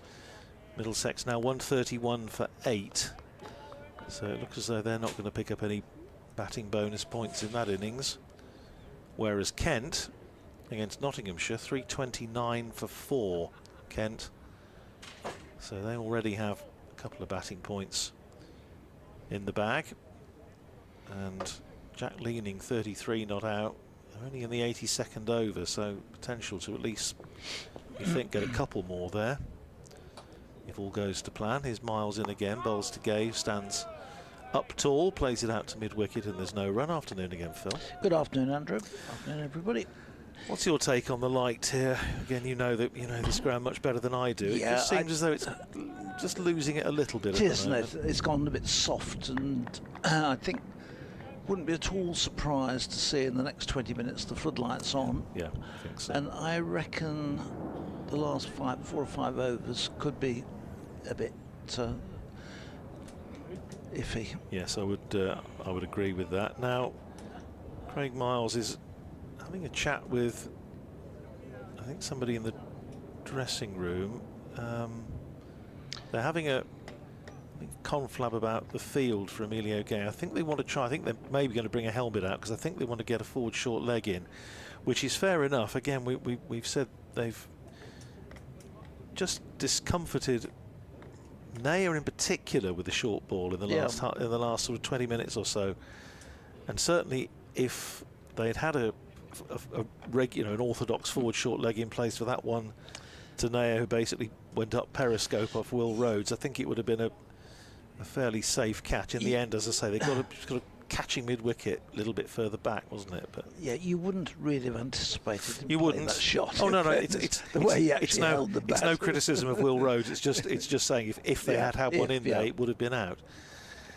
That's a short ball, and again, yeah, that's good. That's good thinking. They've got a forward short log in there just for that sort of delivery that just grew a little bit big on Gay, but Gay's obviously been in there a long time, played it well, dropped it well in front of forward short leg, and that is the end of the over. 150 for 2. Gay is 70.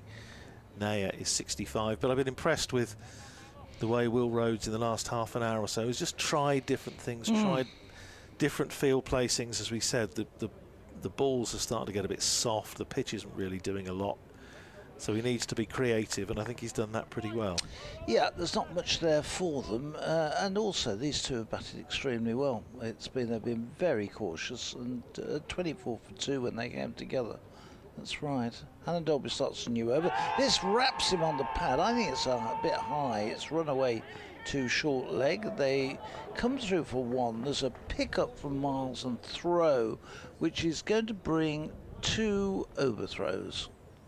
We're not going to call it buzzers or anything like that. We're going to call it the proper name, overthrows, and they are leg buys. So it was wanged back. They ran away down to third man. Miles picked it up, threw it in. It wasn't the greatest throw, it has to be said, and it evaded everybody and then ran out down towards long on. So they got back for 2, so 153 for 2 with those 3 leg buys. Gay is now on strike. He's on 70 as Hannon-Dolby in. This is left outside the off stump. Goes through. And another interesting little bit of field placing here. They've now got a very straight, sort of silly mid-off with his Danny Briggs is in there with his foot, his left foot almost on the edge of the cut strip, probably a yard or 2 in front of the stumps at the non-striker's end, just to get into Gay's eye line. They've got a short extra cover and a silly mid-off. Yeah, I think he brought him in last over into that position.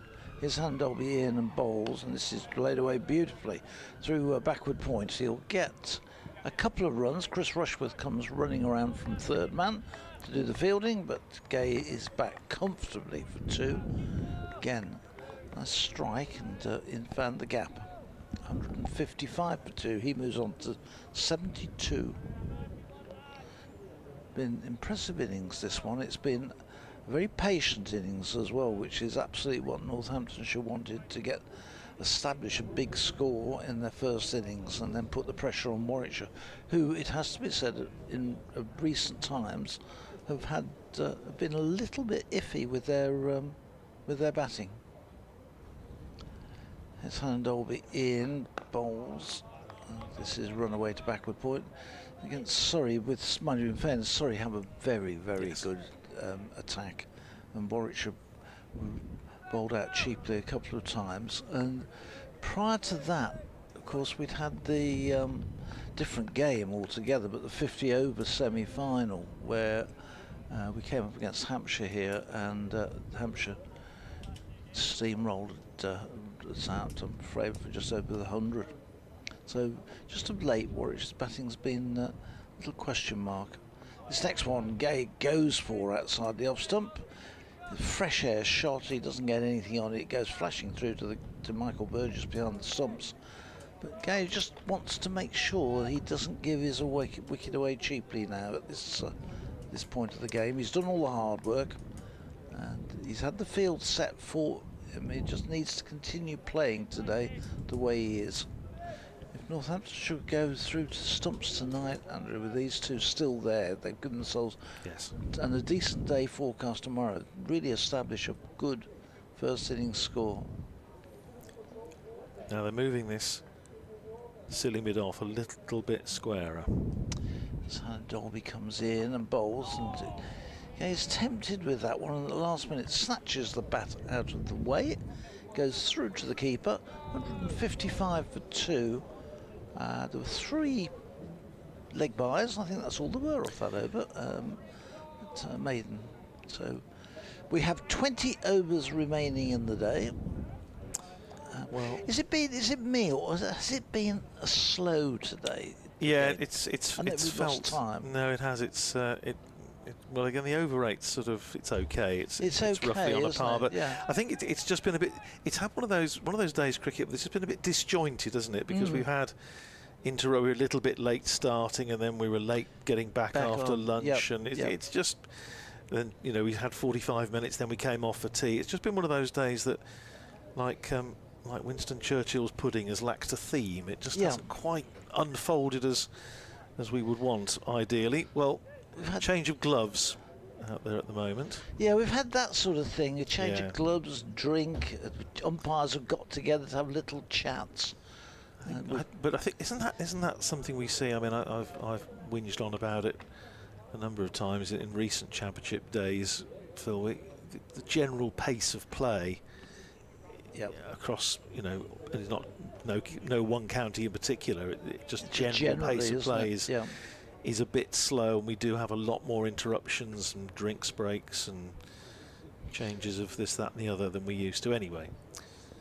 It is Karen Nair to face with new gloves. Round the wicket comes Miles, and again that short ball just causing him a little bit of discomfort. Takes a hand off the bat as it goes down to fine leg for a single.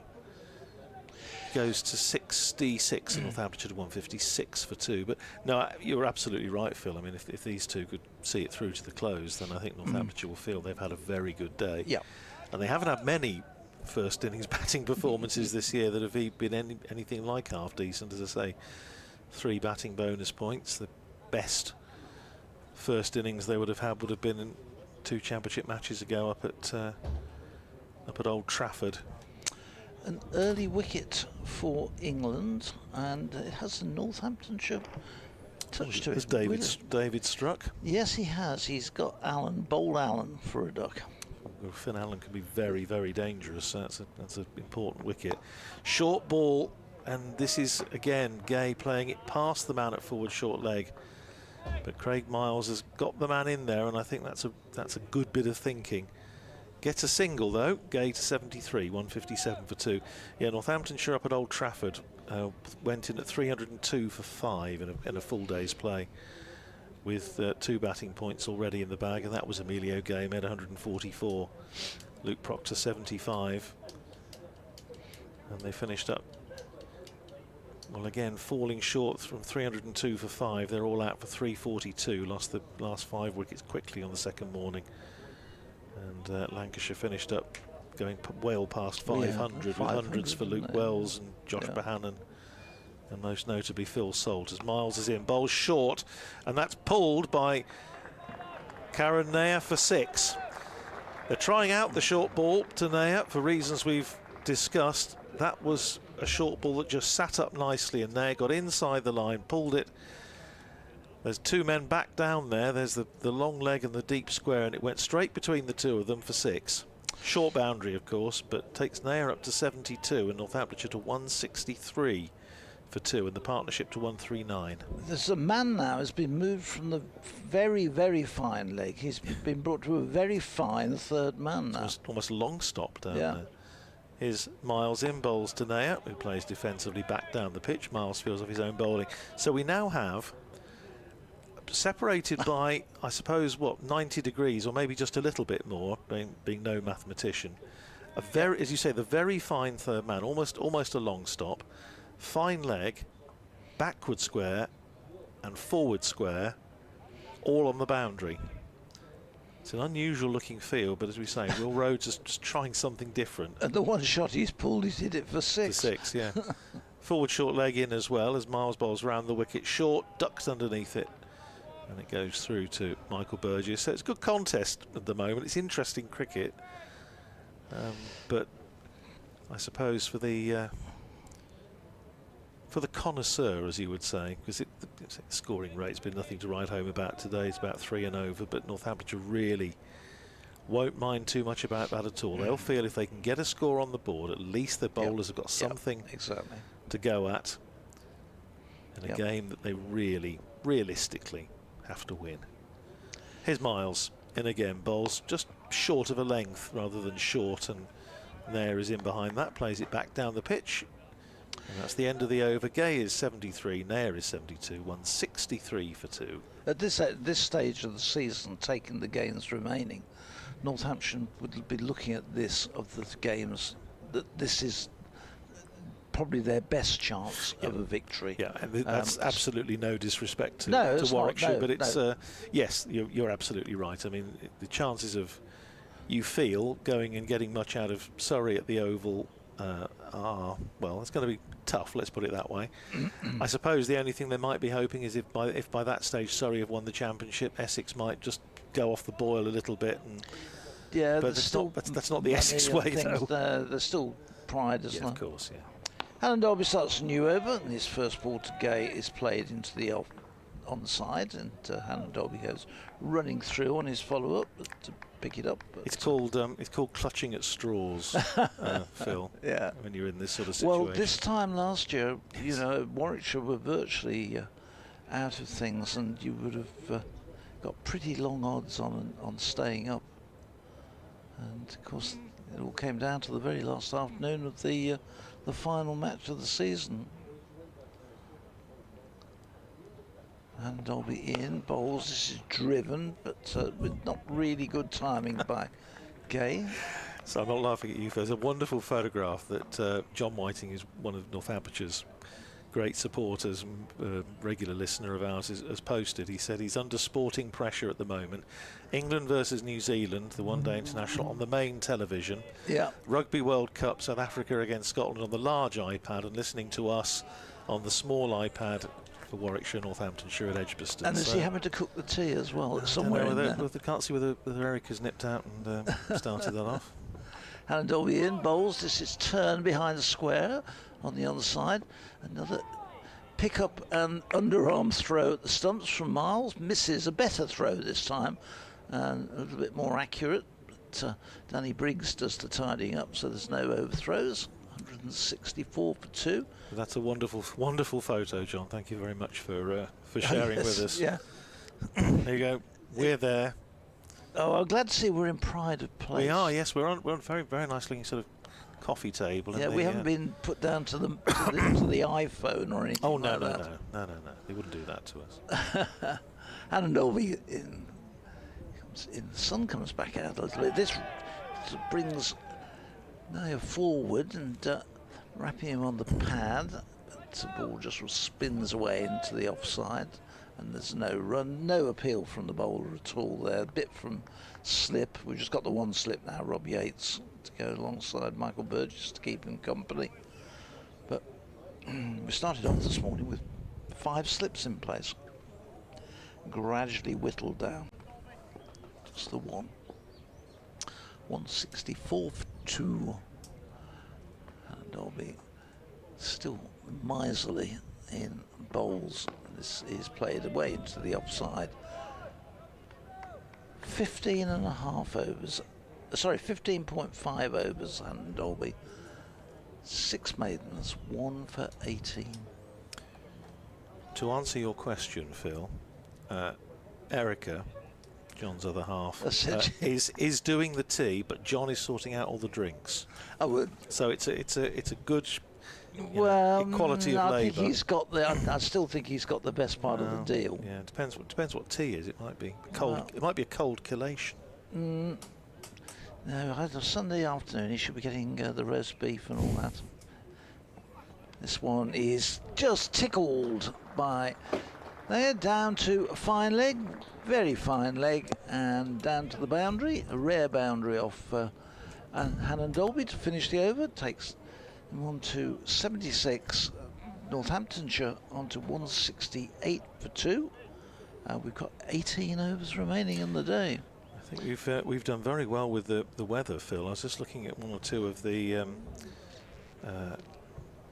bits of footage that have come up from elsewhere in the country, more from my part of the world, a bit further east, and they've had some violent thunderstorms and it's very strong winds. The cricket match my son was playing this afternoon, the sight screen finished up getting blown over and into the road apparently up near Oundle. And did they get any cricket on? Yeah. Oh, they did. So all those cakes and things gone to waste. No.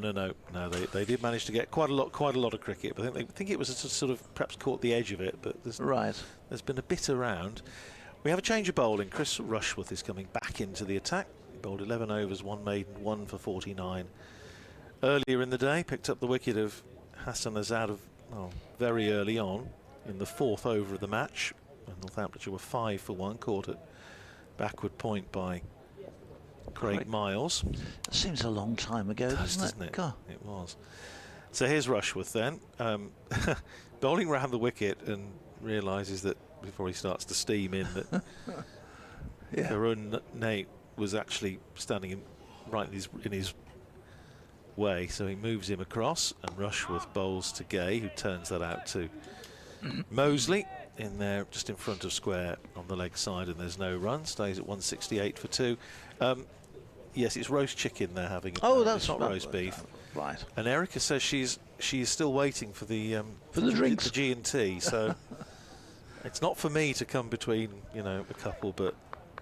Well, judging where are they going to put it? Because they've got the iPad on one table. Yes, that's very true. Yes, they're going to have it on their knee, I think.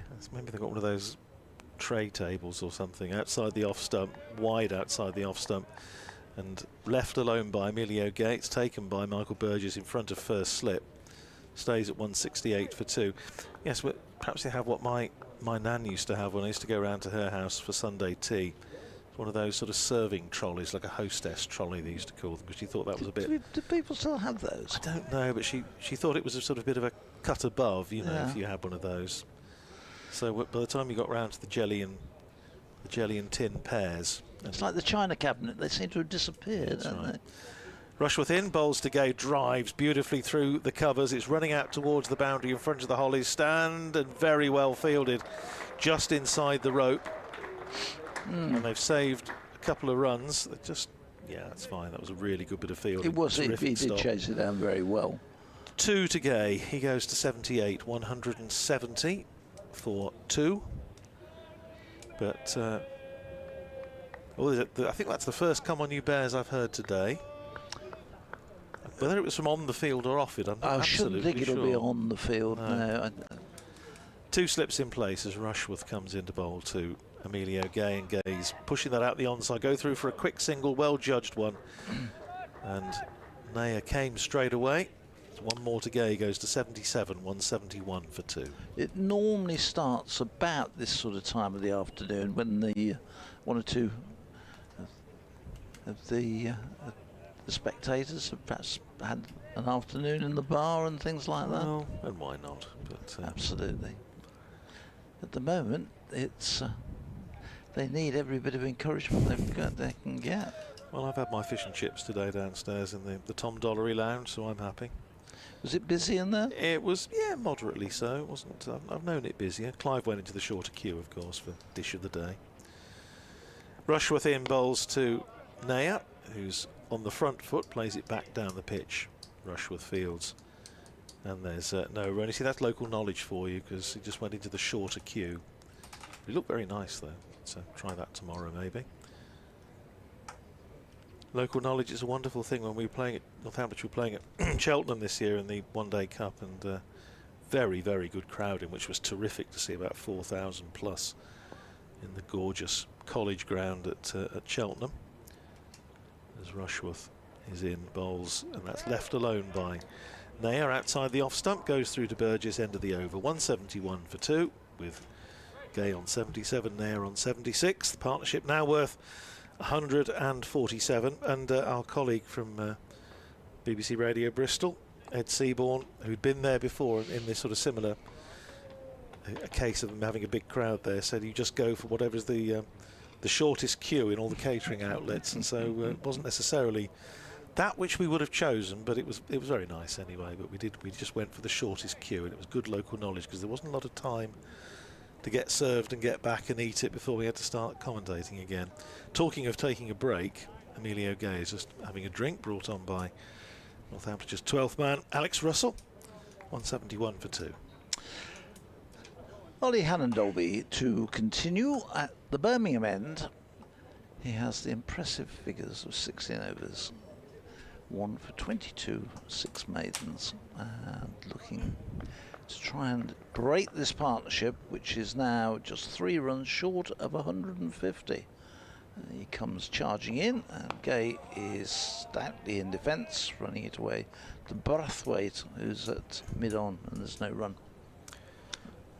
Just going back to the trying to watch everything at once.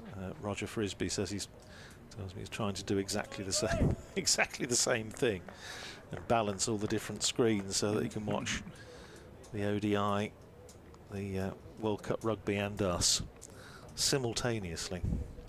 Well, we had to run a bar last night, and I got it on my iPhone, the rugby, and it was very difficult.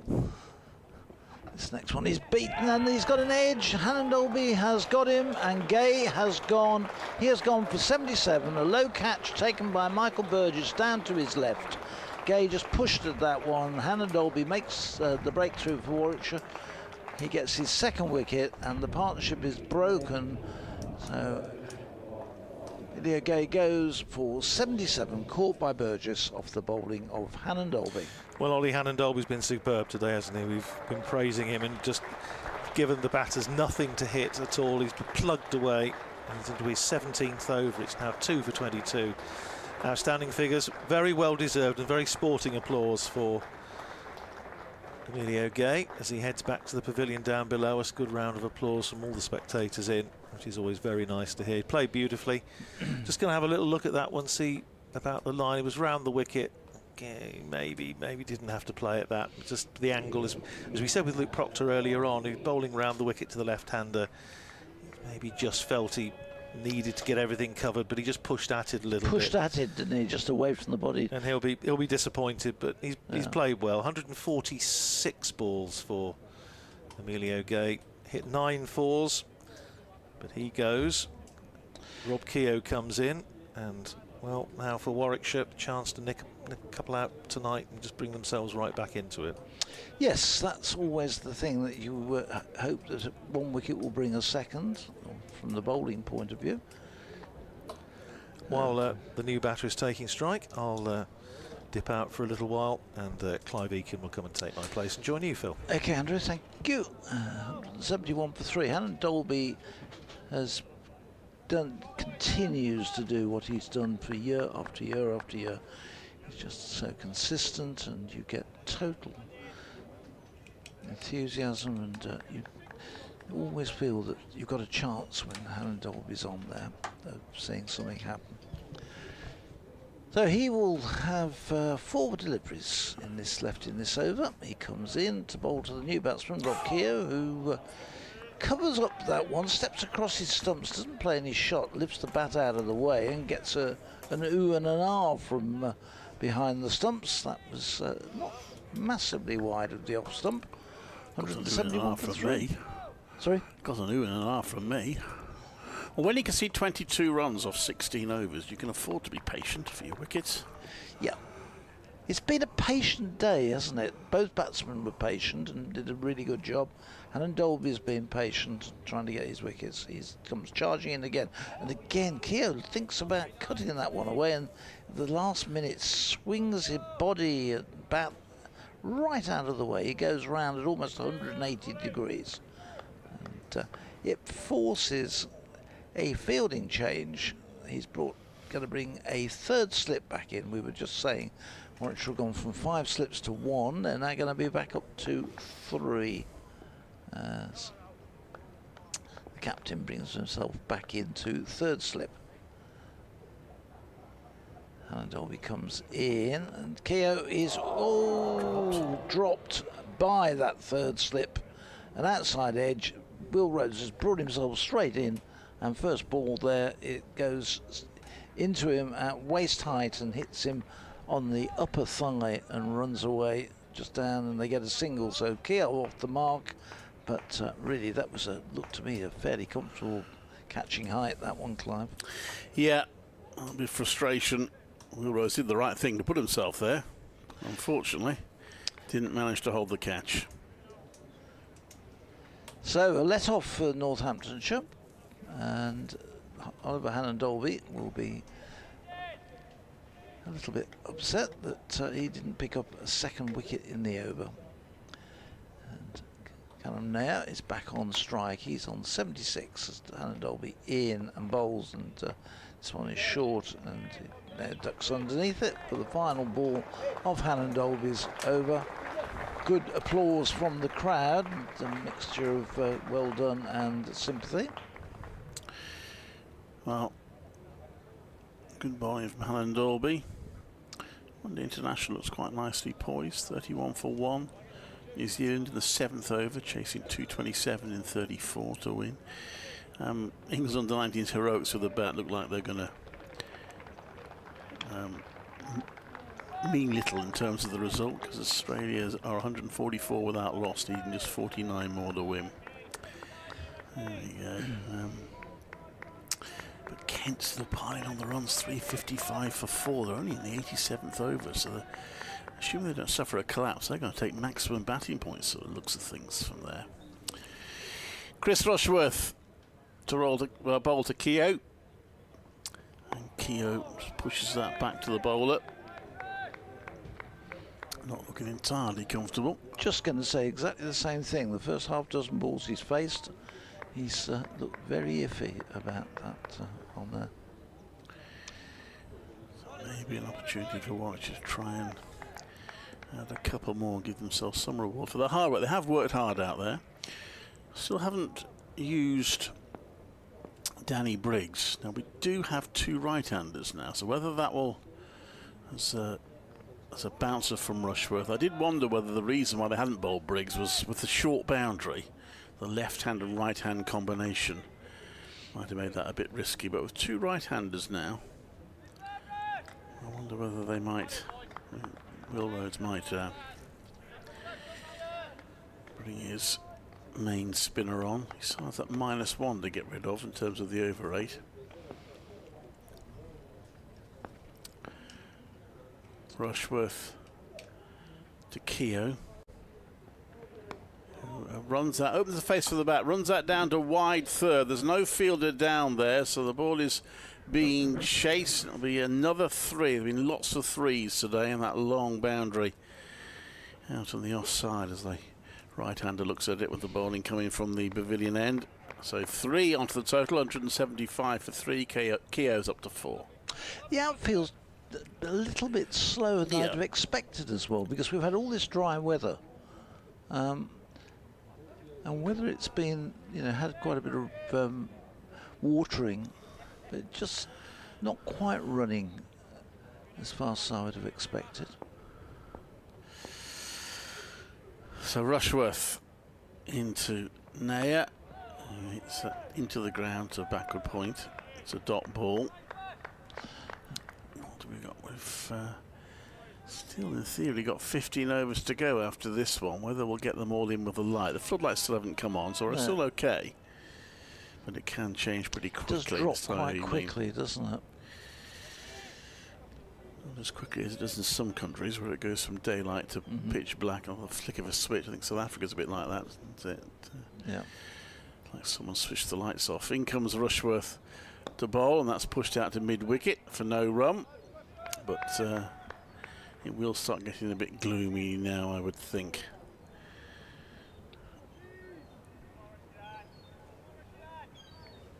Yeah, it happens the same way in Australia at certain times of the year. It changes very quickly.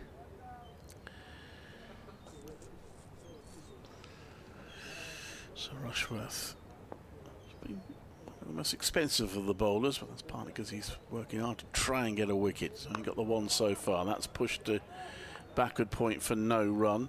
End of the over, 175 for 3. Northampton still well placed despite the loss of Emilio Gay for 77. But they want to make sure that they build on this hard work and get a formidable total on the board.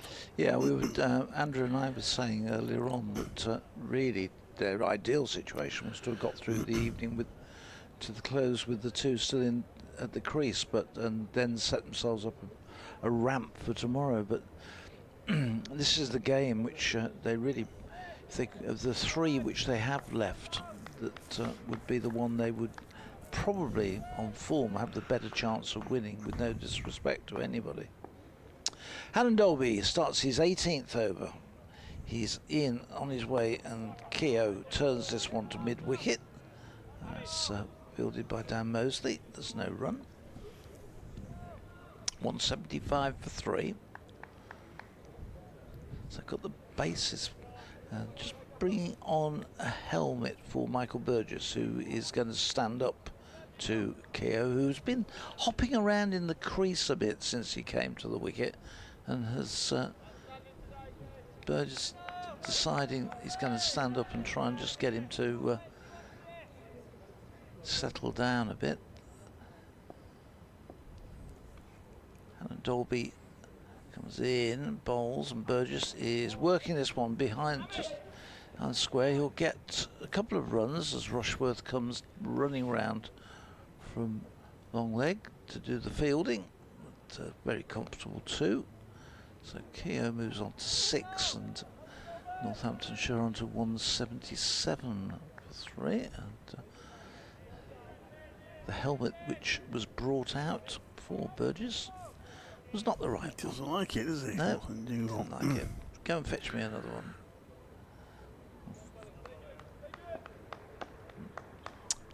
Hannon Dolby comes in. Keogh waits, and he's going to get more runs here again, forcing this away through the mid-wicket area. It's running away. Mosley's after it. He's going to get it just inside the ropes. Then Keogh was all set to come back for a 4th run. They got the 3, but Naya's put his arm up to say, no, no, no, not for me. I think if Naya had been alive to that, that could have been an all-run 4. Yeah. So 3 more, 180, and Keogh's quickly gone on to 9. Having survived that life, if the road's putting him down.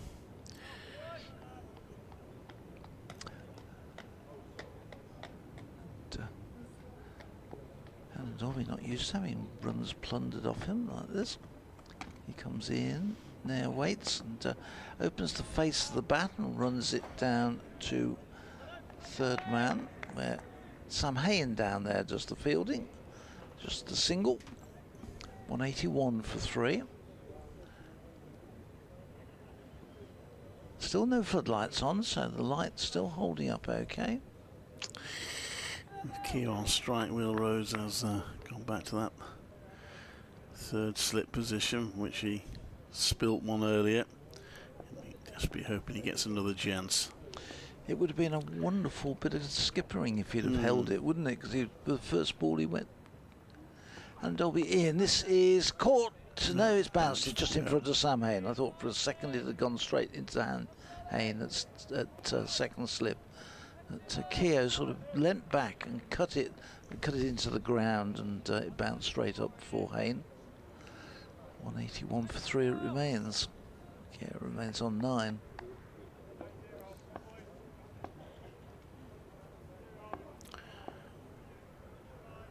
What you can hear is Keogh smacking his bat into his crease.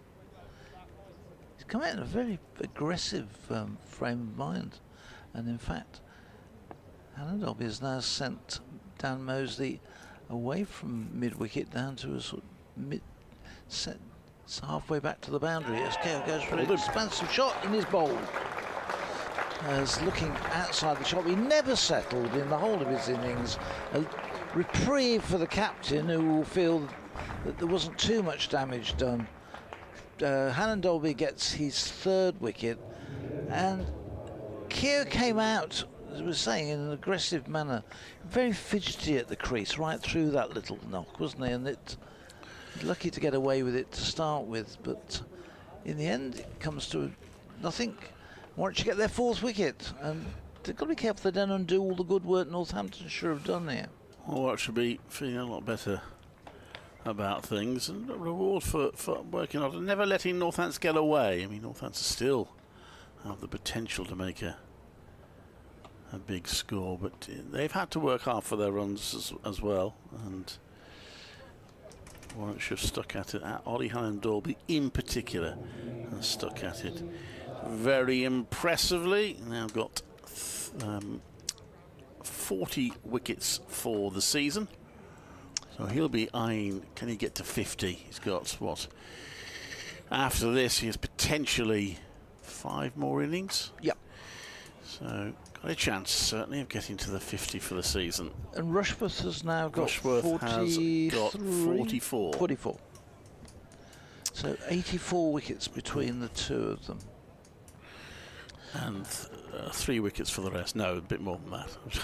But because they're barred to get a fifer against Surrey. But Hassan Ali got a few as well early on, of course. Yeah. He is still third in the wicket-taking list with 24. It's a huge proportion of the wickets Warwickshire have taken, though, isn't it, between Hannon Dolby and Rushworth. So Rushworth with Zaib now in.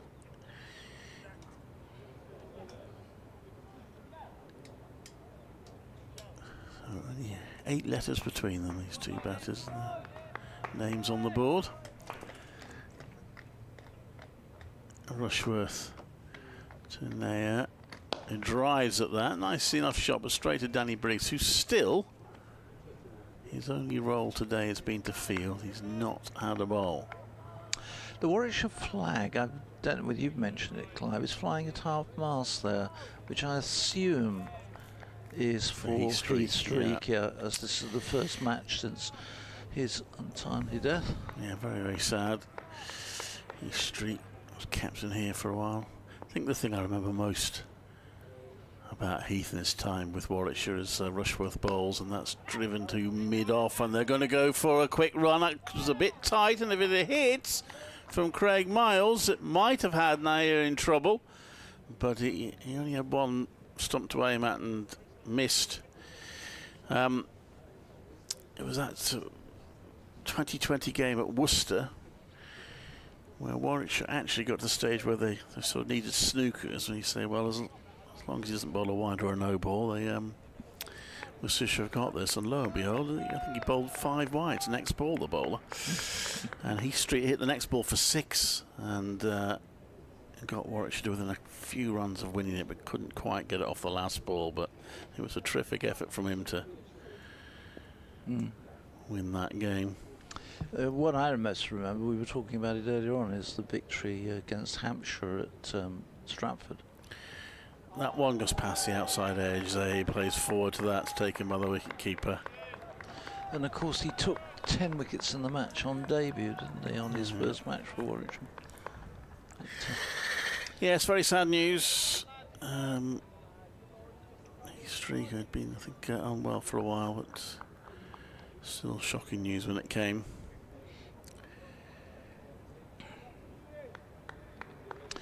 .182 for 4 in the 60th over. And Chris Rushworth into Zaeb, the new batter, who stretches slightly as he drives that, but straight to Ollie Hine-Dolby at mid-off. And there is no run. 3 slips in place. Warwickshire thinking, well, can we get one, maybe 2 more before the close? As Andrew's already pointed out, they will get a new ball about half an hour into tomorrow's play, assuming they want it, which I'm sure they will. So they might start thinking, well, maybe we can get Northants out for a manageable total after all. Rushworth to Zaeb round the wicket, and Zaeb defends that solidly into the offside.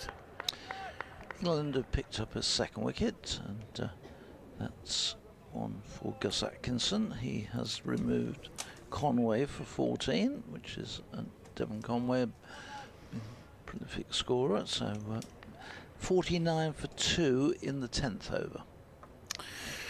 Briggs correct, and I had Rushworth on 43 wickets before today. Apparently it was 44, so he's now got 45. Okay. Rushworth in now, round the wicket to bowl, and that's gone past the outside edge forward defensive. There's no run. 182 for 4 at the end of the 60th over.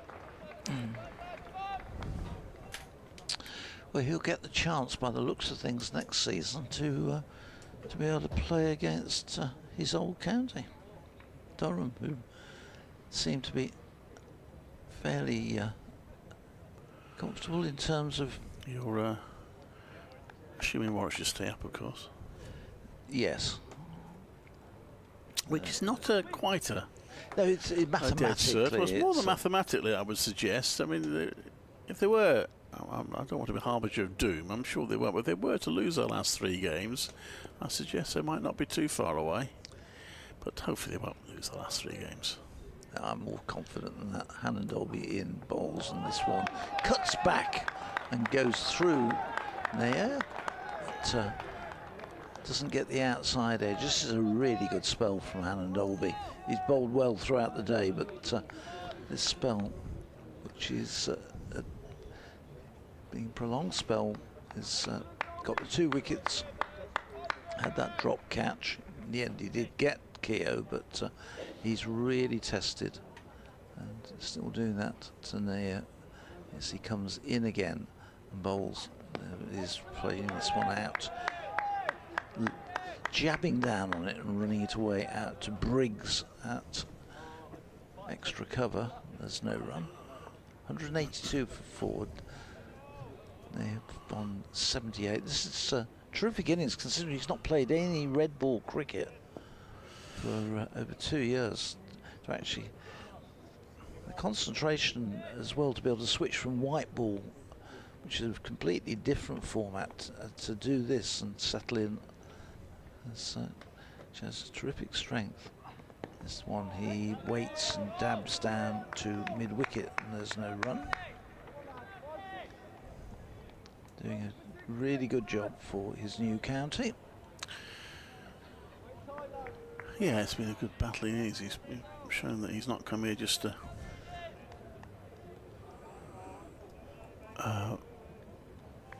he's coming to take this job seriously, clearly.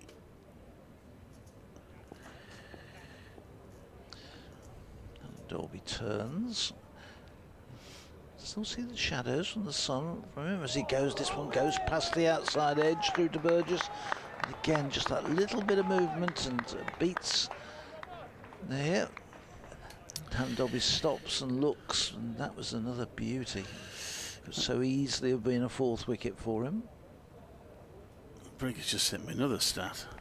It's a nice one. Apparently Ollie Hannah Dolby now needs 3 more wickets to reach 500 career wickets in all formats.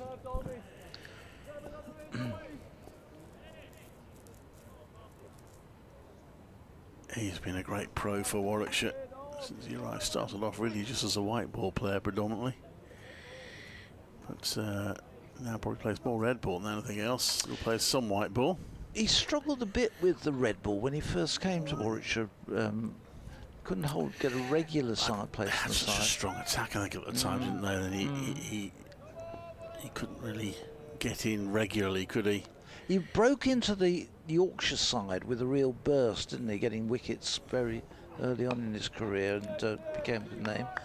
Then dropped out of the Yorkshire side. This next one is played away to Cover Point. Hayne does the fielding.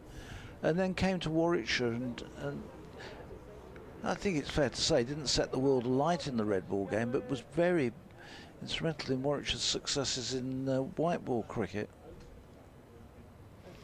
But over the last few years, he's really turned into an outstanding red ball bowler. And virtually doesn't play any white ball. This year he has a little, but hasn't played that much in recent years. And he comes again and bowls, and this is driven up to a deepish mid-on. End of another really good over from Ollie Hannah Dolby, who takes his cap and walks away a little bit weary. Look, 182 for 4. That's not been the biggest crowd today in the public areas, but those that have been here, most of them have stayed right through to now. 12 overs left of the day. As a reminder, we did lose a little bit of time. We started 15 minutes late this morning due to a bit of rain, and then that sort of frustrating light rain. Some argued that the rain was so light they could have played in it, but they didn't, and we ended up losing a total of 23 overs. That's on the basis, taking into account that they do get 8 back at the end of the day. Hopefully we'll get them all back. Rushworth bowls around the wicket. That's defended to point. There's no run. Can, of course, add half an hour to the remaining 2 days to get some more of the overs back if the weather allows. Or the next 2 days, I should say. You can't do it on the final day. And the game's moved slowly, but it has moved. Northant's trying to post a challenging total. Rushworth bowls, that's left. It's a tight looking lead by Zahib. Rob Yates' slip responds as if that must have brushed the paintwork of the stumps, but it didn't hit. Yes, that was not a lot of there for his to get wrong, wasn't there? It was cut back and shaved the off stump. Still not got a run on the board, Zaib. And Rushworth round the wicket bowls too. He rather stabs it at the batter and misses it. And Rushworth's causing him real problems here.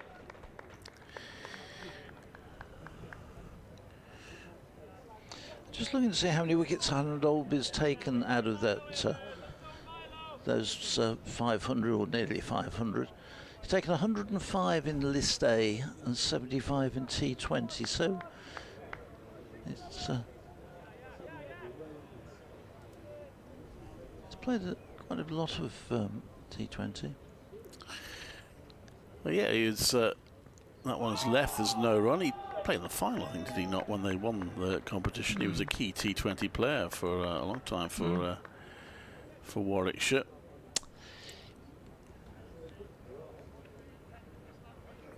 Umpire's just having a word with Rushworth, I think, about his follow through. That's the second time I think that's happened today. I don't think it's a formal warning. I don't think. He's turned and said something. It's not to the captain he's speaking to, so it's not a formal warning, I don't think. Just something that he may have to watch out for.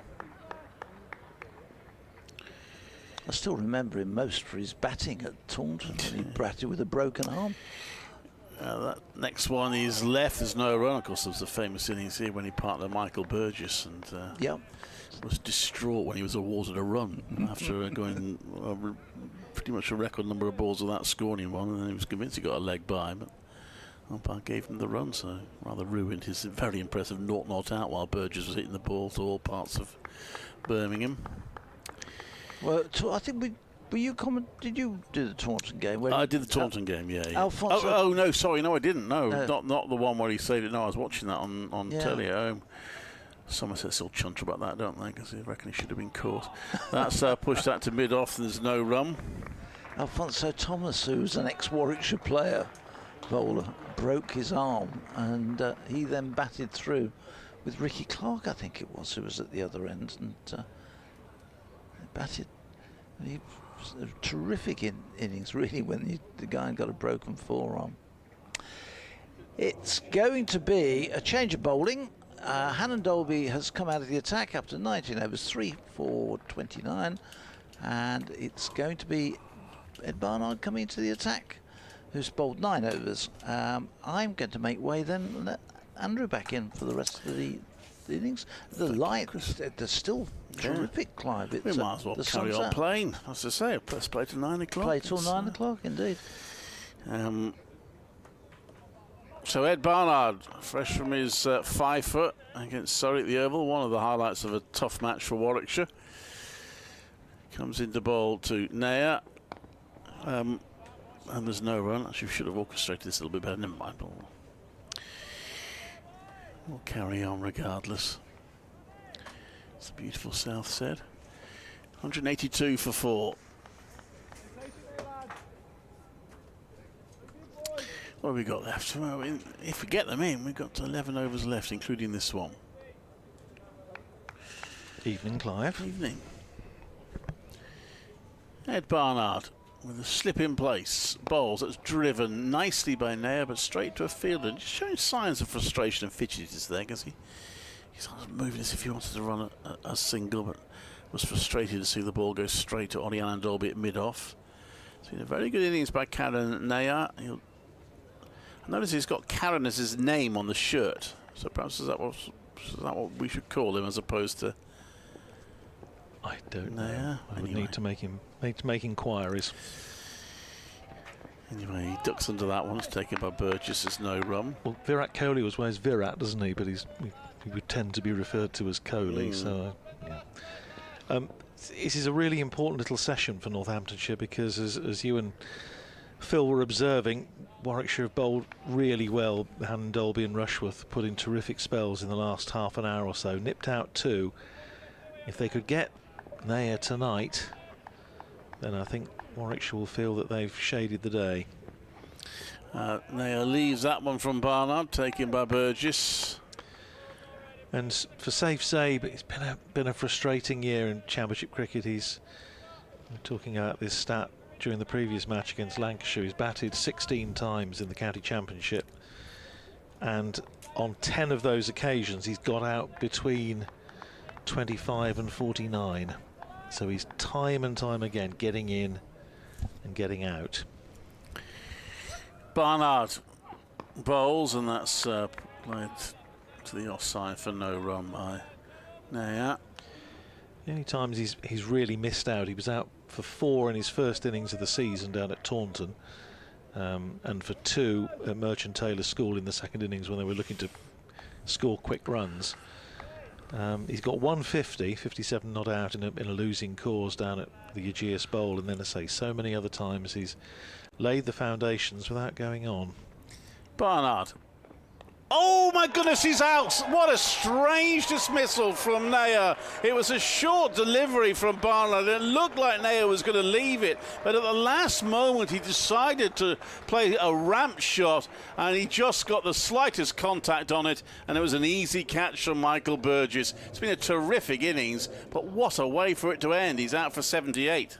Called it absolutely spot on, Clive, and we also said that if Warwickshire could nip Naya out tonight, they'll feel that they've shaded the day, and I think that's definitely what's happened, and that is just an extraordinary way for that innings to end. He goes for 78, again deserved applause from around the crowd, this very sporting crowd. It's always great to see Good cricket applauded by spectators wherever it tends to happen, and a very good hand for both Emilio Gay and for Karen Neer as they come off. He faced 177 balls and he hit a 6 and 10 fours, but rather gave it away there. And you think back, Clive, to that little passage of play when I think you and I were on, when they just decided that the short ball might be the way to go against Karen Neer. A couple of times against Craig Miles and against, I'm trying to think who it was bowling from the other end. I think it was it Ollie Hannon Dolby? Yeah. Dropped a couple short, and he didn't play Will Will Rhodes, Rhodes, wasn't it? It was Will yeah, Rhodes, yeah. that's right, of course, yes. And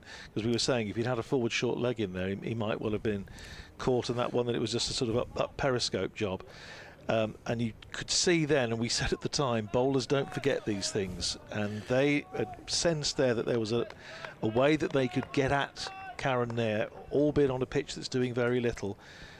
They went for the short ball, and it's paid dividends, and Neer has gone 182 for 5. He won't become the 6th batter to score, well, unless he gets one in the second innings, 6th batter to score a century in his first-class game for Northamptonshire. And here's Rushworth in bowls to Zabe and beats him outside the off stump. 2 batters on naught now, safe Zabe and Lewis McManus. Lewis McManus, who's had a tough old season with the bat in red ball cricket. He's averaging 12.66, and that's boosted by 27 and 24 in the previous game. He was averaging 10 going into the game against Lancashire. Fine players, just hasn't managed to get going at all this year, and now his side needs something from him. Here's Zabe, 3 slips in place. Rushworth bowls to Zabe, who's pushing that up to Briggs at mid-off, and there's no run. Bright sunshine now across probably, what, 2/3 of Edgbaston. The sun going down just to our left, and the shadow of the stand to our left just spreading across the ground. We're just going back to Neer, and he seemed to have dealt with that threat from the short ball by deciding not to, and it's quite a slow pitch, so it wasn't difficult for him really to evade those short balls, which is what he started doing. It almost seemed, we'll come back to that in a second, as Rushworth is in bowls to Zabe, who drives pleasantly up to mid-off, but there's no run. It almost seemed as though it was an afterthought, the stroke. It was almost as though he was just going to let it go, as he has done, as you say, pretty well over the last half an hour or so, and then he just I don't know, for some reason decided, perhaps saw there was no third man, thought it's a fair enough stroke, but as I say, it just seemed a slightly belated decision. Got little feather on it. He knew he'd gone, Warwickshire knew he'd gone, and so did the umpire. Full again goes Rushworth, driven by Zabe, but eludes the grasp of Rushworth, and he's going to get off the mark with a single. Good tumbling stop down there by Craig Miles, who's got a rather muddy backside for his pains, and his sunglasses have gone for a Burton, but he's okay. 1 run onto the total, 183 for 5, and Zabe is off the mark. And now, unlike earlier in the day, when those of us who love our airliners could hear but couldn't see the aeroplanes going into Birmingham International, now you can see them, which has made my evening.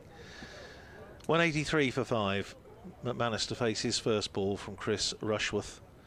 It's interesting, the stats you were saying. I've got him as 43 as well going into this match, having looked at a couple of sources, because I saw it was quoted as 44 somewhere else. Here's Rushworth in, outside the off stump, left alone by McManus, goes through to Michael Burgess. So if anyone, a specialist in Warwickshire stats, can perhaps enlighten us on this point, because certainly the 2 sources that I tend to use, the online sites that have got most of the stats up, they both have 43. Yeah, I probably use the same one as you. So whether sometimes some of the sites might miss a wicket, or the wicket might have been wrongly attributed to somebody. Yes. Well, that's happened. It's happened this year with a couple of catches I've noticed for Northamptonshire, that Lewis McManus's tally doesn't tally with mine. Here's Rushworth in, McManus is forward, plays it up to mid-on, and there's no run. End of the over, 183 for 5. McManus yet to get off the mark. Safe Zabe is 1. We have 9 overs to go. Still can't quite get over the excitement this season. I've been doing this job for a long time. It's the first time I think I've seen it where a T20 match, we in the commentary boxes could see that everybody got the score wrong, scorers included, scorers, players, everybody. It was the last ball of an innings, and it was given as a 2 because it was a near run out, but it was very clear. And when you stop to think about it, it was very obvious that they'd only actually... Because what happens, a batter had run most of the way down and then a run back again. Right. And they got a bit confused and thought it was 2 runs. And it never changed. I couldn't believe it. The score never changed. Didn't matter in the end. It's a delivery from Barnard's left. There's no run. Strange occurrence. I actually said it to Mark Robinson afterwards the match. He didn't realise. So if it goes to net run rate, you might want to get that changed. Yes. Well, it's unusual for both scorers not to have... Yeah. Well, I can understand how it happened. We yeah. had the benefit of the stream, so we were able to check. What surprised me was that no one in the dressing rooms or anywhere else sort of immediately pointed out, or even out on the field. But anyway, that one is left, and there's no run. 183 for 5. I suppose if it hadn't been the last ball of the innings, then someone might have spotted it out on the field beforehand. But anyway, the scorers probably would have spotted it because they'd have realised that the batters weren't aligned the right way. But because it was the last ball of the innings, it was missed. Anyway. I mean, I couldn't do Mel Smith's job for all the tea in China, just to make that really clear. No. Ed Barnard comes into bowl, and that's play back to him. There's no run. 183 for 5. No, I do the job quite frequently for my club, and it's difficult. I find it difficult enough doing it in the fairly the sort of relaxed atmosphere of Northamptonshire League cricket. So to do it in the sort of hectic atmosphere of a T20 match in the evening is something I wouldn't relish at all. In comes Barnard round the wicket to bowl. Let's take out the wicket, but I think the demand's on them as well. I think perhaps in the olden days, if the players or the coach staff asked the scorer for something, the scorer felt perfectly entitled to say, on your bike, I'm not doing that. Yeah. Whereas now, they're expected to produce all sorts of sheets and analysis, aren't they? But it's been doing it a long time, Mel. It's terrific. Started as an umpire in Northamptonshire, of course, Mel Smith. Round the wicket comes Barnard, and that's played to mid-on. There's no run. 183 for 5. Just to answer the query that we were talking about, Karun Naya, I've had a message from Northamptonshire. Thank you very much indeed for that, to say that when one name, it should be Karun. Ah, okay. So there we go. Thank you for that. Right, so that's clarified. For which many thanks. Barnard round the wicket to bowl, and that's 4 defensive goods. Pass about as outside edge to the wicketkeeper. There's no run. Something that crops up in football quite a lot and always troubles me a bit. A player that's known by a particular name, and then you see his other name on his shirt. You think, well, hang on a minute, does he want to be called that? But yes. Anyway. The other bit of news that I can impart, because we were talking about it earlier with our regular listener John Whiting, and him and his wife trying to work out how they could watch all 3 matches at once and eat their dinner. Well, he sent a photograph, and he hasn't made much progress on his dinner. He hasn't made much progress there, but it's a very, very good effort to have all 3 screens up. The one thing I would comment on that, having most ungallant probably to mention it with somebody else's meal, but where's the stuffing? Chicken and no stuffing. I'm sorry, that's not on.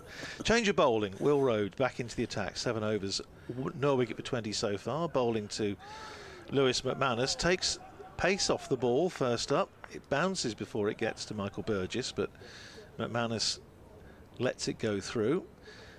So 7 overs to go after this one. It's going to be 6:30 if we get through, but I think there's every chance we might. Let's say it's just a question of the shadows spreading across the ground. The floodlights are not back on, but it is a lovely evening now. Let's be coming here thinking 10:30 start, nice early finish. Oh, well, no chance. No chance at all. You should know better, Clive. Schoolboy error. Here's Rhodes in bowls to McManus, turns it out to mid-wicket, and there's no run. Yes, it's the well-known law that we all know about, and if you think that something's going to finish early, then of course it never will. But it's been an interesting day's cricket, and I still think this is an important last 7 overs for both sides. If these two could see it through to the close for Northamptonshire, then OK, they've got a chance to go again in the morning. Here's Rhodes in again, bowls to McManus, who steers it down to backward point, and there's no run. But yeah, Warwick should be thinking 250. That would be a pretty good job if they could get them out for that. Northampton be thinking as far beyond 300 as possible, I guess. yeah, well, the batting to come. Tom Taylor, of course, genuine all-rounder in his last few games for Northamptonshire before he heads off to Worcestershire at the end of the season. Here's Rhodes, in bowls to McManus on leg stump, turned away out to mid-wicket. Think about a single, no ball called by umpire Bailey. First of the innings. It is the first of the innings. And it's by the skipper as well. First of the match, indeed. 185 for 5 with the 2 for the no ball. So Tom Taylor, who you would classify as an all-rounder, and then Simon Kerrigan, Jack White and Ben Sanderson. White's been batting ahead of Sanderson because Ben Sanderson fractured a bone in his wrist during the first 50-over cup match against Gloucestershire at Cheltenham, and has just been struggling a little bit to hold the bat as he would want to since then. So certainly during the previous match, Jack White batted ahead of him. Here's Rhodes in, bowls to McManus, who is off the mark, turning it down to Longley. Is he going to split the two fielders? Yes, it is. There are 2 men down there, and fine leg got a hand to it and just knocked it onto the rope. So it's 4 to McManus, and Northamptonshire to 189 for 5. I doubt whether Ben Sanderson will countenance it becoming a permanent arrangement for him to bat below Jack White, but that's where they are at the moment. So Kerrigan hasn't played Championship cricket so far this season. Here's Rhodes, in bowls to McManus, who's forward, plays it up to mid-on, where it's fielded there by Rushworth, and there's no run. So you feel that these two just need to build a partnership if Northamptonshire are going to get, well, the 4th batting point of the season. There may be, as I mentioned during the Lancashire match, there may be a pitch invasion if that happens. Or open top bus tour. well, see, absolutely. Now there's a thought. Start at Wantage Road, go down to the river. Very nice. Here's Rhodes, in bowls full again to McManus, who's across his stumps, plays it out to mid-wicket, and there is no run. End of the over, 189 for 5. McManus is 4, Zabe is 1, and 7 overs remaining in the day. Yeah. Well, I should love to get one more. Obviously, you get greedy. I mean, we said, I think when they got the 3rd, they get 2 more. Well, they've done that, but then you get greedy. You think, well, can we get another one? The 2, maybe. And Barnard will bowl to Zabe. It's an awkward time for these 2 new batters. With only 7 overs left in the day, by the time they play themselves in, they'll be leaving the field for the end of the day. So it's an awkward little spell for them here. Barnard bowls, and that's left by Zabe. Safe Zabe, and there is no run. I think talking about the Rachel Hayhoe Flint Trophy match, and Sunrisers have prevailed over Central Sparks. Sparks made 227 for 8. Sunrisers got them for 6 with 5 overs to spare. Ooh, that's a fairly comfortable win, isn't it? Barnard bowls, that's left, there's no run. And the matches went pretty much as we thought. South East Stars beat the Blaze by 107 runs, and Northern Diamonds beat Western Storm by 31 runs. That's a decent effort by Western Storm, trying to chase down 282 in 43 overs after rain, but they finished at 250 for 7.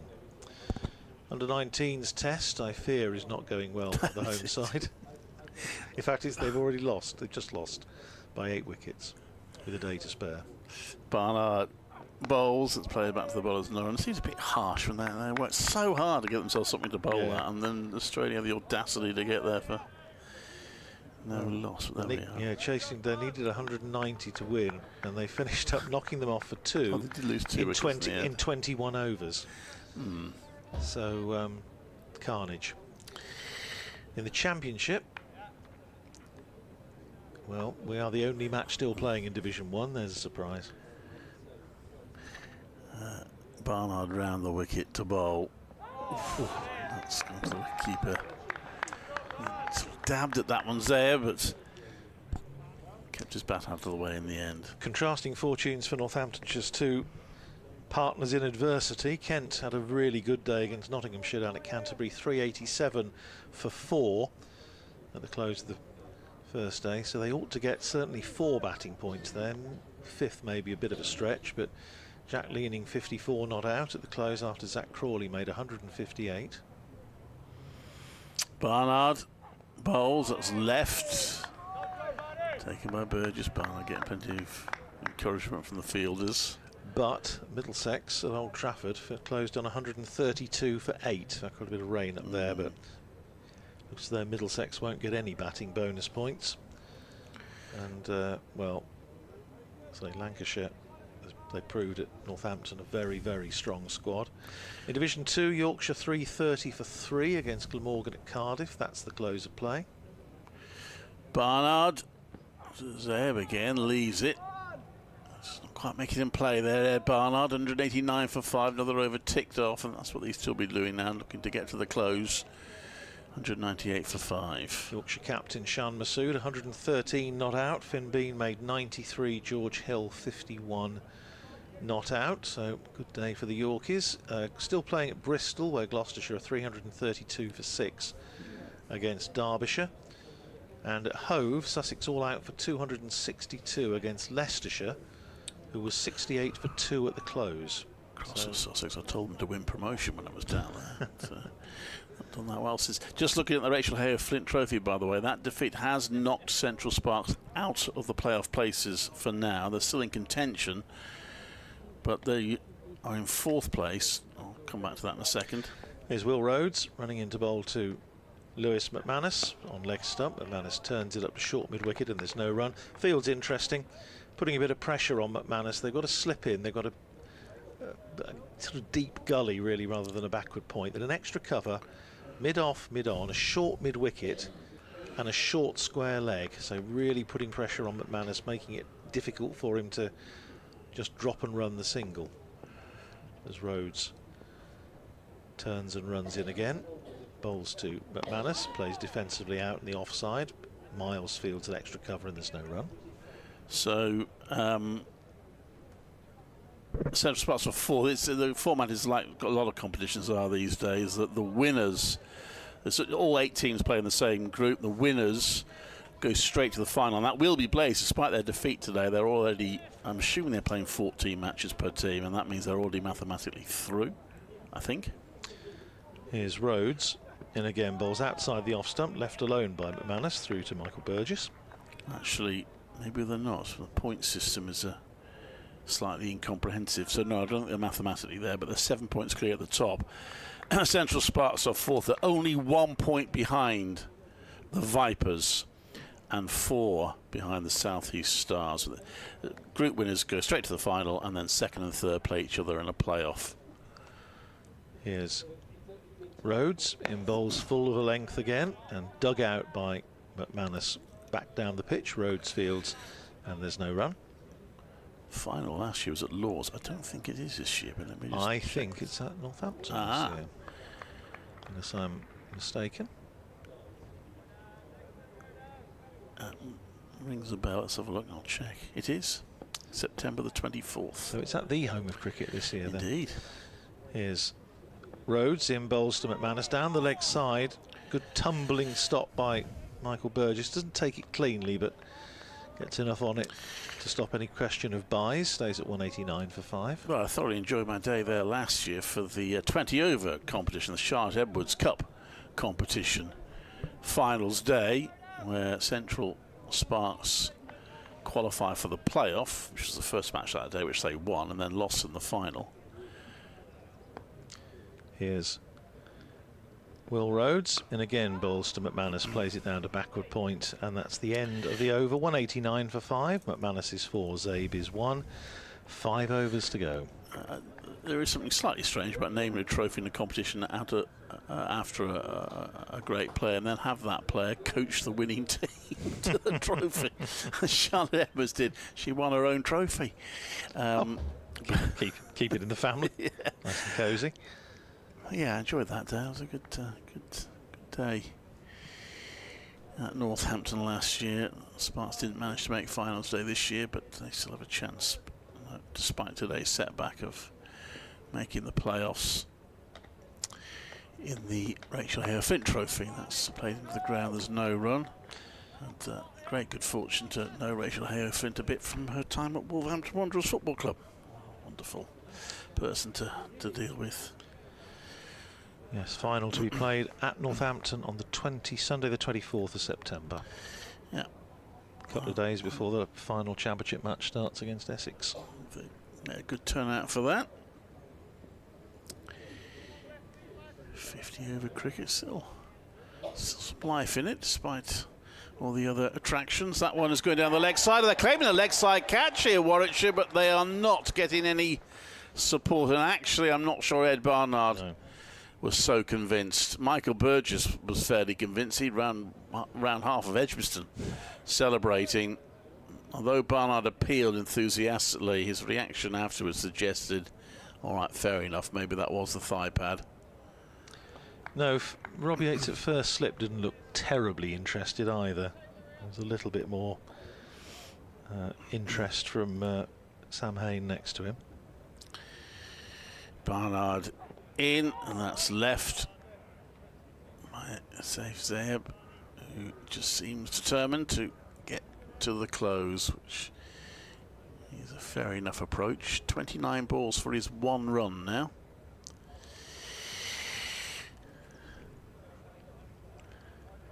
New Zealand at 83 for 3 in the 17th over against England. Almost halfway through the over, still got a bit of way to go, haven't they? 144 more runs to win in 17. This next one is defended solidly as Barnard came over the wicket there. Saif Zayeb defends that. And Northamptonshire listeners were pleased to hear that David Willey picked up the first wicket, Finn Allen for naught, and then ran out Will Young, who of course played for Northamptonshire last season, but run out for 33. Mitchell and Latham in now, 83 for 3. Hopefully when he did that, he said to Will Young, you better leave right now. Took me 2 days to get that in the match once because he batted for so long. I was waiting. Yes. This next one is played on the leg side for a single by Zayeb. He's on to 190 for 5. He got 100 here last year, didn't he? He did. It was actually against Durham when he batted for a week and a half against Warwickshire a couple of years ago. So he and Ricardo Vasconcelos both got hundreds last year, put on a big opening partnership for Northamptonshire in that otherwise, it must be said, eminently forgettable encounter. Apart from, I'm sure Sam Hain remembers it fondly for a double 100 and played very well, you would imagine, but as a contest, it left a bit to be desired. Danny Briggs has just limbered up. He might finally, with 4 overs left of the day. It's 12. Gonna go. Barnard into bowl, and that's defended. There's no run. I always think at this time, if the spinner comes on and takes 2 wickets his first over, you can either say, well, why didn't the captain bring him on earlier? To which the captain might say, no, probably exactly the right time, the time that he's going to take wickets. Well, it's rather like when Luke Wells, in the Northamptonshire's match against Lancashire last week at Wantage Road, they were 5 down and, it was almost certain to go down fairly heavily going into the last day. And Luke Wells hadn't bowled, and we've been saying on commentary, maybe they missed a trick not getting him on, so he bowled him in the start of the final day's play, took the last 5 wickets. Which, as Northamptonshire went down to their 5th innings defeat of the season, which including a fantastic caught and bowled to get Tom Taylor, who hit it really hard, and wonderful catch by Luke Wells. Well, it is going to be the spin of Danny Briggs, pride of the Isle of Wight. Come on and bowl to Saif Zayeb, the left-hander, so a slip and a leg slip. Briggs is going to bowl over the wicket to the left-handed Zayeb. Apart from the close catches they have, man sweeping on the cover boundary, extra cover, mid-off, mid-on, mid-wicket, deep square just in front, and a man just behind square saving 1 as Briggs is in bowls, and Zayeb playing that on the back foot out into the offside, and there's no run. Shadows getting quite long now. I think we're going to be all right, but shadows are quite long and narrow now. Briggs in, bowls, and driven by Saif Zayeb up to Rob Yates, who finds himself not in slip for once, but at extra cover. Briggs in again, bowls to Zabe, who on drives up to mid-on, where Ollie Hannon Dolby fields, and there's no run. Again, this beautiful light, isn't it, just bathing the city of Birmingham in front of us as the sun goes down. Briggs in again, bowls outside the off stump, and that's a good leave by Safe Zabe. It's a good leave because it didn't bowl him, but it didn't miss the stumps by very much. A tight leave, I think it's probably best to describe that.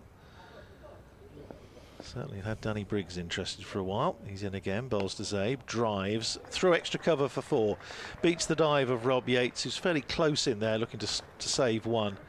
And once it had gone past him, it was going to race away for 4. So a boundary for Safe Zabe. He goes to 6, and Northamptonshire to 194 for 5.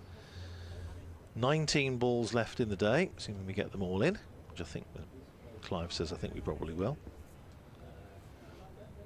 Here's Briggs to finish his first over, bowling to Zabe, pushes forward, runs down behind square on the leg side, no run, end of the over. 194 for 5, Zabe is 6, McManus is 4, and we have 3 overs left in the day's play. Northamptonshire 56 runs away from a 4th batting bonus point, not of the innings, but of the season. How many runs did you say? 56. 56, sorry, yes. I can't quite get used to the 250 for the first batting bonus. It does seem quite harsh. Neither, it seems, can Northamptonshire this year. A lot of runs now to get a batting bonus point. Now, you need 3 wickets to get a bowling one. I suppose that would address the balance, because the bowlers always say that the batters get all the favours. Barnard, right arm over, bowls, and that's play back to him. There's no run. 194 for 5. Northamptonshire, so 2 wickets in the morning session, both early on. Hassan Azad, rather loose shot caught by Craig Miles off Chris Rushworth for 1, then Luke Proctor edging low to Sam Hain at slip off Ollie Handleby for 5. That was 24 for 2. Northants got to lunch 71 for 2. He did start 15 minutes late. Barnard comes into bowl. That's driven, and that's a nice shot. That's going to go all the way. Brathwaite's given that one up. Nicely timed shot from McManus. A couple of boundaries towards the end of the day here have pushed Northants on. 198 for 5. He lost 3 wickets for 11 runs when the last wicket fell, so 18 have been added since then. No wickets between lunch and tea. We didn't have much cricket between lunch and tea due to rain. And then after tea, Northants continued to slowly but surely accumulate until they finally lost Emilio Gay. As in comes Barnard, that's left, there's no run. I do want to keep breaking into Orchestral Manoeuvres in the Dark song when I mentioned Emilio Gay, but anyway, he was caught behind off Ollie Hannon Dolby for 77. 171 for 3. Rob Keogh, having survived a chance, dropped at 3rd slip. Will Rhodes was bowled by Ollie Hannon Dolby for 9. And then Karun Nair, trying to play some sort of ramp shot, was caught behind off a short ball by Burgess of Barnard for 78. But these two have just pushed it back on again a bit. Barnard bowls, and that's edged. And I don't think that carried to Sam Hain. He stops it, but there's no reaction at all from the fielders, so I think that must have bounced short. Yes, it did. Well short. Yeah. Good stop, actually. Diving away to his right, probably saved 4. There's the 3rd man down there, so it probably saved 1.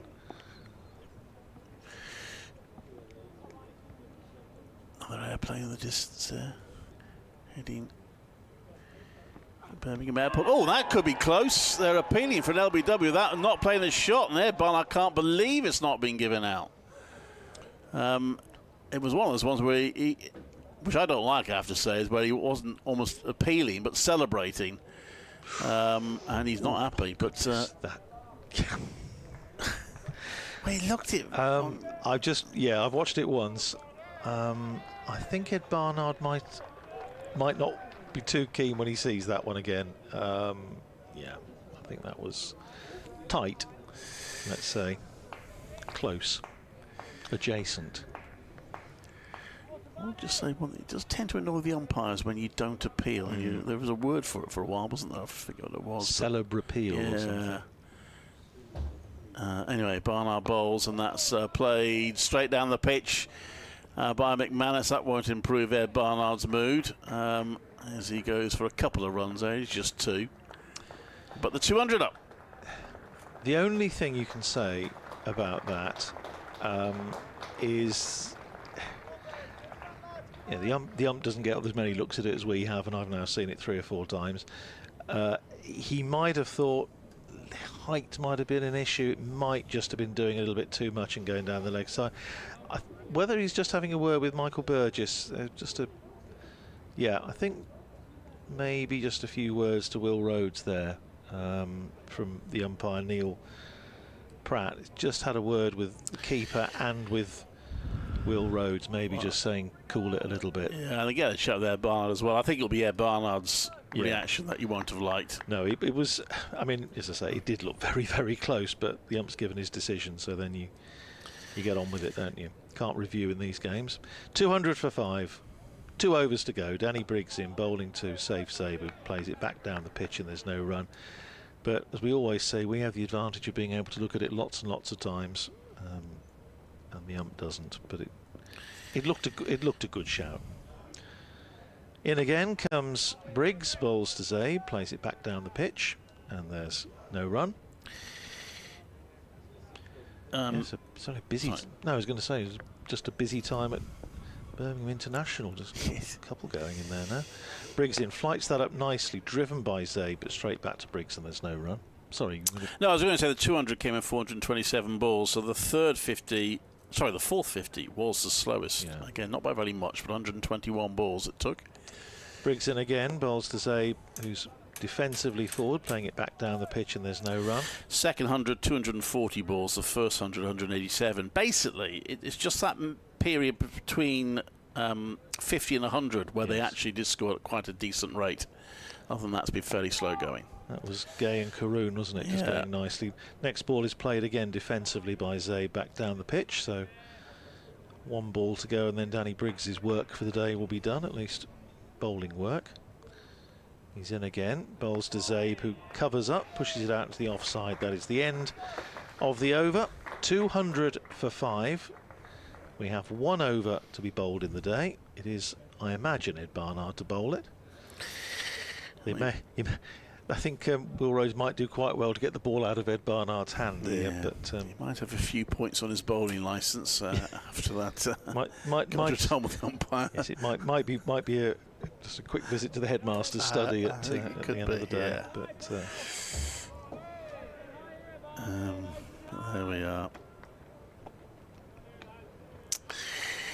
So 200 for 5. And I guess if they get through this over, even day. Maybe slightly favouring Northampton. That's left. There's no run. I don't know. I think Warwickshire. My sense is Warwickshire will be slightly the happier of the two, particularly looking at 171 for 2. And I know that there's been a little bit of a rally from these two, and they've dug in and done a good job for the side. But I do think that Warwickshire will just feel that they've maybe just shaded it after what's happened in this last session. Well, the good news for Tom Taylor is he won't have to come in today now, because this is the last over, so if a wicket falls we go off, and McManus trying to get his bat out of the way of that one, hit his bat and roll out to the slip cordon. Ed Barnard looks as if, well, I know he's not going to be the person I have to interview at the end of the day. I think I'm quite relieved about that at the moment, because I don't think he's ticking a little bit. Ticking a little bit, yeah. Did look on at the time like it was one of those ones where, because he's not played his shot, also it tends to go against the bat. If he's not played his shot, they tend to get less of the benefit of the doubt. But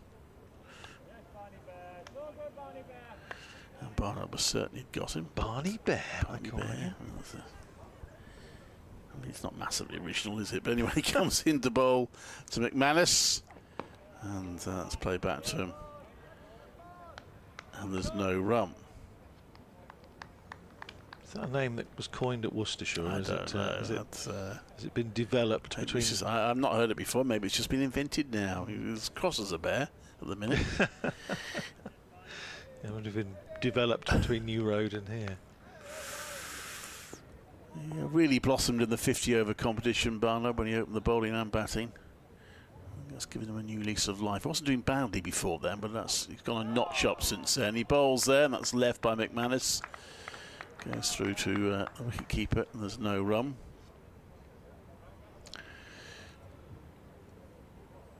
So 2 more balls for McManus to negotiate. And Barnard will need to get it to the stumps, and if he hits the pads, I expect he'll turn around and say, "Umpire, would you be so kind as to rule on whether that's out or not?" Be Sergeant Wilson appeal, would you? Yes. Would you mind awfully? Comes in now to bowl to McManus. Oh, he leaves that one, and that misses the stumps. Last ball of the over coming up for Ed Barnard.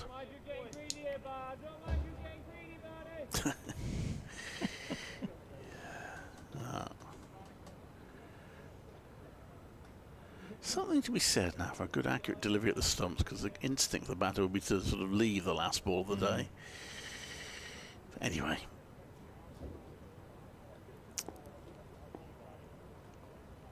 So we've ended up getting a decent amount of cricket in, 73 overs. Last 23. Hopefully we'll get some of those back in the next couple of days. Barnard bowls, and it is an accurate delivery, but it's defended well by McManus, who finishes 10 not out, saves Ed 6 not out. Ed Barnard standing there, both hands on hips. Take the cap gently from the umpire now, Ed, which he does. And that is the end of the day. Interesting day, fluctuating day. 78 from Karun Nair, 77 from Emilio Gay. 3 wickets to Ollie Hannon-Dalby, and at the end of it all, Northamptonshire, put in by Warwickshire, are 200 for 5 after 73 overs. Ollie Hannon-Dalby superb with the ball today, 19 overs, 7 maidens, 3 for 29. Chris Rushworth, 1 for 57 off 16. Craig Miles, no wicket for 36 off 12. Ed Barnard, 15 overs, 1 for 36. Will Rhodes, 9 overs, no wicket for 26, and just 2 overs from Danny Briggs before the close for 4. 200 for 5. Interestingly poised, I think we say of that day, Clive, and you know it's been slightly disjointed, but that's nobody's fault. That's the weather, and we come back tomorrow, and Northamptonshire will be looking, as you say, to try and get up certainly past 300 and get a couple of batting bonus points, which for Northamptonshire this year have been rare as the proverbial hen's teeth. Excellent, thank you very much, Steve, for being with us. I would say that you might find some other cricket elsewhere. The one day international's still going, isn't it? So you can find that on the website. But we'll be back tomorrow from 10:30, weather permitting, and we look forward to it. Thank you very much, Steve, for being with us today. The close of play there, Northamptonshire 200 for 5 after 73 overs.